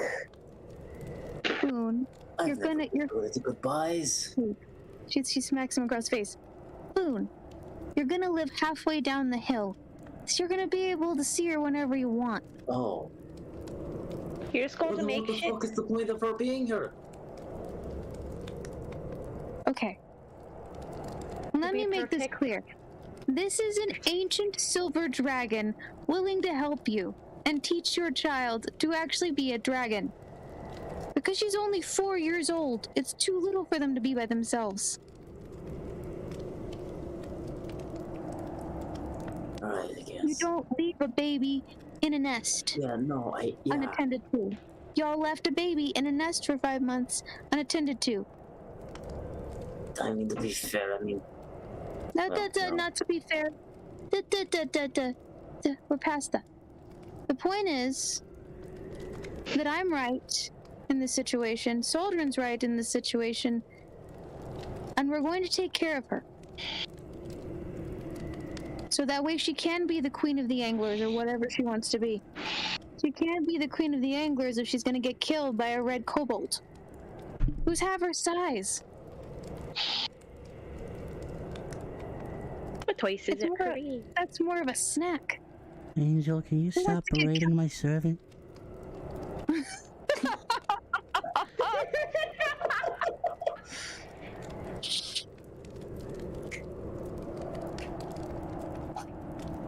Sweetheart, the adults are talking. No, she does have a point. I get it already. Piper's just like, oh, that, oh. Saying it like that, oh, bold in her head. Oh, Soldrin handed out that for leave. Come on, Boone. I'm gonna show you where the new house is gonna be. I'm gonna build you something down the road. Alright. Plus, my grandfather's gonna want to see his grandchild. That's normal. I think you'll be quite surprised. Hell, I was. Hold on. I don't get surprised off it. What's up? What's up? You can see she's already set her trunk down in that like little sectioned off cavern that was created, and she's just kind of rushing toward Boone and unfurls her wings, goes into flight for a second, and roll a dexterity save for me, Boone. Okay. Again, by a big dragon. To avoid being pummeled by a tiny dragon. Oh, fuck! There goes his dice. The dice doth have run off. Ooh, 3 plus 3, 6. You get knocked on your ass and you slide a good 12 feet because most of this floor is ice. With this silver dragon wormling on top of you. And she just puts her head on top of yours. You'll be good now. Don't you dare die, or I'll kill you. I'll bring you back just so she can kill ya. I walk up to the baby dragon that's being held by Soldrin, and I pull out a small calm emotions bear that I've got. You want? No promises. Gives it to the small baby in her arms. If I do die, I'll be back. And I'll kill No matter what. Yeah, I'll bring you back. Yeah, I'm sure you will. But know that I'm not gonna leave you alone. Well, I mean, I'm literally leaving you here, but that's not the point. You get my points. You're making this worse.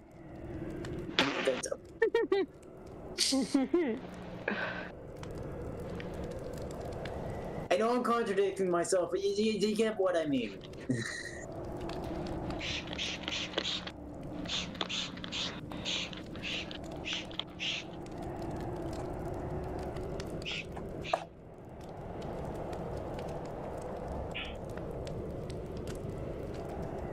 Just don't die. She breathes on you. Roll a con save. Yo, I Nat want to 20. do something in a minute. Plus 8. I want to offer Soldrin's baby a calm emotions bear. Okay. By What did you roll? Tavinius. Nat 20 plus 8. Oh yeah, you're fine. You can feel suddenly this sort of like buzzing and freezing of your muscles for a second as she tried her paralysis breath on you for a second. You're paralyzing. My tongue stopped moving properly. The effect work on the DM instead of the character. Pretty much. So, As she then gets off of you, whips out her tail and tries to pull you up, but grabs your leg, and so you just flip over, and now you're face down, and she walks toward her corner of the cave. Noise. And so you try to hand the calm emotions bear to Soldrin's.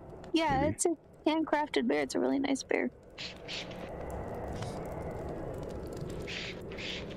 And you can see this little draconic head, these big bulging eyes just over Soldrin's shoulder. She starts kind of approaching to get closer and doesn't realize she's on top of a dragon, so she starts sliding off and Soldrin just catches her in her talon, like just before she hits the ground. Careful. She steps off and kind of stumbles, kind of losing her footing from losing his footing from the front, and starts slowly approaching this little bear.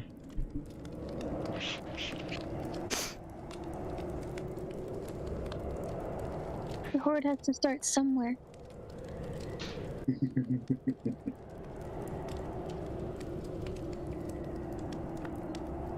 Cute. He's wearing a really cute pair of overalls.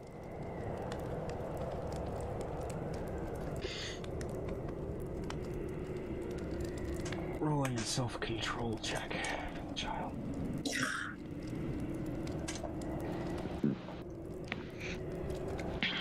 Better than expected. The little hatchling is kind of trying to approach you, and then eventually just kind of there's this kind of like lowering down, almost like a cat ready to pounce, including even the butt wiggle. Just kind of jumps at you and snatches the bear out of your grip, but it's two like little draconic talons, and just kind of rolling and sliding and spinning along the ice as she goes, just holding it and clinging it to clinging it to his body. And clinging it to his body as he just kind of slides along. Right, well now I have that to deal with. It's the beginning of a horde. Gotta start somewhere. And it's well crafted. Yes. If she rolled low, she would have ripped it apart like a dog. But Yeah, you would have. Alright, let's go, Boone. I'm gonna go take you down to my grandfather's. Right. Wait, hold on. Oh, what was her name again? Soldrin. Soldrin. Soldran. Right, Soldrin, quick question. I don't want the... Damn it, why am I terrible with names today? I don't want Chilla to hear this. Yeah, you wouldn't happen to have any, muscovite, would you? What? It's a type of gemstone. Yeah. You roll a history check for her just to understand her knowledge of her horde. Oh, you're rolling. Okay. I'm done. Yes, you have to roll for the knowledge of Soldrin's horde. You've never met her before, but you gotta roll to see if you know what's in her horde. Oh shit, I'm no What longer would you give me in exchange for it? And how much? Well,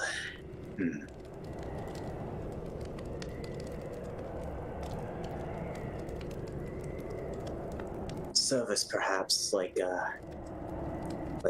for instance, not necessarily hitman stuff. Give her the paperweight. If there's anything you need done, legal or not. Give it a paperweight. You could be a paperweight. I don't need an agent. I mean, it can be like something like gardening for all I care. Just, something, I guess. Gardening what? I'm letting you know that Boone, she's pulled the gun out of your backpack. Angel's already arriving in your backpack and pulling the gun out of it. Don't fire this in case you have to. There's only one bullet. Wait, Are you offering me this, Angel, or is he? It's mine, it's not his. It's his to study.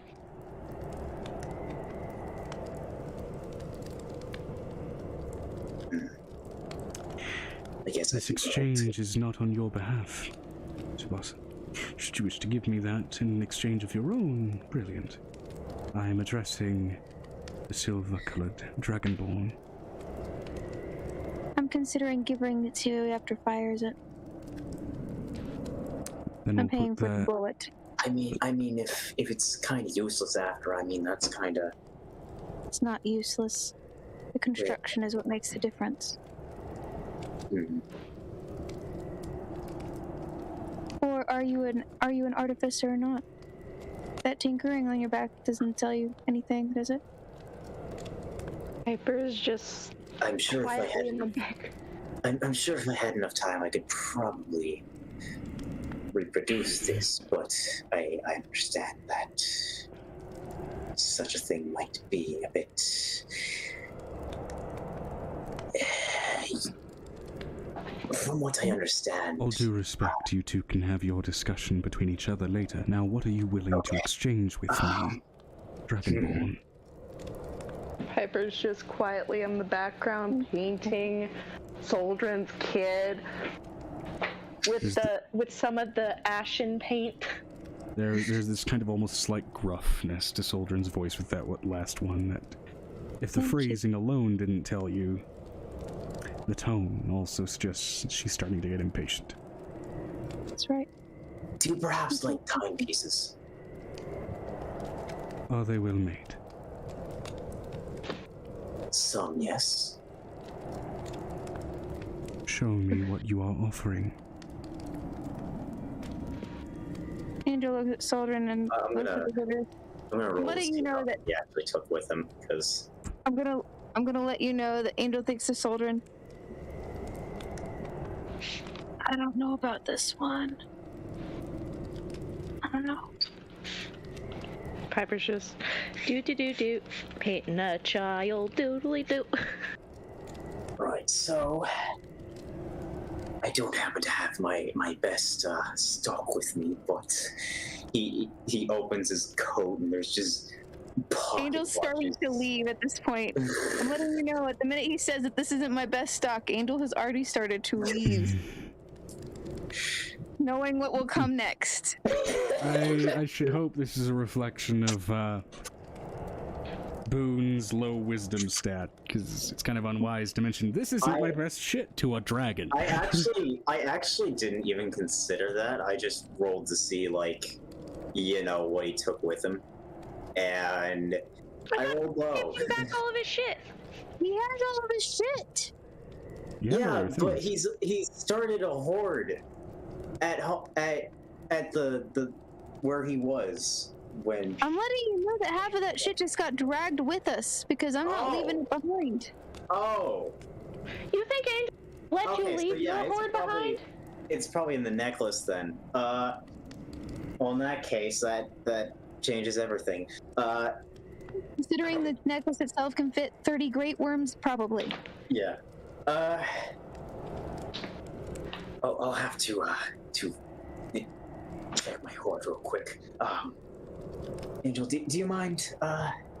Just go in. Okay. Just one Talon is on the icy floor and just...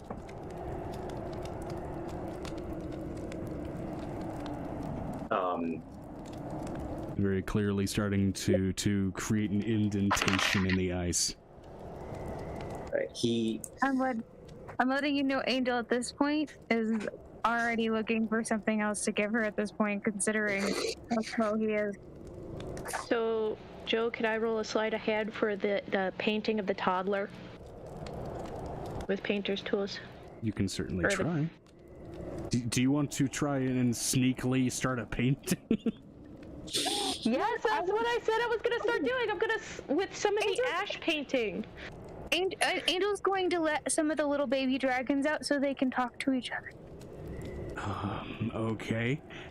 So they can play with each other. With the distraction in tow, that's going to give you a +2 to your roll. However, it is still at disadvantage. Go ahead and roll your sleight of hand check. Oh, nice. My sleight of hand check? No, for Piper to start her painting. I didn't tell you. Look. She shows 14 plus 5. So 14 plus 5 plus 2. Do I add painter's tools to that too? Which I forgot what that was. It's my proficiency bonus, right? It's a +6. Remember correctly. Okay. It's a proficiency bonus. Okay, so it's 14 plus 5 plus 2 plus 6. So it's 13 plus 14. So 27. Okay, you beat Sorry, the my DC brain by does 2. math slow. What? You beat the DC by 2. Nice.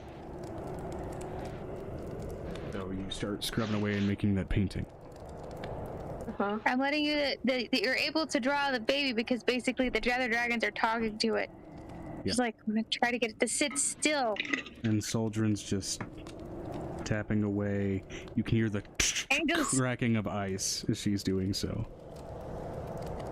And Piper's a mom who's like, you have to have paintings of your children. You just have to, because she's also a painter, which Piper does plan on painting all of your children for a giant portrait. It's just gonna take her a while. So what's Angel doing while Boone is sorting through his shit trying to find his best clocks? I am going to, believe it or not, I'm going to pull out my glass. I'm going to pull out my. It's a really expensive chessboard, Joe. We wrote that in. She pulled out her really pretty chessboard that her dad had made for her. It's a very well-made chessboard. We'll play while we wait for Boone to go through his proverbial mountain of problem. So the ones I use are some of the elf, the Goliath, and where's that other blue? Oh, and satyr and fawn colors. Right. Okay, neat. With it. Soldrin just kind of turns her eyes in your direction. I'm waiting on an appropriate gift for an exchange. We'll play later. I don't offer anybody to play with this chess set, Soldrin. I'm aware.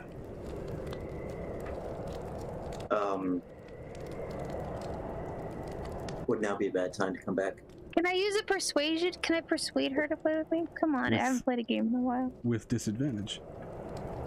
She's got her focus turned toward what Boone is doing. Okay, that's a... Okay, it's a 15 plus 19. So, I know it may not work, but I tried. Okay. And Boone, what are you doing? Around this point, he's popping out of the necklace and revealing his the best of his stash, and the majority of it is like silver, just because he really likes silver. But maybe like 1 or 2 platinum, and quite a few gold. Okay. But several of them made from coins. Mostly kind of self-decorated. But yeah.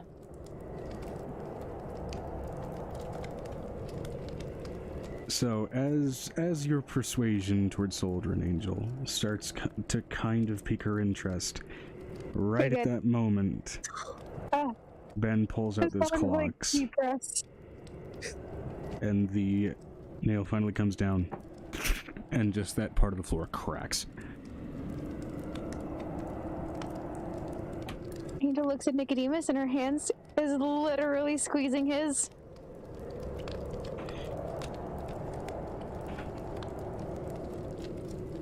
Muscovite is a very rare mineral.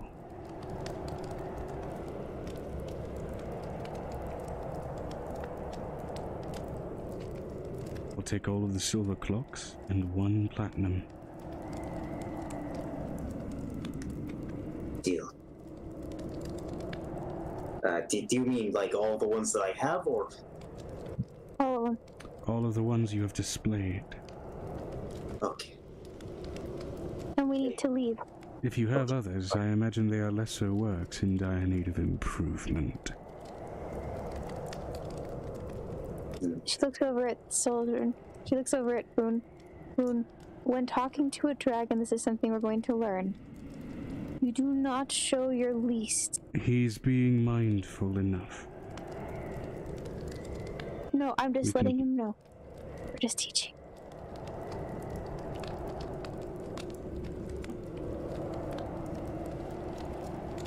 She looks at Soldier, I'm just teaching. She, with an open talon, just scoots the clocks over and shoves them aside toward a pile that seems to have other sort of mechanical implements. And she then... Huh? You requested an object.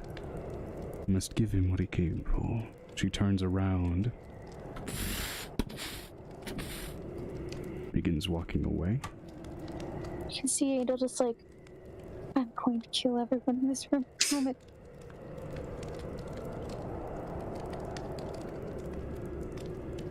Just so you know, I am willing to procure or even create more if... She comes back with what appears to be, between 2 talons, a very small box proportionately. But then as she brings it toward the floor and drops it off, it appears to be this jewelry box that is probably about a good foot long and almost 6 inches wide.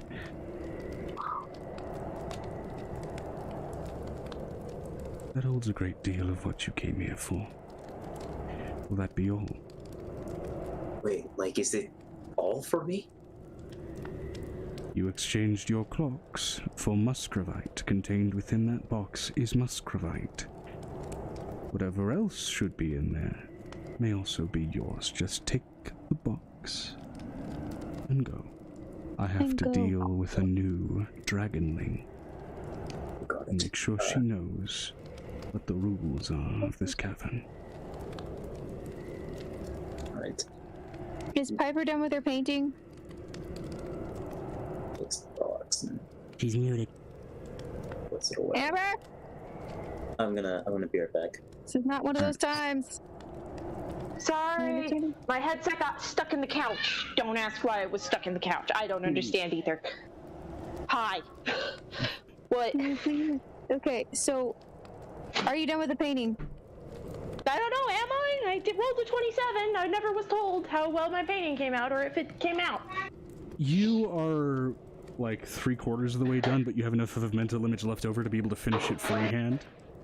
As now you're being kind of ushered out the fuck out of this lair. Okay, because I was gonna give it to Soldier. Everyone out. Out. Out. Out.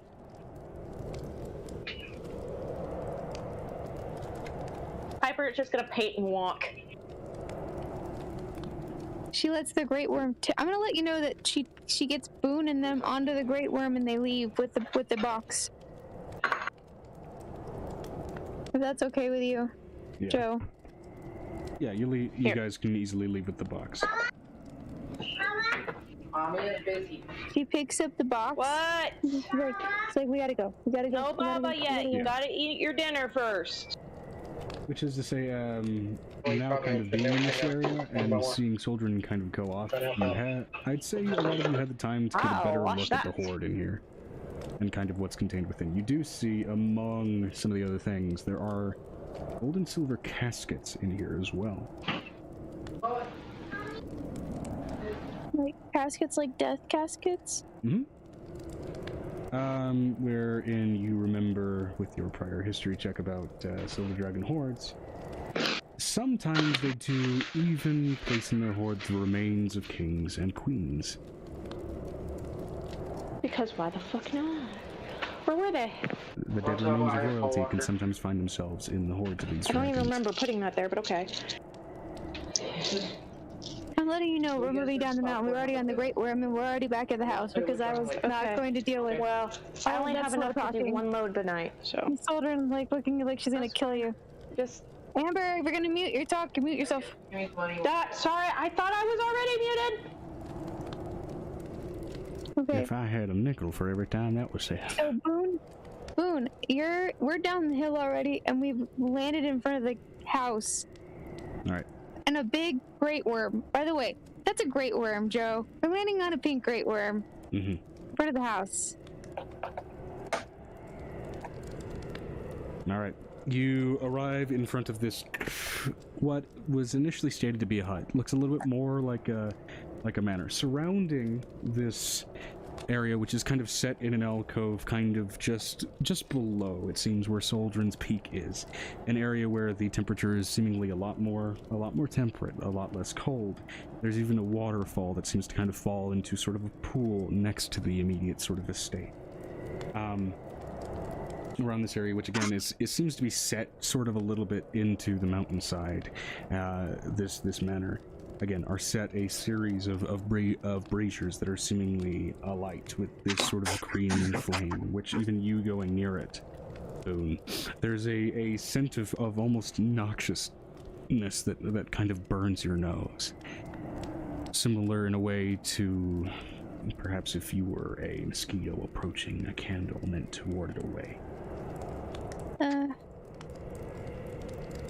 have a question. Do Ryu and them exit the house on seeing the great worm, the giant pink great worm? Less so the great worm and more so you.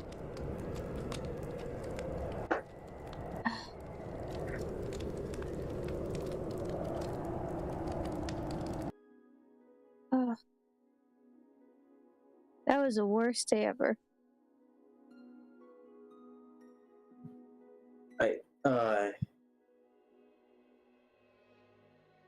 And let me go ahead and get another soundscape, waterfall, and switch.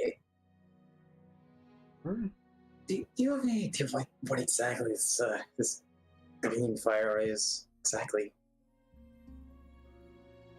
You've never been here before, you're gonna have to deal with it. We live here. Fine.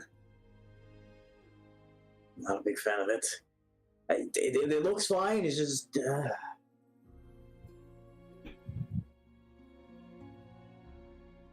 They don't know if you're friend or foe yet. The house doesn't know if you're friend or foe yet. That's how it works. Fine, I guess.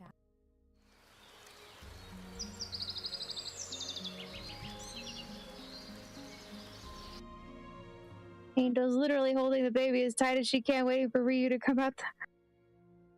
Yeah, stepping kind of slowly out of the house, you see a small sort of gnome, same physical proportions as Angel, and it seems to be of a similar, if somewhat older age, all the same.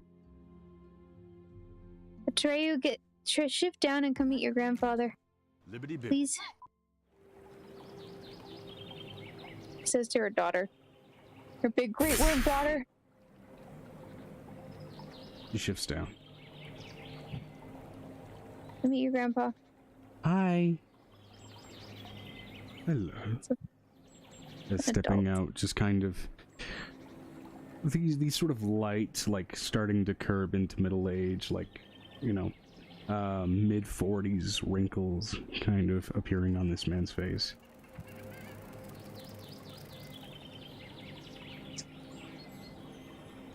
Hi, Grandpa. It seems you've brought some guests with you, Tsubasa. I bought you a surprise. He hands her He takes out the Emberstone because it's too hot for the Emberstone for the baby. Puts that in the bag, and then hands him the baby.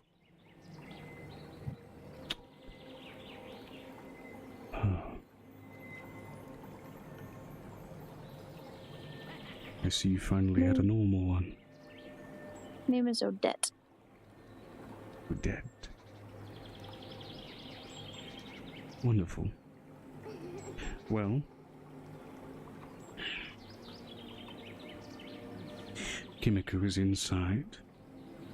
She heard that there was some commotion up at Soldrin, so she's gotten to work on, well, lunch, as it is. Yeah, Soldrin wasn't very happy.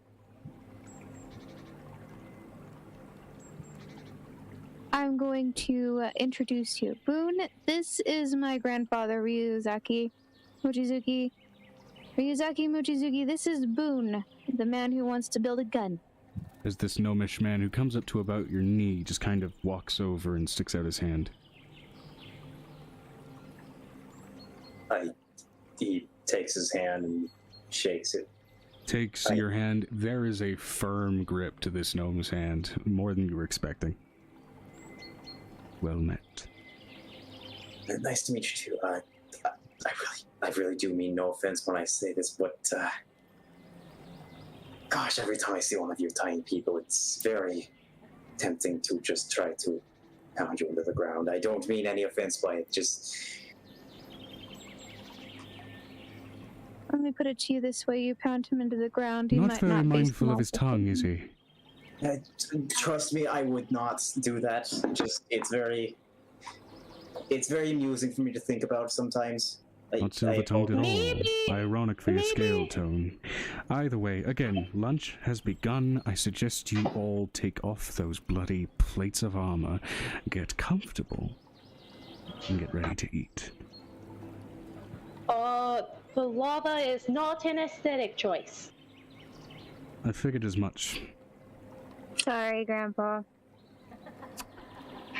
Do you want to meet the rest of them? This is going to be a brood. A new guest in one that's already so rude. I know, right? I know you said no offense, but leading with that doesn't always create the intended result. You may need to work on sharpening that tongue of yours, and if it's not an issue of the tongue... I'll put it to you this way. You start a bar fight with those words, I'm not helping you. Same. At any rate, we have a library, and might I suggest this one uses it? You know, funny... Actually, would it even be possible for him to even get into a bar fight in... where he came from? In Ormer? Yeah. Oh, yeah. There are some settlements of various dragonborn, kobolds, troglodytes, that kind of thing, and they have made So he's probably there. approximations of taverns and inns and things. Okay. It's just settlements are a lot more Sparser. sparse than they would be in other worlds here. Yeah. He would totally be one to start a bar fight. So, how's your day been as you're holding my child? Half asleep? It's been wonderful here. I need to help with the cooking. You want my help cooking? Then you hold the baby. No, Hey, I said I need to help cooking. You look like you've been through hell. To be completely honest, you need to relax. Kick your damn shoes off for once. Are you okay with meeting the rest of them? Yes, now kick your This shoes house will off. be full. Fine, I'll take my shoes off. She unlaces her small boots and hops out of her boots. We're making empanadas. Both sweet and savory. The best kind.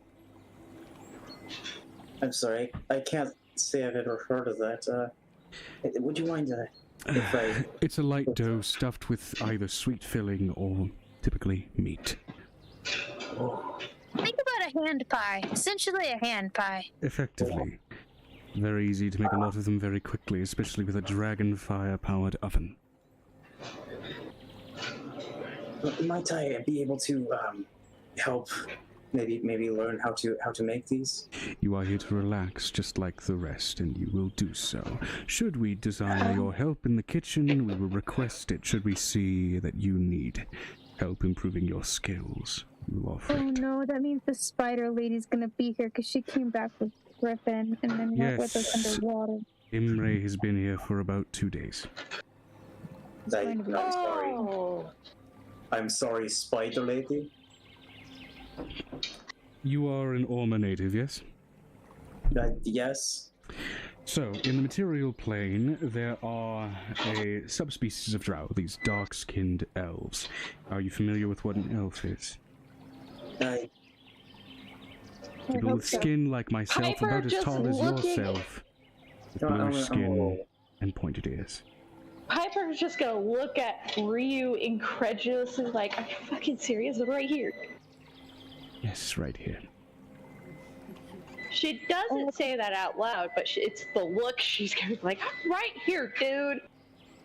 At this point, she goes and sees Kimiko. And you can see Grandma! Kimiko, she's got this full apron on and this like chef's hat, an entire getup, and she's covered in flour, but steadily rotating these fairly large pans of empanadas, and it's this wild mixture of aromas. You get hints of cinnamon, you get hints of baked fruit, you get hints of what smells very close to lamb, but then as you kind of trail down that kind of scent, there is an essence of draconic meat that's mainly in there. Where's great grandma and great grandpa? They're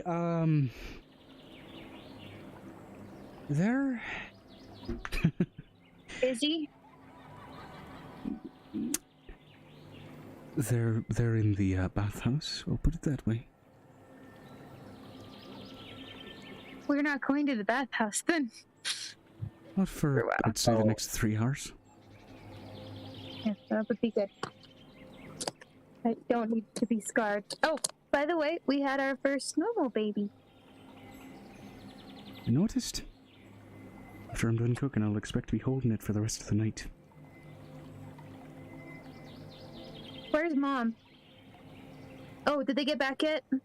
No. Because Mom went. They should be back in about an hour, right? Should be. They're occupied.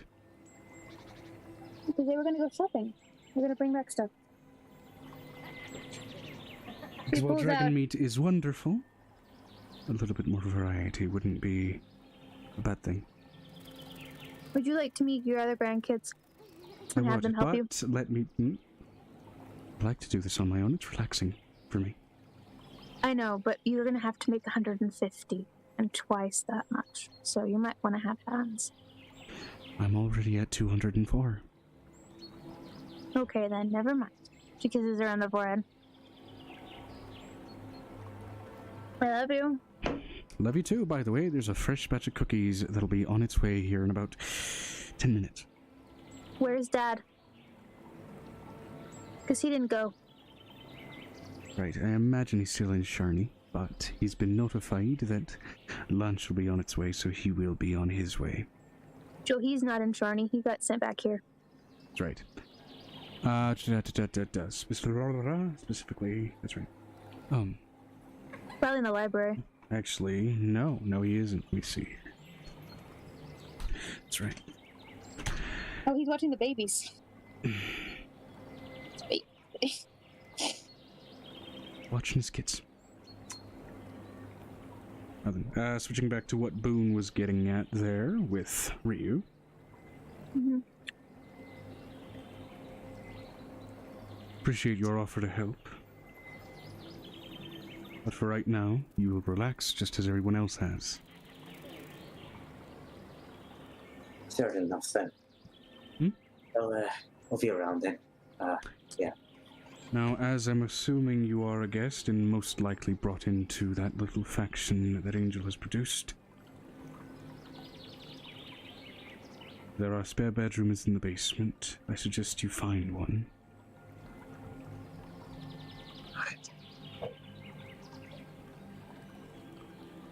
Come on, Boone, I'll show you where the library is so you can look at things. Library? It's in my office. To the It's in my office to the immediate left of the kitchen. You take anything, you die. I mean, it's the only thing I'd probably take would be cookbooks. If you wish to find the library in the sub-basement, go over to the forge area. Go beneath. Frankly, I'd probably just forge the cookbooks anyway, so...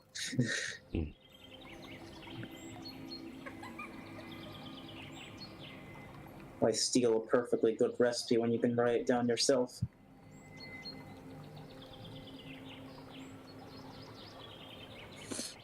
By the way, for you specifically, I'd recommend a book by Remelius Farfen called A Lesson Intact.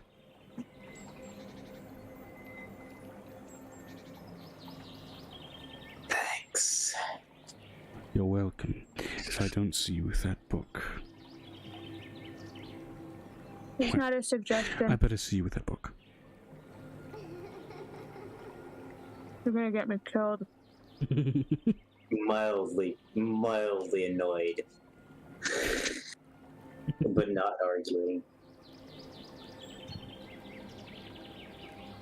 She looks at her 3 scaled children. Atreyu, make sure he reads the book before Grandpa kills him. Mm-hmm. By the way, this would be considered a series. Should you manage to read through 3 volumes of it, you will bump up your wisdom statistic by 1 point. Oh my gosh. Yeah, he's probably not gonna make it, but might as well. You could try your checks. You could do your checks. He's a I'll little less have you roll giving a than I wisdom am. saving throw to see if you can stay awake trying to read the pages. Because it's very jargon heavy. Yeah.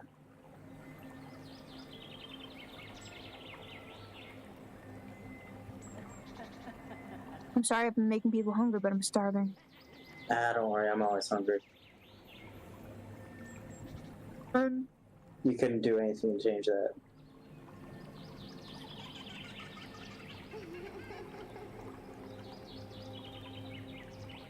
Angel, is trying to avoid Imre as half of her kids are exiting the necklace. Mm-hmm. Which also, this is where you very quickly learn what a Drider is. As wandering her way up from the basement, as you are trying to look for open rooms, and you see one room where the glow coming from it is more purple than normal firelight. And there seems to be some kind of webbing kind of sticking out under the door. Opening the door, pretty much, I would say, honestly, mostly topless at this point, but covering that with a makeshift spider silk top. Appears to be a fairly miffed Drider woman. Yeah, she's gonna get it angry at Angel. Angel's in trouble. Hello. And who might you be?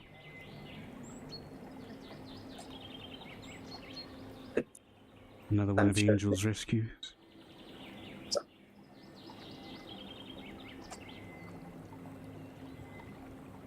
Oh wait, is she talking to me? Yes. Okay. I'd like to mention Boone has arachnophobia. I rolled for that. Mm-hmm. Yeah. And she's taller than you, considering this sort of centaur-like height, in a way. So he's just staring there, terrified. Yeah. Fight or flight. It's just a fright. It's a... Speechless. I have that effect on people, and she just walks by you. Up the stairs. Stares in horror as she walks by. It's like a centaur, but worse. I'm letting you know that Angel hands off the baby, the normal baby, over to Nicodemus. I know that I'm not gonna see this coming. As she starts to and then she starts talking to her jelly children. Hi, how are you doing? How are you doing today? Do they actually speak? Two of which is gonna stick their hands up and wave, and then the one that looks like you a little bit, it just in shape. You can see there's no mouth, but one just kind of forms. Hi. Hi. How are you? And it sounds similar to your own voice, but it sounds like it's being filtered through like a... Jello? Yeah, it sounds like it's being filtered through Jello. Hi. Hi. How are you? We're okay.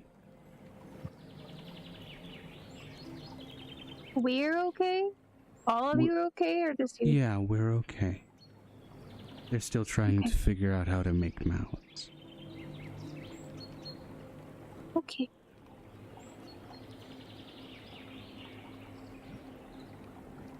She's watching Thor and Mariana lead Thorin around. She's like, I have a little brother. I have a little brother. And it's the gnarliest thing. Like, if you imagine like toddler Grim Reaper, that's very much kind of the vibe that you're getting. It's this like almost cartoonishly disproportionate thing. Like, actually, another thing to relate it to, like, if you've seen, like, Snoopy going as the Grim Reaper in, like, a Peanut Gallery comic. Yeah, it's like that. It's like that. It's like that. Is she holding him? She's like, I have a little brother. She is, I have a little which is brother. to say, ever since he showed up, her age has not gone down to toddler state. She has stayed above it. Something about him showing up has seemingly locked in some level of maturity. She did it on purpose. So she wouldn't flip.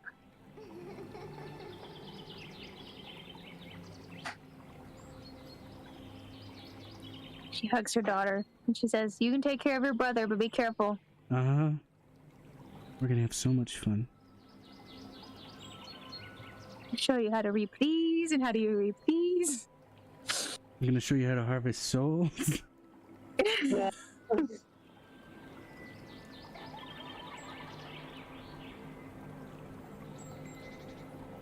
So, she looks over at Piper. Piper, you can now, if you want to go and get your children, you may fetch your children. Yes. Okay. I think Piper is currently putting La Bebe to bed. Yes? No? Sounds like she's in the laundry room. Hello, am I unmuted? You're You are unmuted now. for a minute. Yeah. Finally. Sounds like you're in the laundry room. Yeah, I'm washing Ren's clothes. Da. So, at this point, she looks over at Piper. There's at least 100 kids in this room. Uh-huh. And a quarter of them are with their other family, or at least 4 or 5 of them are, just to see the water. Uh-huh. I can't wait for Griffin to get back, because if Griffin doesn't get back, there's going to be a spider over my shoulder in about 5 seconds. Piper quickly puts the ring of mind shielding on because fuck that noise of Griffin finding out and then Piper getting eaten by Wilsoni. As finally Sorry, opening a door. Hello, where? So happens to be your dear sister, Angel. I don't know. Lie. Make a deception check. Piper is just quick. Piper is looking down and just going right back to painting like, I'm not here, doo-da, doo-da. That's a 2, Joe. That's a 2 on my deception Plus, because you could plus, still possibly make this. Hold on. Wait, could I make this? Hold on. Let me see. If your deception is high enough, yeah. Considering how a lot of your charisma. Let me check. Hold on. It's okay, take it. Usually get lie. 13. That's a 13, Joe. 13 total? She narrows her eyes at you, and then the spider half leans forward, and so her body just goes almost horizontal, and her head just stares at you. Do you want to try that again?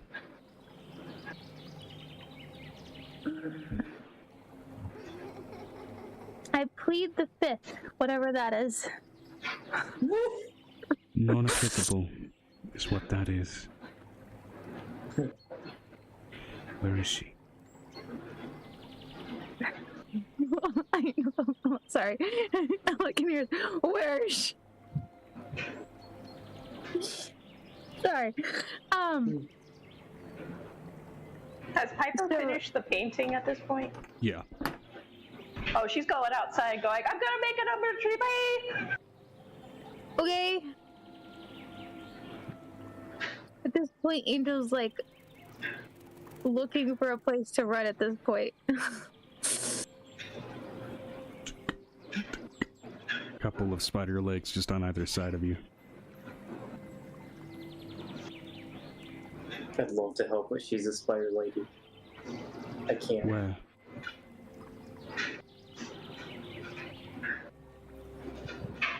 Where what? Angel.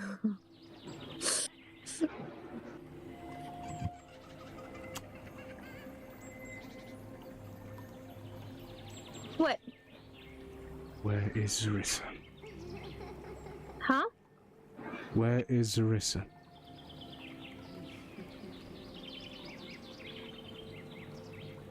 Who is this Sarissa You're speaking? terrible at lying. She sucks a lot. You're digging She your really hole does. this deep already, and I haven't even handed you a shovel yet.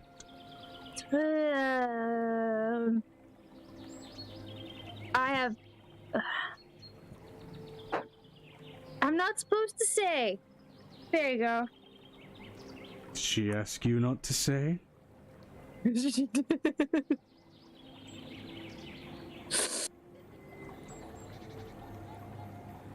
So either you tell me, or it's much worse for her when she's back. She looks over at Nicodemus. You. Up to you. There's internal screaming.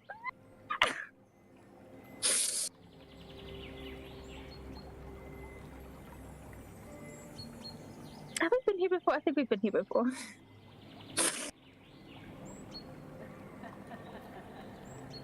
I feel like we've been here before. Have we been here before? You see, I have finally realized the legend. Oh my god, this is happening again.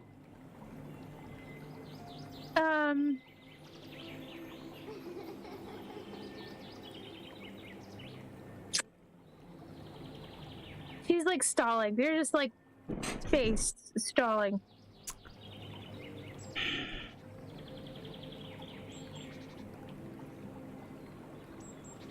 I have a question. Where is she positioned? Against a wall? Pretty much. I got cornered. Mm-hmm. Okay. Okay. How much worse will it be if I don't tell you? It's for her to find out. No. You don't get to play that game with me. How much worse? She'll be deprived of all 5 senses for a time.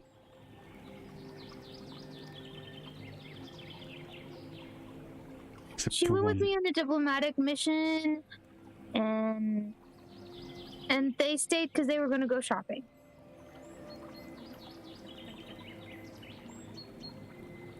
Diplomatic mission to where?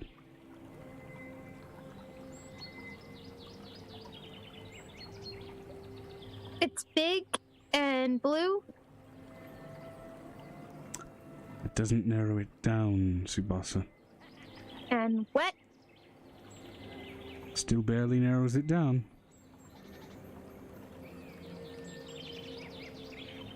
This is getting worse for her because she told the sister who stole not to say anything.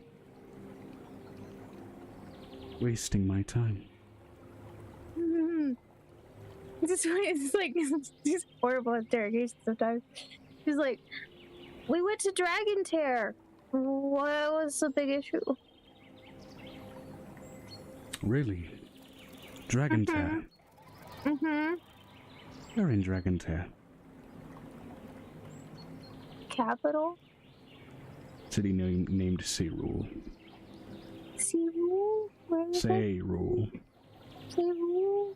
You said Searule. No, I said You said Seyrule. Searule? I see. And She's suddenly got me just fucking like... the 2 feet are gone. Thank you for being honest with me. Was that so hard? Wait. Yeah. What else? She told me not to say anything.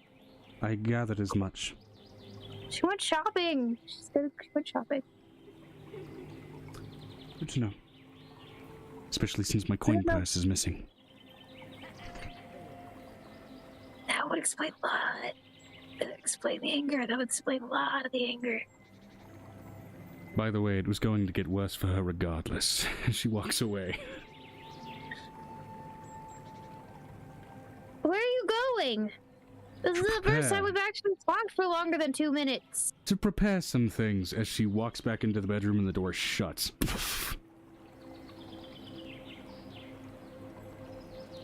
Boone, are you okay? She looks over at Boone, who's just petrified. Are you okay? Boone is just paralyzed in fear.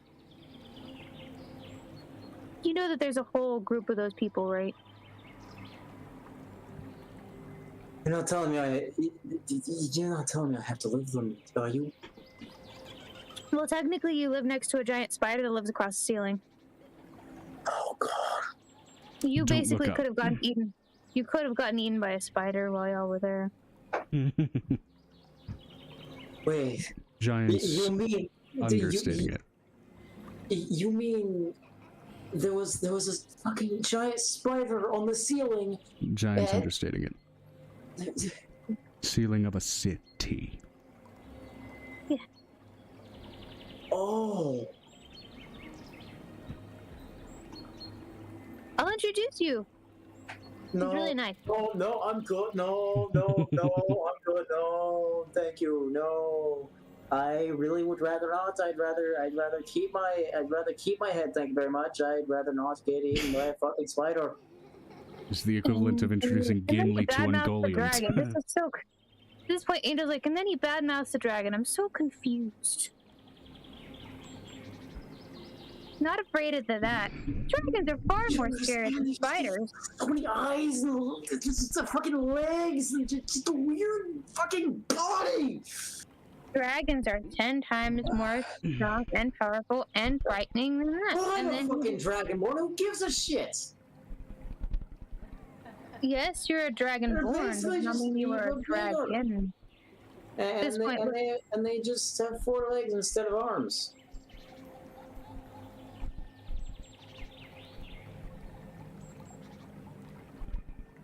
So you'll talk back to an ancient silver dragon, but you won't talk back to a spider.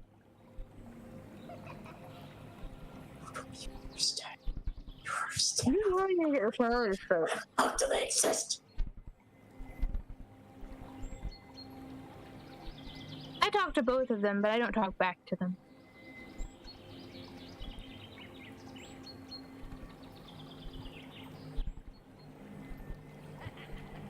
He's looking over at Boone.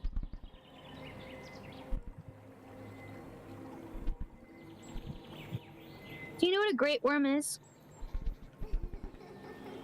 You're a dragon. You should know what a great worm is. I've literally killed one before. Well, Great. I mean, with my crew, of course, but... Great Worm is Was the it a great level worm? above Ancient Dragon. Wait, was it a great worm, or was it? No, an adult. No, it was an Oh, adult. my bad. Your tiers You know of what a great Draconic worm is? Age, Hatchling, Wormling, Adult Dragon, Ancient Dragon, Great Worm. Okay. Okay, Do you know so what a great worm is?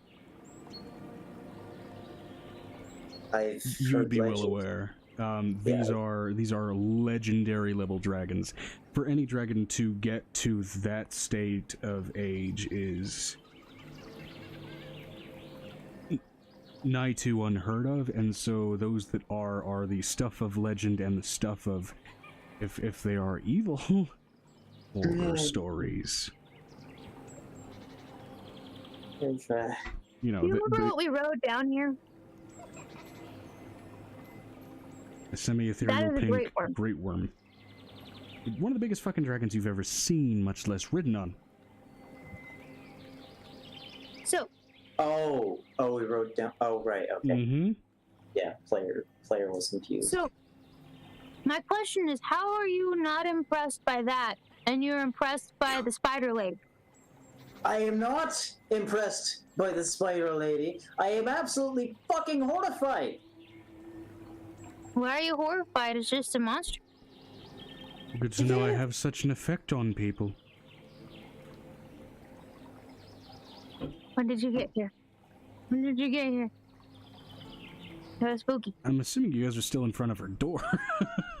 We are. Yeah.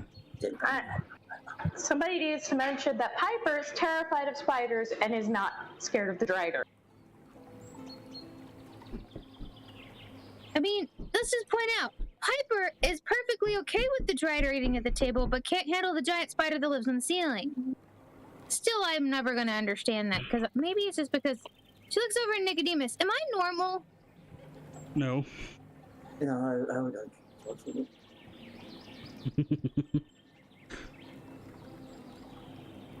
Neither am I.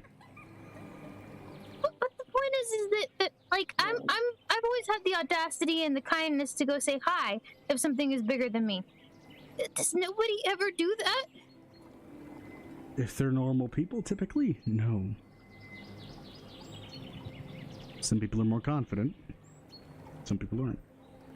It doesn't have to do anything with confidence, Nicodemus. Let's take a common person, someone who hasn't trained like the way that a lot of us have. Even at the earliest point in our adventuring lives, common person could be killed by a well-thrown punch from one of us. I, age 4 was saying hi to giant spiders. Which means you are what? Not normal. Correct. Leon, get down! Oh my god, get down! Daredevil oh my god, Leon. Get down! Get down! Get down! Get down! Okay, at this point you gotta just hold on to the boy. Such a butt! Such a butt! Here, eat! Quit whining. There's food right there! You want some pellet food? Maybe that's why you're complaining. Hold on. Where's the pellet food? Where'd it go?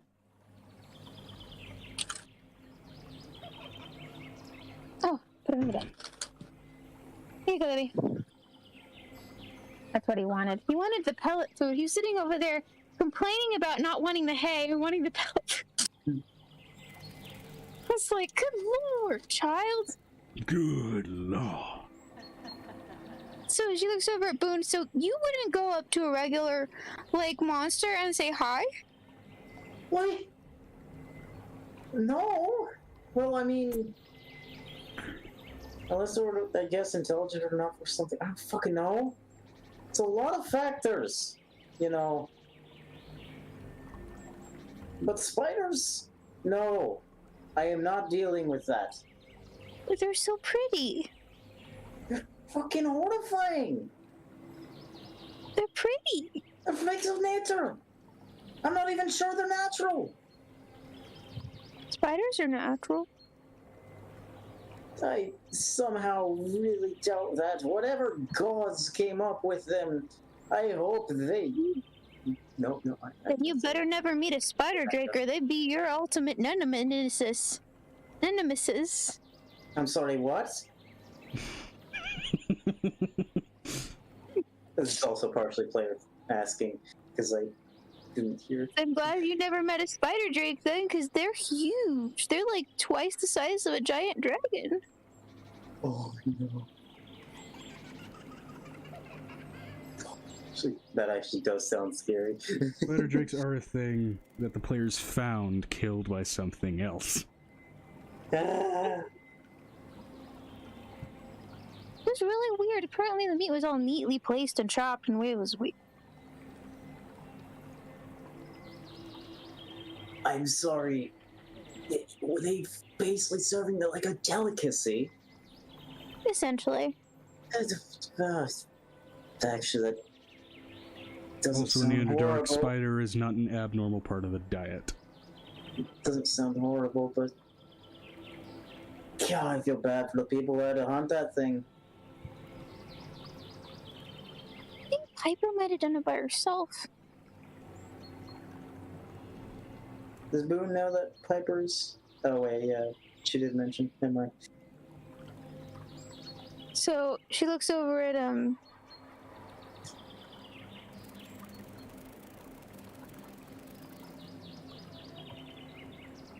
So you wanted a book, right? What kind of book did you want?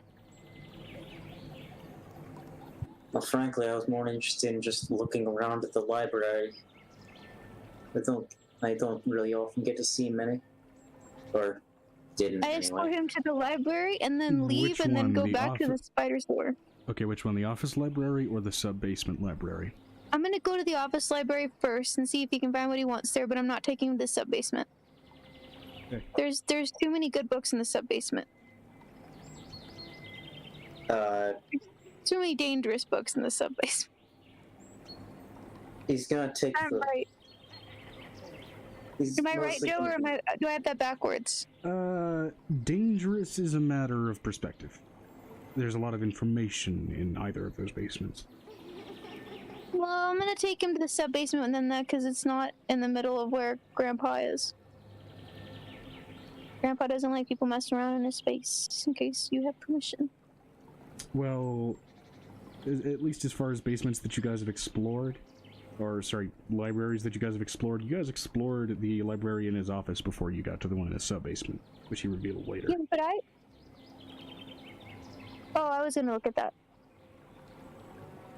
Well, then I'm gonna take him to the one I know where it is, because I don't know where the sub-basement one is. Yeah, so there is a metal doorway that you'll find in the forge room. Open that up and there's the staircase that leads down to the sub-basement in there.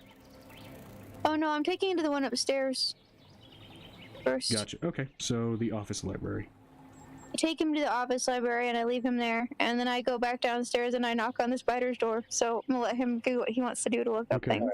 Entering into this library, you see it's a mostly not really circular, but kind of almost a octagonal chamber where you can see at the center of it there's this desk, some strewn about papers, some somewhat opened books, and then all around the walls, just kind of around that main doorway, are bookcases that are filled with a number of different books, and on top of each bookcase there seem to be, as well as on some different shelves, there seem to be different little objects, things that seem to be of arcane and otherwise natural nature.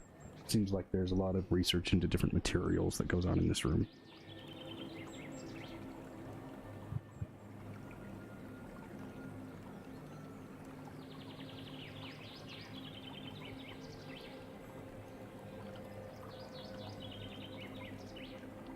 So what you gonna look for?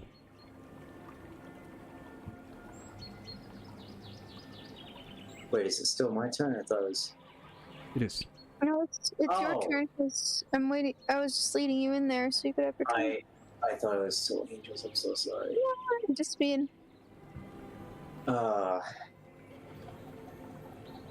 y'all have any cooking books or anything?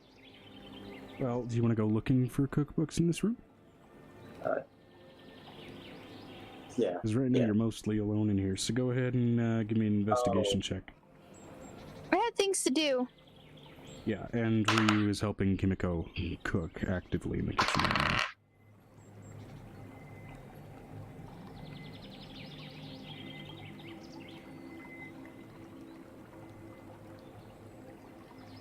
now. +2.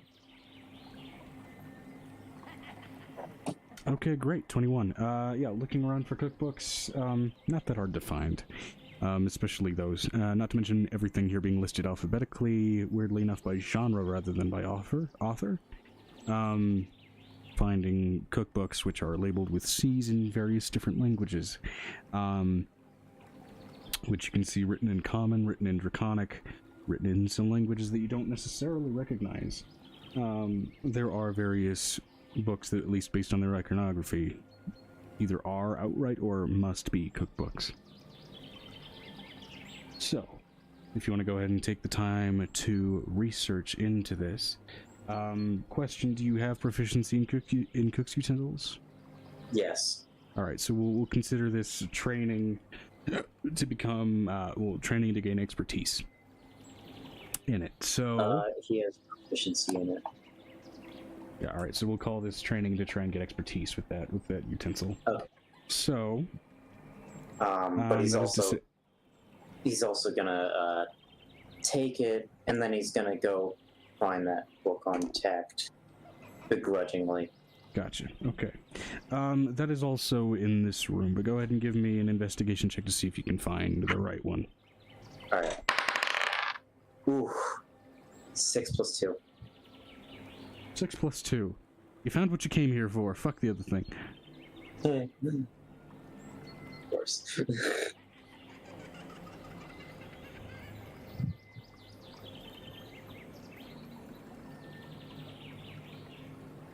Right. Wait, so like does that mean I grabbed one but it wasn't the right one, or you get the cookbooks, you go giving a cursory look around for the other book. It's not here. Fuck it. I got what I need. He probably wasn't too serious. Oh no. Definitely serious. It's Oh, definitely no. serious. Oh no. I assume it's too late to do an inspiration die. Well, you can use an inspiration die to try and reroll that. But usually, I'll allow that just this once, but usually if you want to call out using an inspiration die, you do so before I call what the result is. Okay. Okay. I have a D8. Oh, a D8 to add to the roll? Okay, yeah, so... Yeah. I mean, you can try. Never mind. Don't worry about it.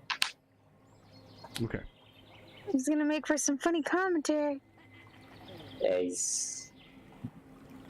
Alright, Did Piper... Okay, go ahead. You collect a series of cookbooks. Yeah, so going ahead and reading these, this will be working toward basically training in, again, expertise in cook's utensils. This will have to be done... What reading these books will do is make it easier to make these checks when actually practicing with the tools, you know, trying to help with cooking. Okay. So it'll lower the DC for you. Okay. Alright. So moving on from you here, we have... Piper. Planting a number tree. Yep. Piper, you still doing laundry? But now it's on wash, or dry, not wash, so it should be quieter. Gotcha. Alrighty. Rolls. Number tree rolls. Yes. Which one is that one again? Number tree, that's gonna be a wisdom check to go ahead and see if you can produce it properly. Are you texting your mom, Joe? No, not quite. Making some notes. Are you texting? Right. Huh? Making some notes. Okay. Wisdom check. Hold on, I gotta wait for the page to load. Okay, that's fine.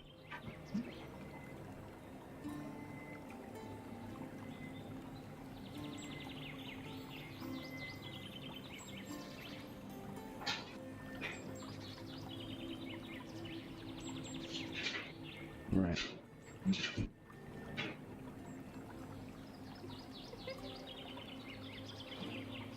feel like this is a bit of a chill day.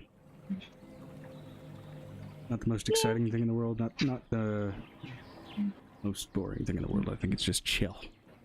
But So, I think next week we'll try streaming on Twitch since there's a direct upload to YouTube option now. I have a question. Natural 20 + 5. Net 20 plus 5. Yeah, okay. So, where exactly are you going to try and grow this thing? Like, outside the house. Not in the garden, obviously. That's a dumb place to put that. That creates shade and then nothing grows. Right.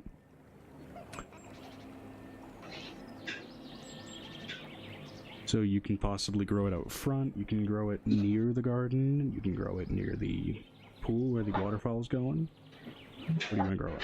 Where the waterfall's going, so that way it shades it. Nice natural shading. Make it nice. And if somebody falls asleep, hey, nice napping area. You get no bad dreams. Alright. I can respect that. Next to the waterfall. How many of Angel's kids are water kids? How many of them have probably taken a nap in the water? Like 5 of my children are actually water kids, just 5. Yeah, I know. But how much you want to bet? They sleep in the water. Occasionally. You're like, oh, this is nice. Yeah. I know a certain drunken alehouse dragon loves that pool, so probably naps there often. Yeah. Okay, so you want to go ahead and try and produce number tree. You rolled a nat 20, so you're going to go ahead and do this next to the waterfall.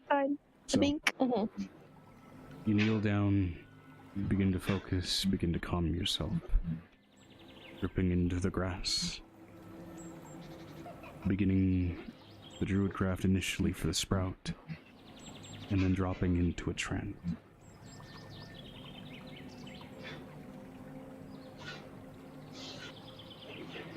She able to do it? Breathing in, steadying your breathing, and eventually your heart reaches that same rhythm.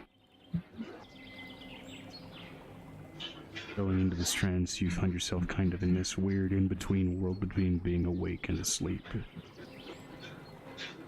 And suddenly, you hear the earth crack.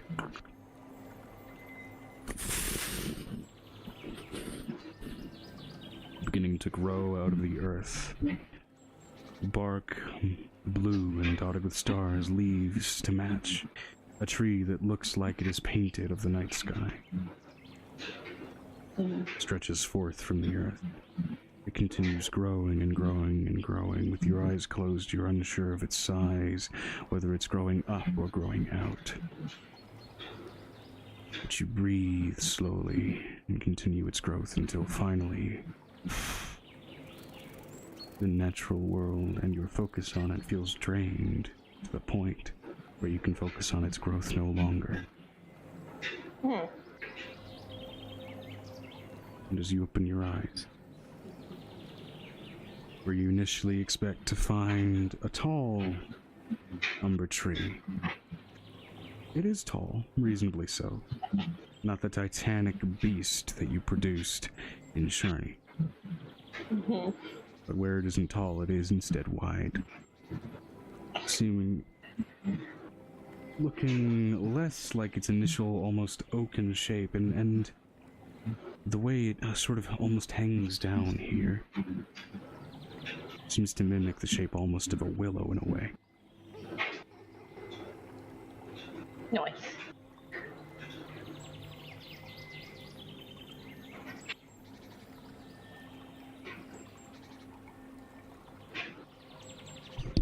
I made a tall tree, made a big fat tree, and I made a teleportation tree. Sweet.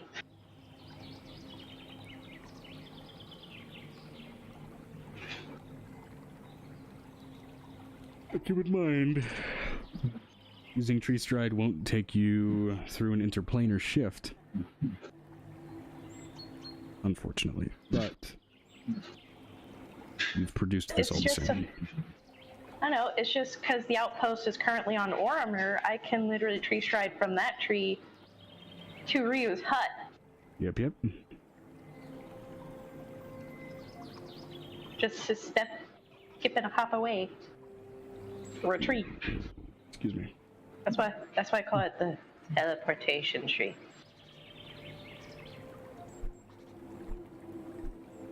Yeah, I made a fat tree. I I like it. Yeah. That tree is well produced, well made, well done, and you feel exhausted. You have 1 exhaustion point. Yay!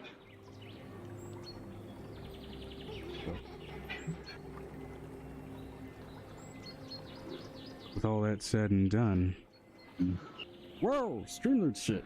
Is that just an advertising What? thing that came up? Oh, I think somebody subbed or something. I don't know. Hi. I don't know. I'm Hi. confused.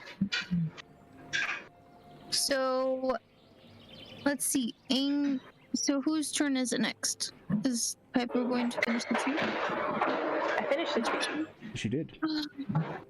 She did Is it. she gonna come back inside now? There's all these kids running around now. I tired, so yeah, I gained an exhaustion point for that.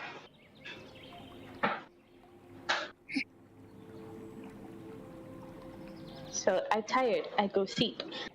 Alright. This time doing a full trance for 4 hours so I can gain this. Alrighty. So Angel's gonna try to go and talk Clarissa's Emre to not attack her too badly. She's gonna go find Imre. Yeah. Alright, you know she went back into her bedroom to apparently prepare some things. Emre. You're knocking on the door? Yes. Yes. What is Don't be it? too mean to her. I will do what needs to be done. Emre. Yes. She needed a little break from the webbing sometime. I Can't know take you she on a did. date if you're not gonna let her out of the webbing. I know she needed a break. She was also notoriously bad at asking. Hence, the need for the lesson. She's shockingly nonverbal. Considering her past, and not surprising to me. That's Piper's job. I'm aware of her past, and I'm aware of what needs to be done during this lesson. She will cry, probably. Be nice. Emotional tears, not those of pain. Angel's just getting more and more frustrated listening to this conversation. I can't argue with you people. Leaving. It's a web of therapy, Angel. Maybe you should try something like that with you and Nicodemus.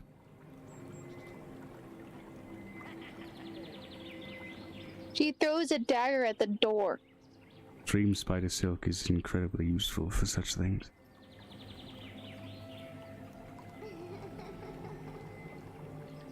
My dreams don't give me comfort. Not like that. There's a dagger sticking out of her door, by the way. There's scalpels sitting there above the door. Yeah. We're so stupid.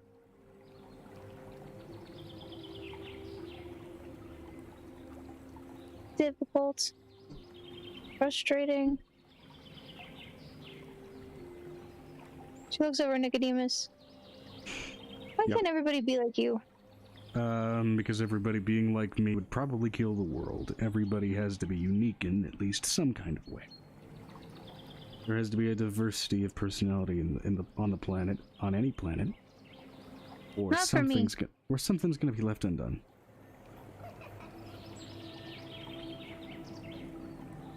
Just letting you know, Nicodemus. You and me. I know.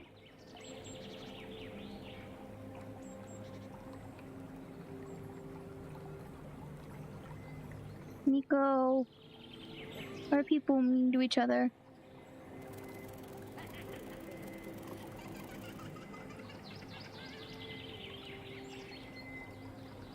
When is Griffin gonna get here so this painful, space can stop? It depends. Please. Do you go seek out any of your party members? I'm just gonna, kind of mentally try to reach for Griffin. See if I can mentally reach for Griffin. Even though he's so far away. I know he's far away, but my brain is like, if I mentally reach hard enough, like I did when I was a little kid, I can make him appear. Just like I used to do when I was little. I can do this. If I think hard enough, it'll happen.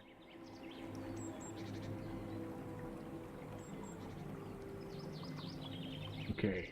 I'm gonna go sit in the middle of the kids, and I keep thinking the kids are all probably thinking the same thing. I just imagine that they all join. It's like, what are you doing, Mommy? I'm trying to think about Uncle Griffin and try to make him appear.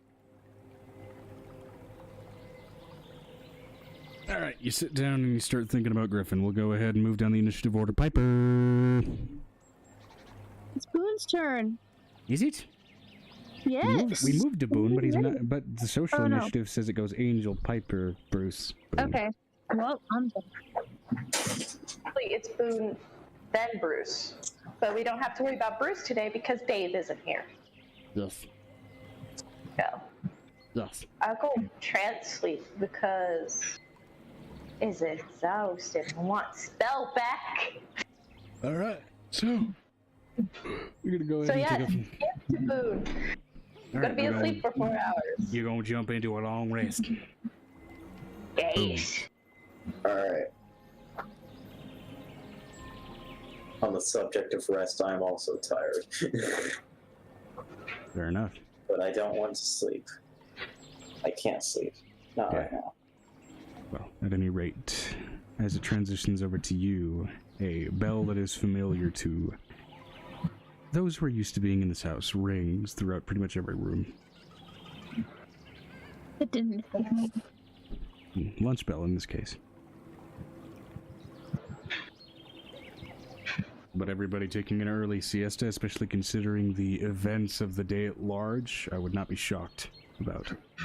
It would mean, however, that your morning, the following day, would be probably pretty early. You might get up before the sun does. I'm letting you know that I'm just gonna go get the food and continue my day, because I have to feed children. Yep. So therefore I have to be fed. Everyone is summoned into basically the dining room, which you can see there's this very long table with an array of chairs, accounting for potentially every guest in this particular household.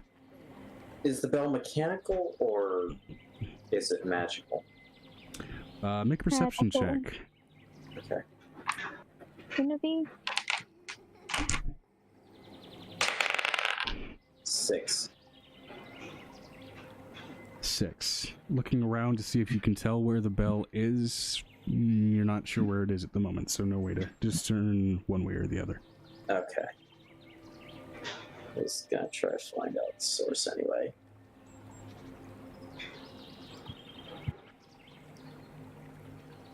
Yeah.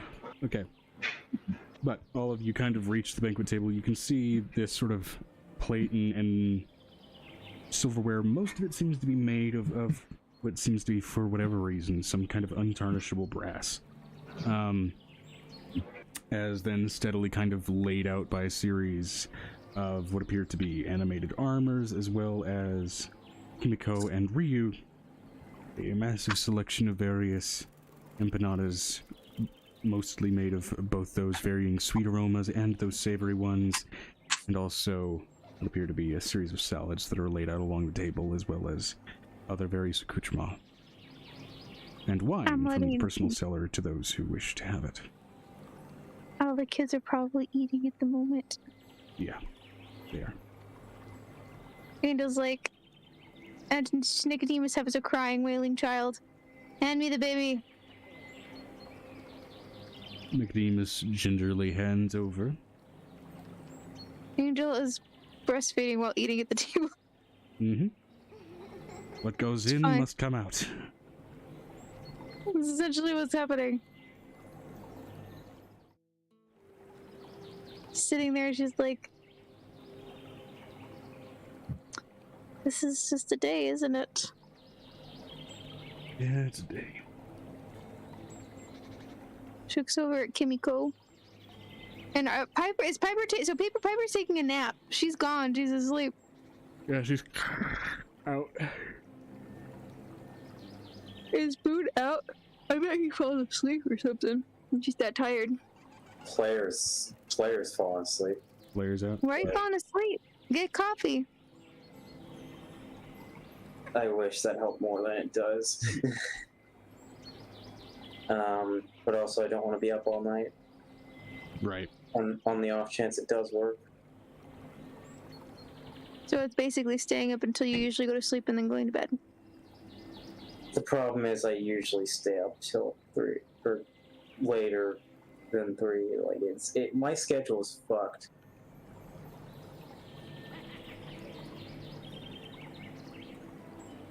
I'm trying to unfuck it right now. Well, not right now, but you know what I mean. So Yeah. Angel looks over at Kimiko and Ryu. So how has it been without us? Probably a lot better, a lot more balanced, a lot less crazy. Have you made up for lost time? Her questions are really pointed. Hello? Who are you PM? talking to? Ryu. Ryu. Oh. I'd say we've made up for quite a bit.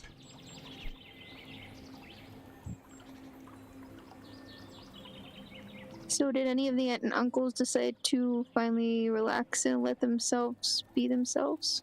They have. Not all of them are directly here in the hut. Some of them have, made other abodes, kind of dotted around the mountain. Made their own deals with soldiering. But all of us, most of us, seem to be based around here. See, that's a good thing.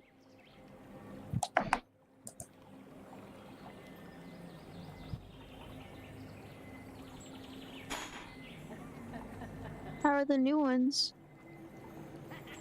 Feisty. I haven't ever had any normal ones. She's the first one, so... And knowing how this family works, it won't stay normal. Probably for longer than 10 minutes. Boy. But I didn't come to Mercast first. I came here first. Right. Also, because Boone had a baby dragon that was basically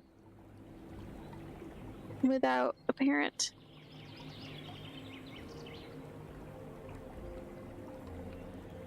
Yeah.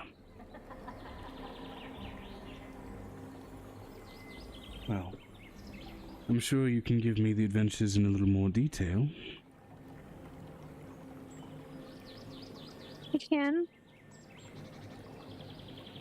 She spends time talking about it. Mm-hmm. And she introduces Boone, tells him about Boone coming in from the top of the castle like an idiot. Right. And there's this kind of very apparent Boone, side-eye. as usual, it keeps explaining that, like, It was you know, still a good idea. the usual. Nothing new. Not a good idea. Or does Ryu notice that he didn't read the tact book? Make an insight check. Which one, me or Boone? Well, you're the one who asked. Okay.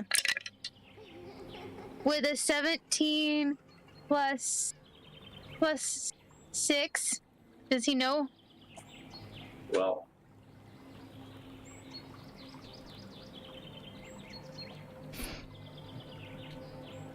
So Ryu has been giving Boone a bit of a side-eye this entire time. Now, question, Boone. yeah. What's your passive perception?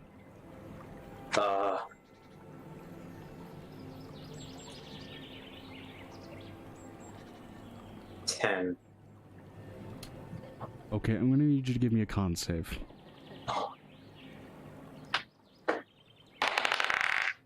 9 plus 8. Plus what? 8. 8. Okay, so this ain't gonna be a bad one, but go ahead and give me...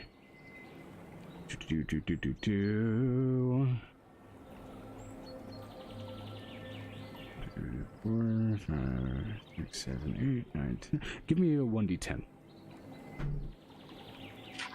Oh boy. As 2. Angel, you see a small phial that is now mostly empty be sequestered within Ryu's robe. There's a slight pearlescence to the fluid that lays within. 2. Okay, for the rest of you, Boone's eyes go black. As you are now going to go on a bit of a trip. Going on a trip. About Brona. Oh, The Archfey of Decay. Oh, great. So, Boone, from your perspective, awesome, he didn't know to hoop you back to bags because you're going on a trip. Best trip ever. The table around you looks like it rots away. The floor does, everyone else fades and is gone, and suddenly spawning and surrounding you, all around you, are these mushrooms. Before one just kind of grows out of the floor like a seat, and sitting upon it, wearing this black dress, kind of laced and dotted, it seems, with what you initially would think to be is sort of like this almost glitter effect, but it's these bioluminescent mushrooms, very, very small in their own right. Hair hanging down, unkempt, almost like, well, the girl out of The Ring, Samara. Brushing it out of her face, you see these brilliantly pointed ears that seem to stretch up about a foot as she stares at you. Hello. So creepy. So creepy. Oh.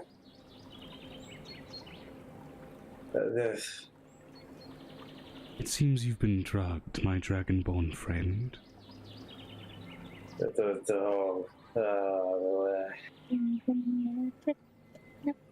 Right now, what you are undergoing is a very interactive hallucination.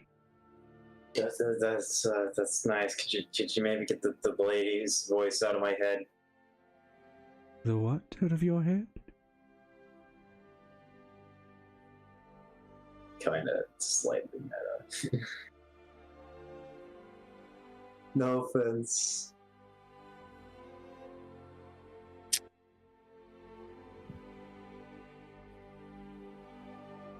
She's gonna kill you.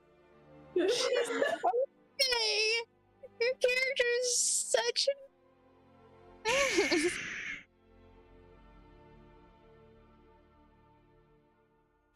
Kill.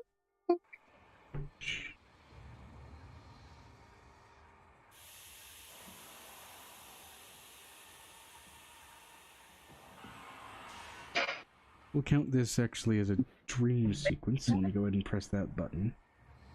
Wait, what? I've heard eyes glazed over or something. Oh no. So he took a piff trip and he saw Brona. And then he decided to be a sassy suited Brona.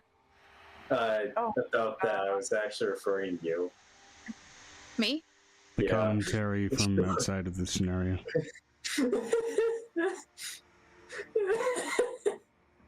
I'm sorry, no offense. I love you, but God. You're just as annoying. Sometimes. I'm sorry. Alrighty, and music, we're gonna go ahead and change that to dream as well. Oh my god. Why doesn't it mute? I muted myself 3 times. Oh my god. And here I am shrugging, and I forgot I turned off the camera. You are in a bit of an interactive hallucination. You know what I am, Dragonborn? Mushroom lady, yes. I am Brona, Archfey of Decay. I represent the rot of the wild, and its return to feed new growth.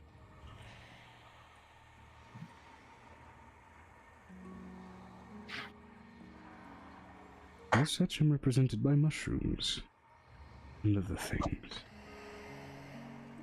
Now, do you know perhaps why you are here conversing with me? I mean, I'm just,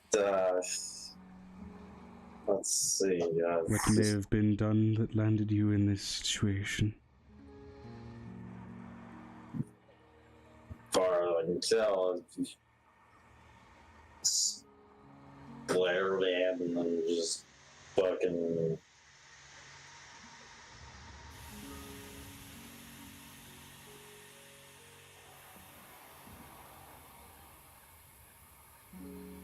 I'm sorry, is that mushroom like comfortable or anything? Is there like room on it?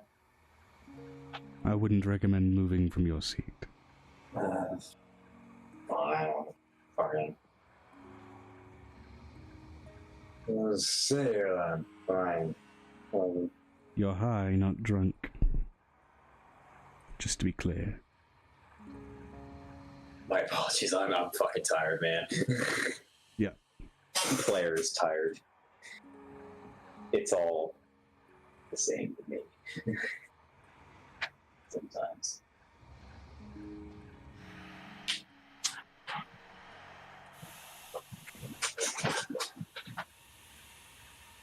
Well? Do you know what might have landed you in this situation? No fucking clue. Were you given any warnings recently by anyone?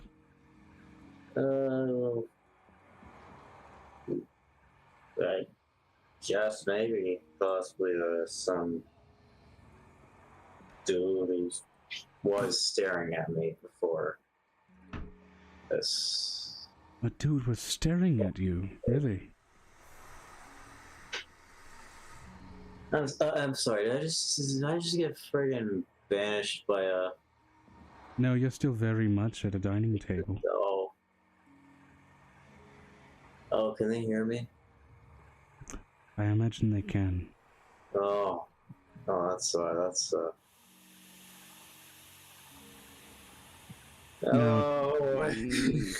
The awkward thing is I am the mistress of decay, which means over the course of this conversation, to them, your speech patterns have been slowly decaying. You've been growing less coherent as time has gone on, and you've been speaking far more slowly. No, that's somewhat related, I guess. Those with skilled enough ears would be able to still understand what you're trying to say. What was this warning about? I wonder. Probably like some, if I remember correctly, some book you didn't have. Didn't have or you didn't find? I looked everywhere. I wasn't there. Make a deception check. From his point of view, he's not lying. Why? It's 17 plus 11. Wow. Shame. Well, as an archfey, we are entitled to certain levels of fun with other mortals. Piff likes to do things involving water or making people fart rainbows for some bizarre reason. See, I, as a goddess of an archfey of decay, like to make things seem as though they're fermented.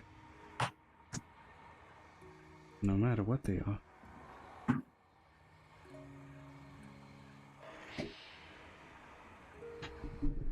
Fermented fruit. Fermented bread. Fermented juices. Fermented milks.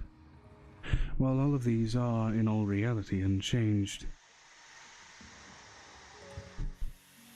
your tongue won't be able to tell the difference. So my question is, for how long won't your tongue be able to tell the difference?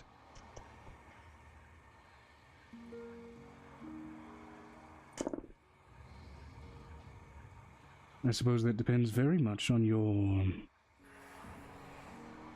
decision-making from this point forward.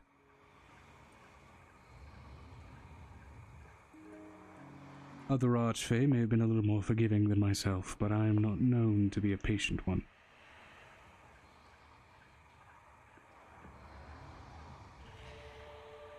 Depending on how quickly you should get through the entire series of a certain set of books, not just 3 volumes, you may find your complication ended. However, for every moment that those books are not finished, you may find the world is a lot less pleasant in regards to its flavors. Some more pleasant. It really depends on what you choose to consume. But let me tell you, fermented milk is not a banned flavor.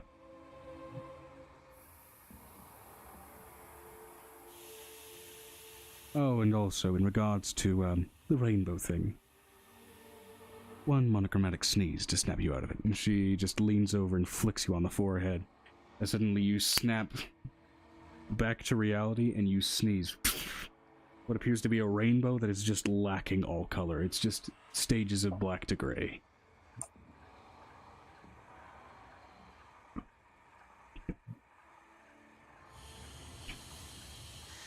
You're unsure of how long that trip lasted. You're unsure of if that was real or not. You do know you were tripping balls.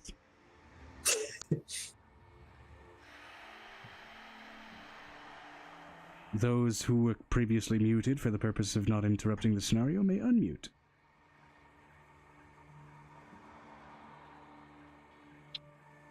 Don't mess with the Archfey. I always thought I was muted like 6 times, but I'm just letting you know.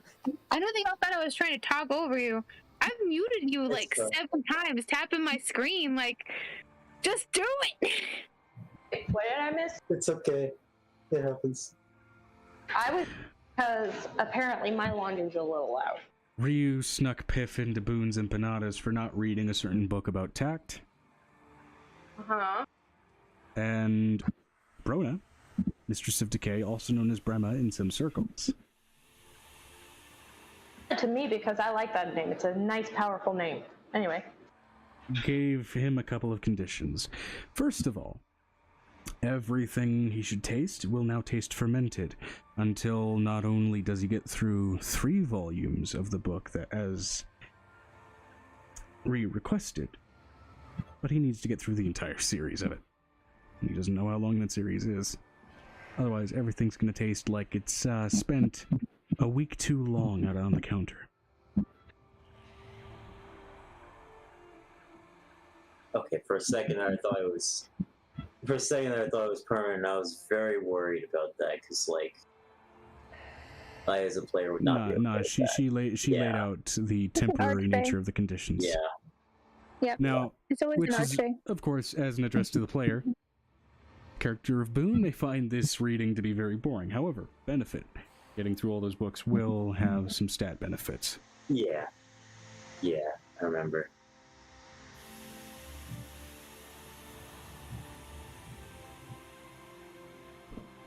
Of course, you can also possibly seek deals from alternate sources to prematurely end this ailment. I'm letting you know that the minute that her grandmother comes over, she angel hands off the baby. And as far as all of you witnessing Boone's trip, yeah.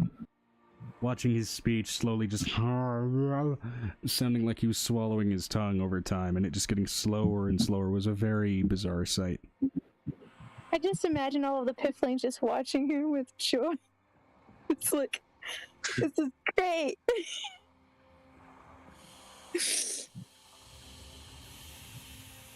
And then that weird, like, monochromatic sneeze that snapped him out of it as his eyes went back to normal. Are you okay, Boone? I'm not sure. I'm also not sure I'm very hungry. You already finished your food. Wait, did he? There's a bit of empanada hanging out of your mouth. Apparently, during your semi-conscious stupor, you were eating passively as time went on. Of course he fucking would. And right now, the only thing that you taste as far as the leftover bit of empanada is just mold. Ugh. Yeah, nope, I'm watching that out with water. Of course, I bet that's not gonna be great either, but... It's water. Boone doesn't know that. Okay. Well, in this case, it would taste like stagnant water. Yeah, it's always... You ever drank out of a water bottle that's been sitting for a little too long? I it's drank really out of a swampy. glass. It's a little it tastes a little swampy after a while. Because there's actually a natural yeast and bioproducts that are put on the water. Yeah. Over time. But yeah, point is, like, yeah. Who's gonna have fun with that? Well, you enjoyed your lunch, didn't you? Mm-hmm. Isria's just looking at you and smiling. It's a good thing you ate before before the trip finished. Gods only know which fae you talk to. Boone's struggling to resist the urge to flip him off. Go ahead. Or some equal Go ahead. thing. I would expect it to happen once. Nobody's done it before. You know what? Fuck it. I'm gonna roll it. That'll be... Oh. Wait, would that be wisdom or intelligence? Wisdom. Is this a wise decision? Yeah. Okay. 19. Okay, you find it might be unwise to further antagonize this individual. Yeah.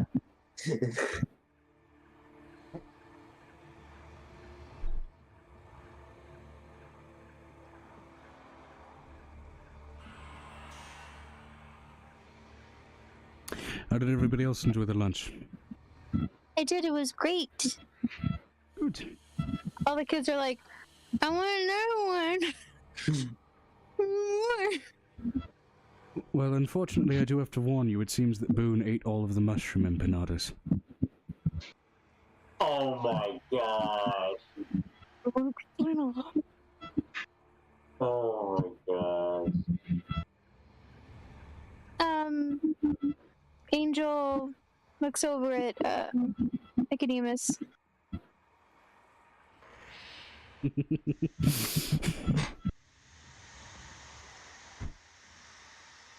Yeah? Does Kimiko just want to wander by and take the baby? My baby? Yeah. Yoink. Grandpa, what are you doing? Okay.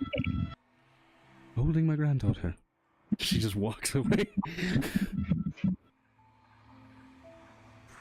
Okay, that's weird. Like looks over at her dad, probably down the table with babies in his arms. What's up, Dad? What are you messaging, Joe? I'm not messaging anybody, I am switching up the playlists. Waves over at her dad down pointing on the table. How you doing? Doing alright? Her dad's still there, Joe. Yeah. Kikihito's still there. I'm doing alright. So how you doing? Yeah, you're doing okay? Well, I had my Yeah. first normal child. I noticed. You can find My great grandmother. Yeah, if I can find my mother. Uh-huh. If I can find my mother, I'll track and hold that baby. Well, all of the other ones are very interesting as well. Mm-hmm. How are my siblings? Are they covered in food? They seem to be, young. It's a good moment. Yeah, it is. Yeah, it is. I've already fed Alex, and I fed the other 3. Anybody else I needed to feed? You can tell her just going through the list in her head, just like... Mm-hmm.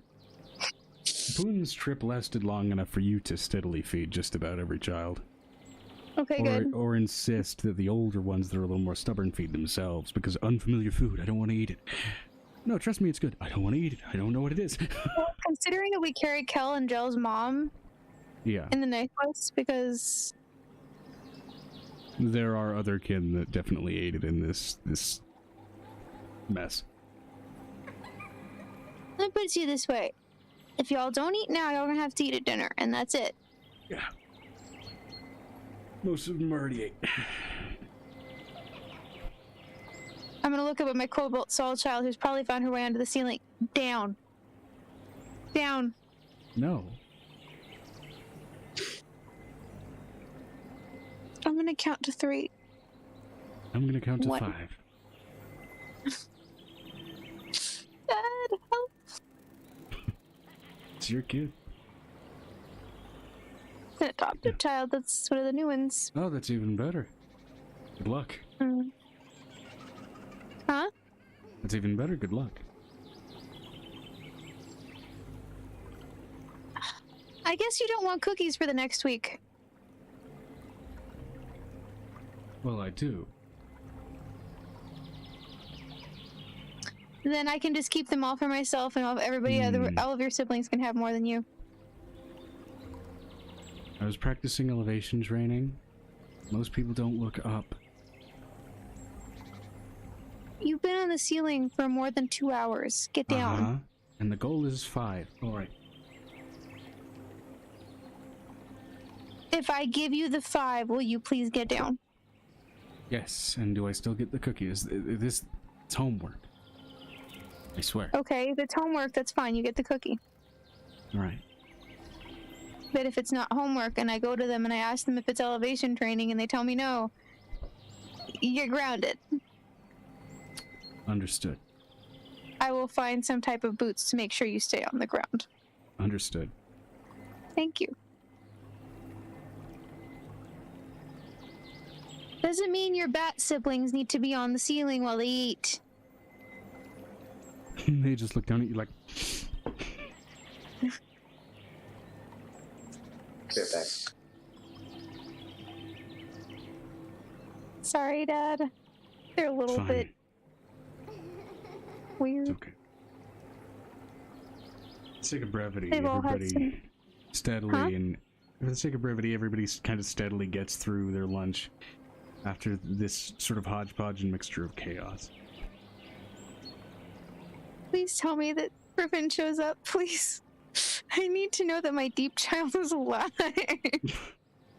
Pretty much a good half hour after everybody finishes, you hear Angel's pixie. a splashing of water after the sound of teleportation. And just the scout of water that comes from various different sources. So? Yeah. You see Griffin walk in, sopping wet, a few different kids on his shoulders, and a certain Zarissa, as he then casts prestidigitation steadily on each one, getting everybody dry. Did we miss lunch? I feel like we missed lunch. There should still be some left over, considering Alright, not cool. everybody's gonna eat. Awesome. Do you have empanadas? Do you have any mushroom ones? No. There was an incident. An incident. Okay, cool. Good to know. Good to know. With the amount of kids you have, I get it. All right, let me.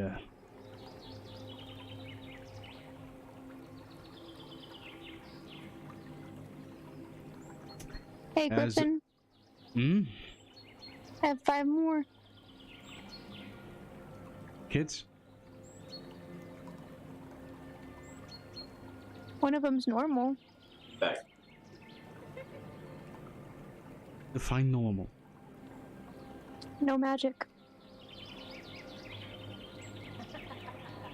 Really? Grandma's got her. You want to go look at her? Sure thing. I'll go take a gander. Lumos is probably already headed that direction. Probably.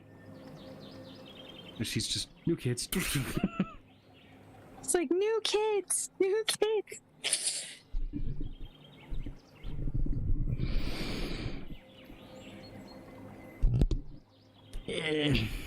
I'm kind of worried about Ren. So am I, but it's gonna be dealt with soon enough. You're gonna go with him? No, I can't. Neither can I.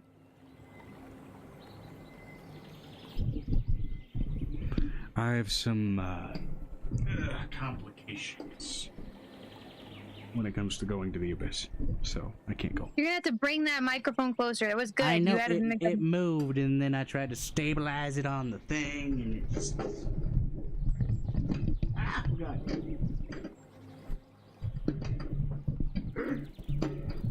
No. You don't need it falling off the desk.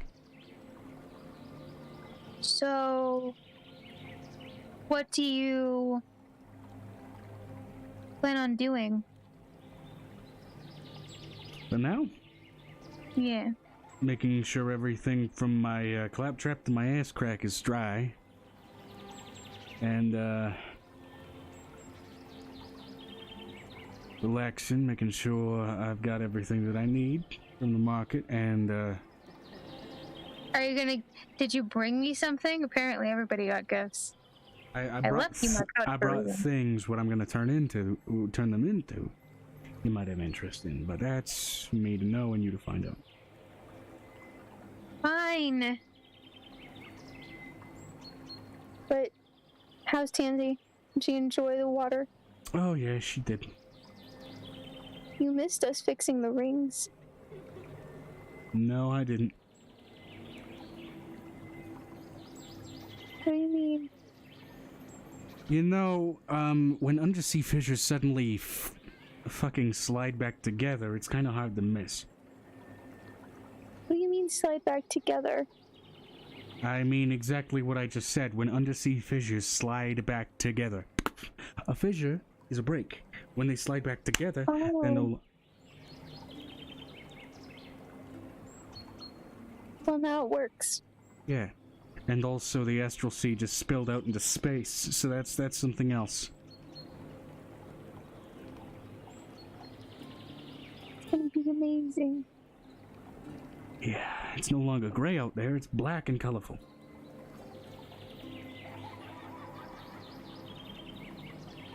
Are you okay? Yeah. I just tried for shits and giggles before I came back here. Plane shifting into the astral sea, and I was staring at Zebria, and it was trippy as fuck. Hope you enjoyed that. Yeah, I was also running out of air pretty fast, so I had to get back here. Technically, you still don't need to breathe. Now you do.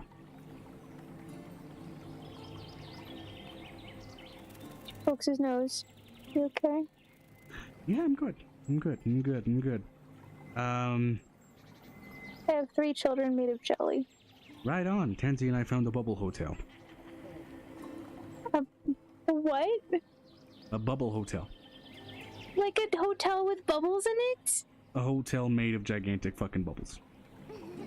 We should go. It would be fun. It was outside of the main complex. Now we had to go very close to the center and toward the discolored bubbles, if you know what I mean. Privacy.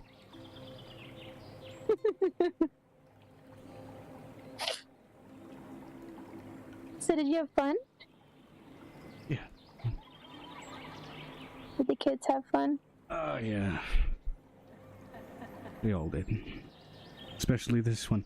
Mom! Jumps up and tendrils just latch onto your face immediately. Fun?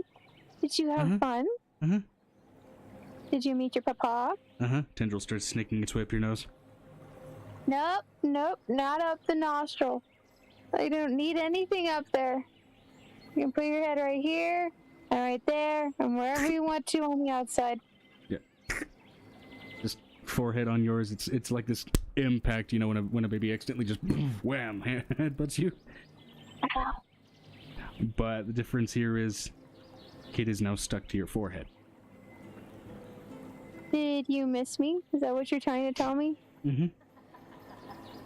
You sleepy now? Mm-hmm.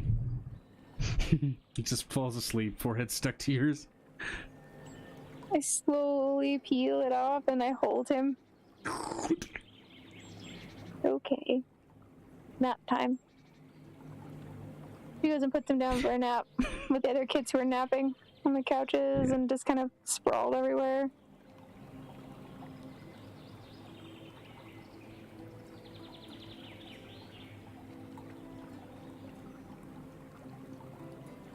And with that, I can drink. I'm not pregnant. yeah.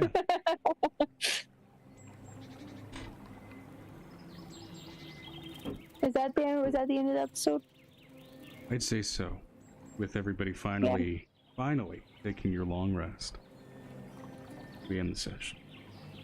I'm not taking a long rest. It's still midday. Oh, it's still midday. Some have opted to take an early siesta. But if it's a brief nap and you're just taking a short rest, and we'll pick up in the next session. That next time, yeah. Yeah, what we're gonna do next session is probably say, all right, what do you want to do with the rest of the day before taking long rest? Yep. That's gonna be what we're gonna kind of do.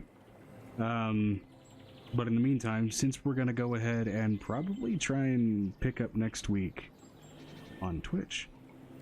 Mm-hmm. What do we want the name for the next episode to be?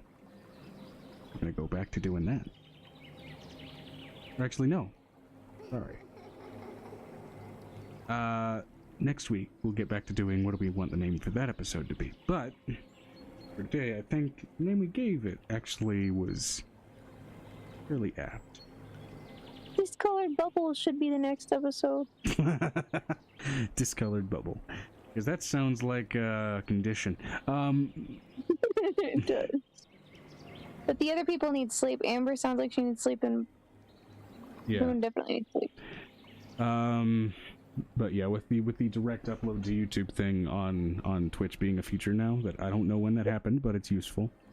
That means that for everybody here on YouTube, we'll be going live on Twitch every Sunday, and then you all should see the VOD showing up on YouTube the following Tuesday.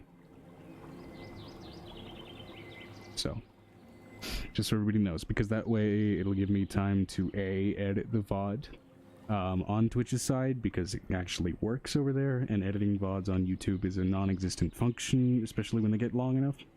But I can edit the VOD on Twitch, and then in the time that it'll take to upload, it should be up on Tuesday. So. And this way, I don't have to download it from Twitch and then upload it to YouTube that way, because that's always a fucking nightmare. Now, uploading it straight, it just... beautiful. Yeah, but you could also do it in segments. Yeah, there's also a button in there now where you can actually split up a VOD into 15-minute segments. Well, I'm saying you could just do it in different segments for where you wanted to in the story. Well, yeah, and that way we can also now do what I used to do, which is cut out the BRBs and cut out the pre-streams and what have you, resulting in, admittedly, a much shorter VOD in the end. So, feels good, man. Hashtag feels good, man. I'm excited for next week. I'm excited. And thank you, everybody. Everybody had fun. This was a very slow week this week. Yeah, I hope everybody at least enjoyed the ability to kind of chill out. I know it wasn't like the most intensive, the most exciting. but we got things to go into next week. In the meantime, I would say let's find somebody to raid. But live redirects are not fully polished out on YouTube yet, so raiding out will be something that we'll be back to doing on Twitch and iPad. Okay. Again, thank you guys for being patient enough to be my players. Thank you guys for sticking it out for now 112 sessions. Be excited to see you on session 113. Okay. And yeah. And the broadcast and the stream. Boom.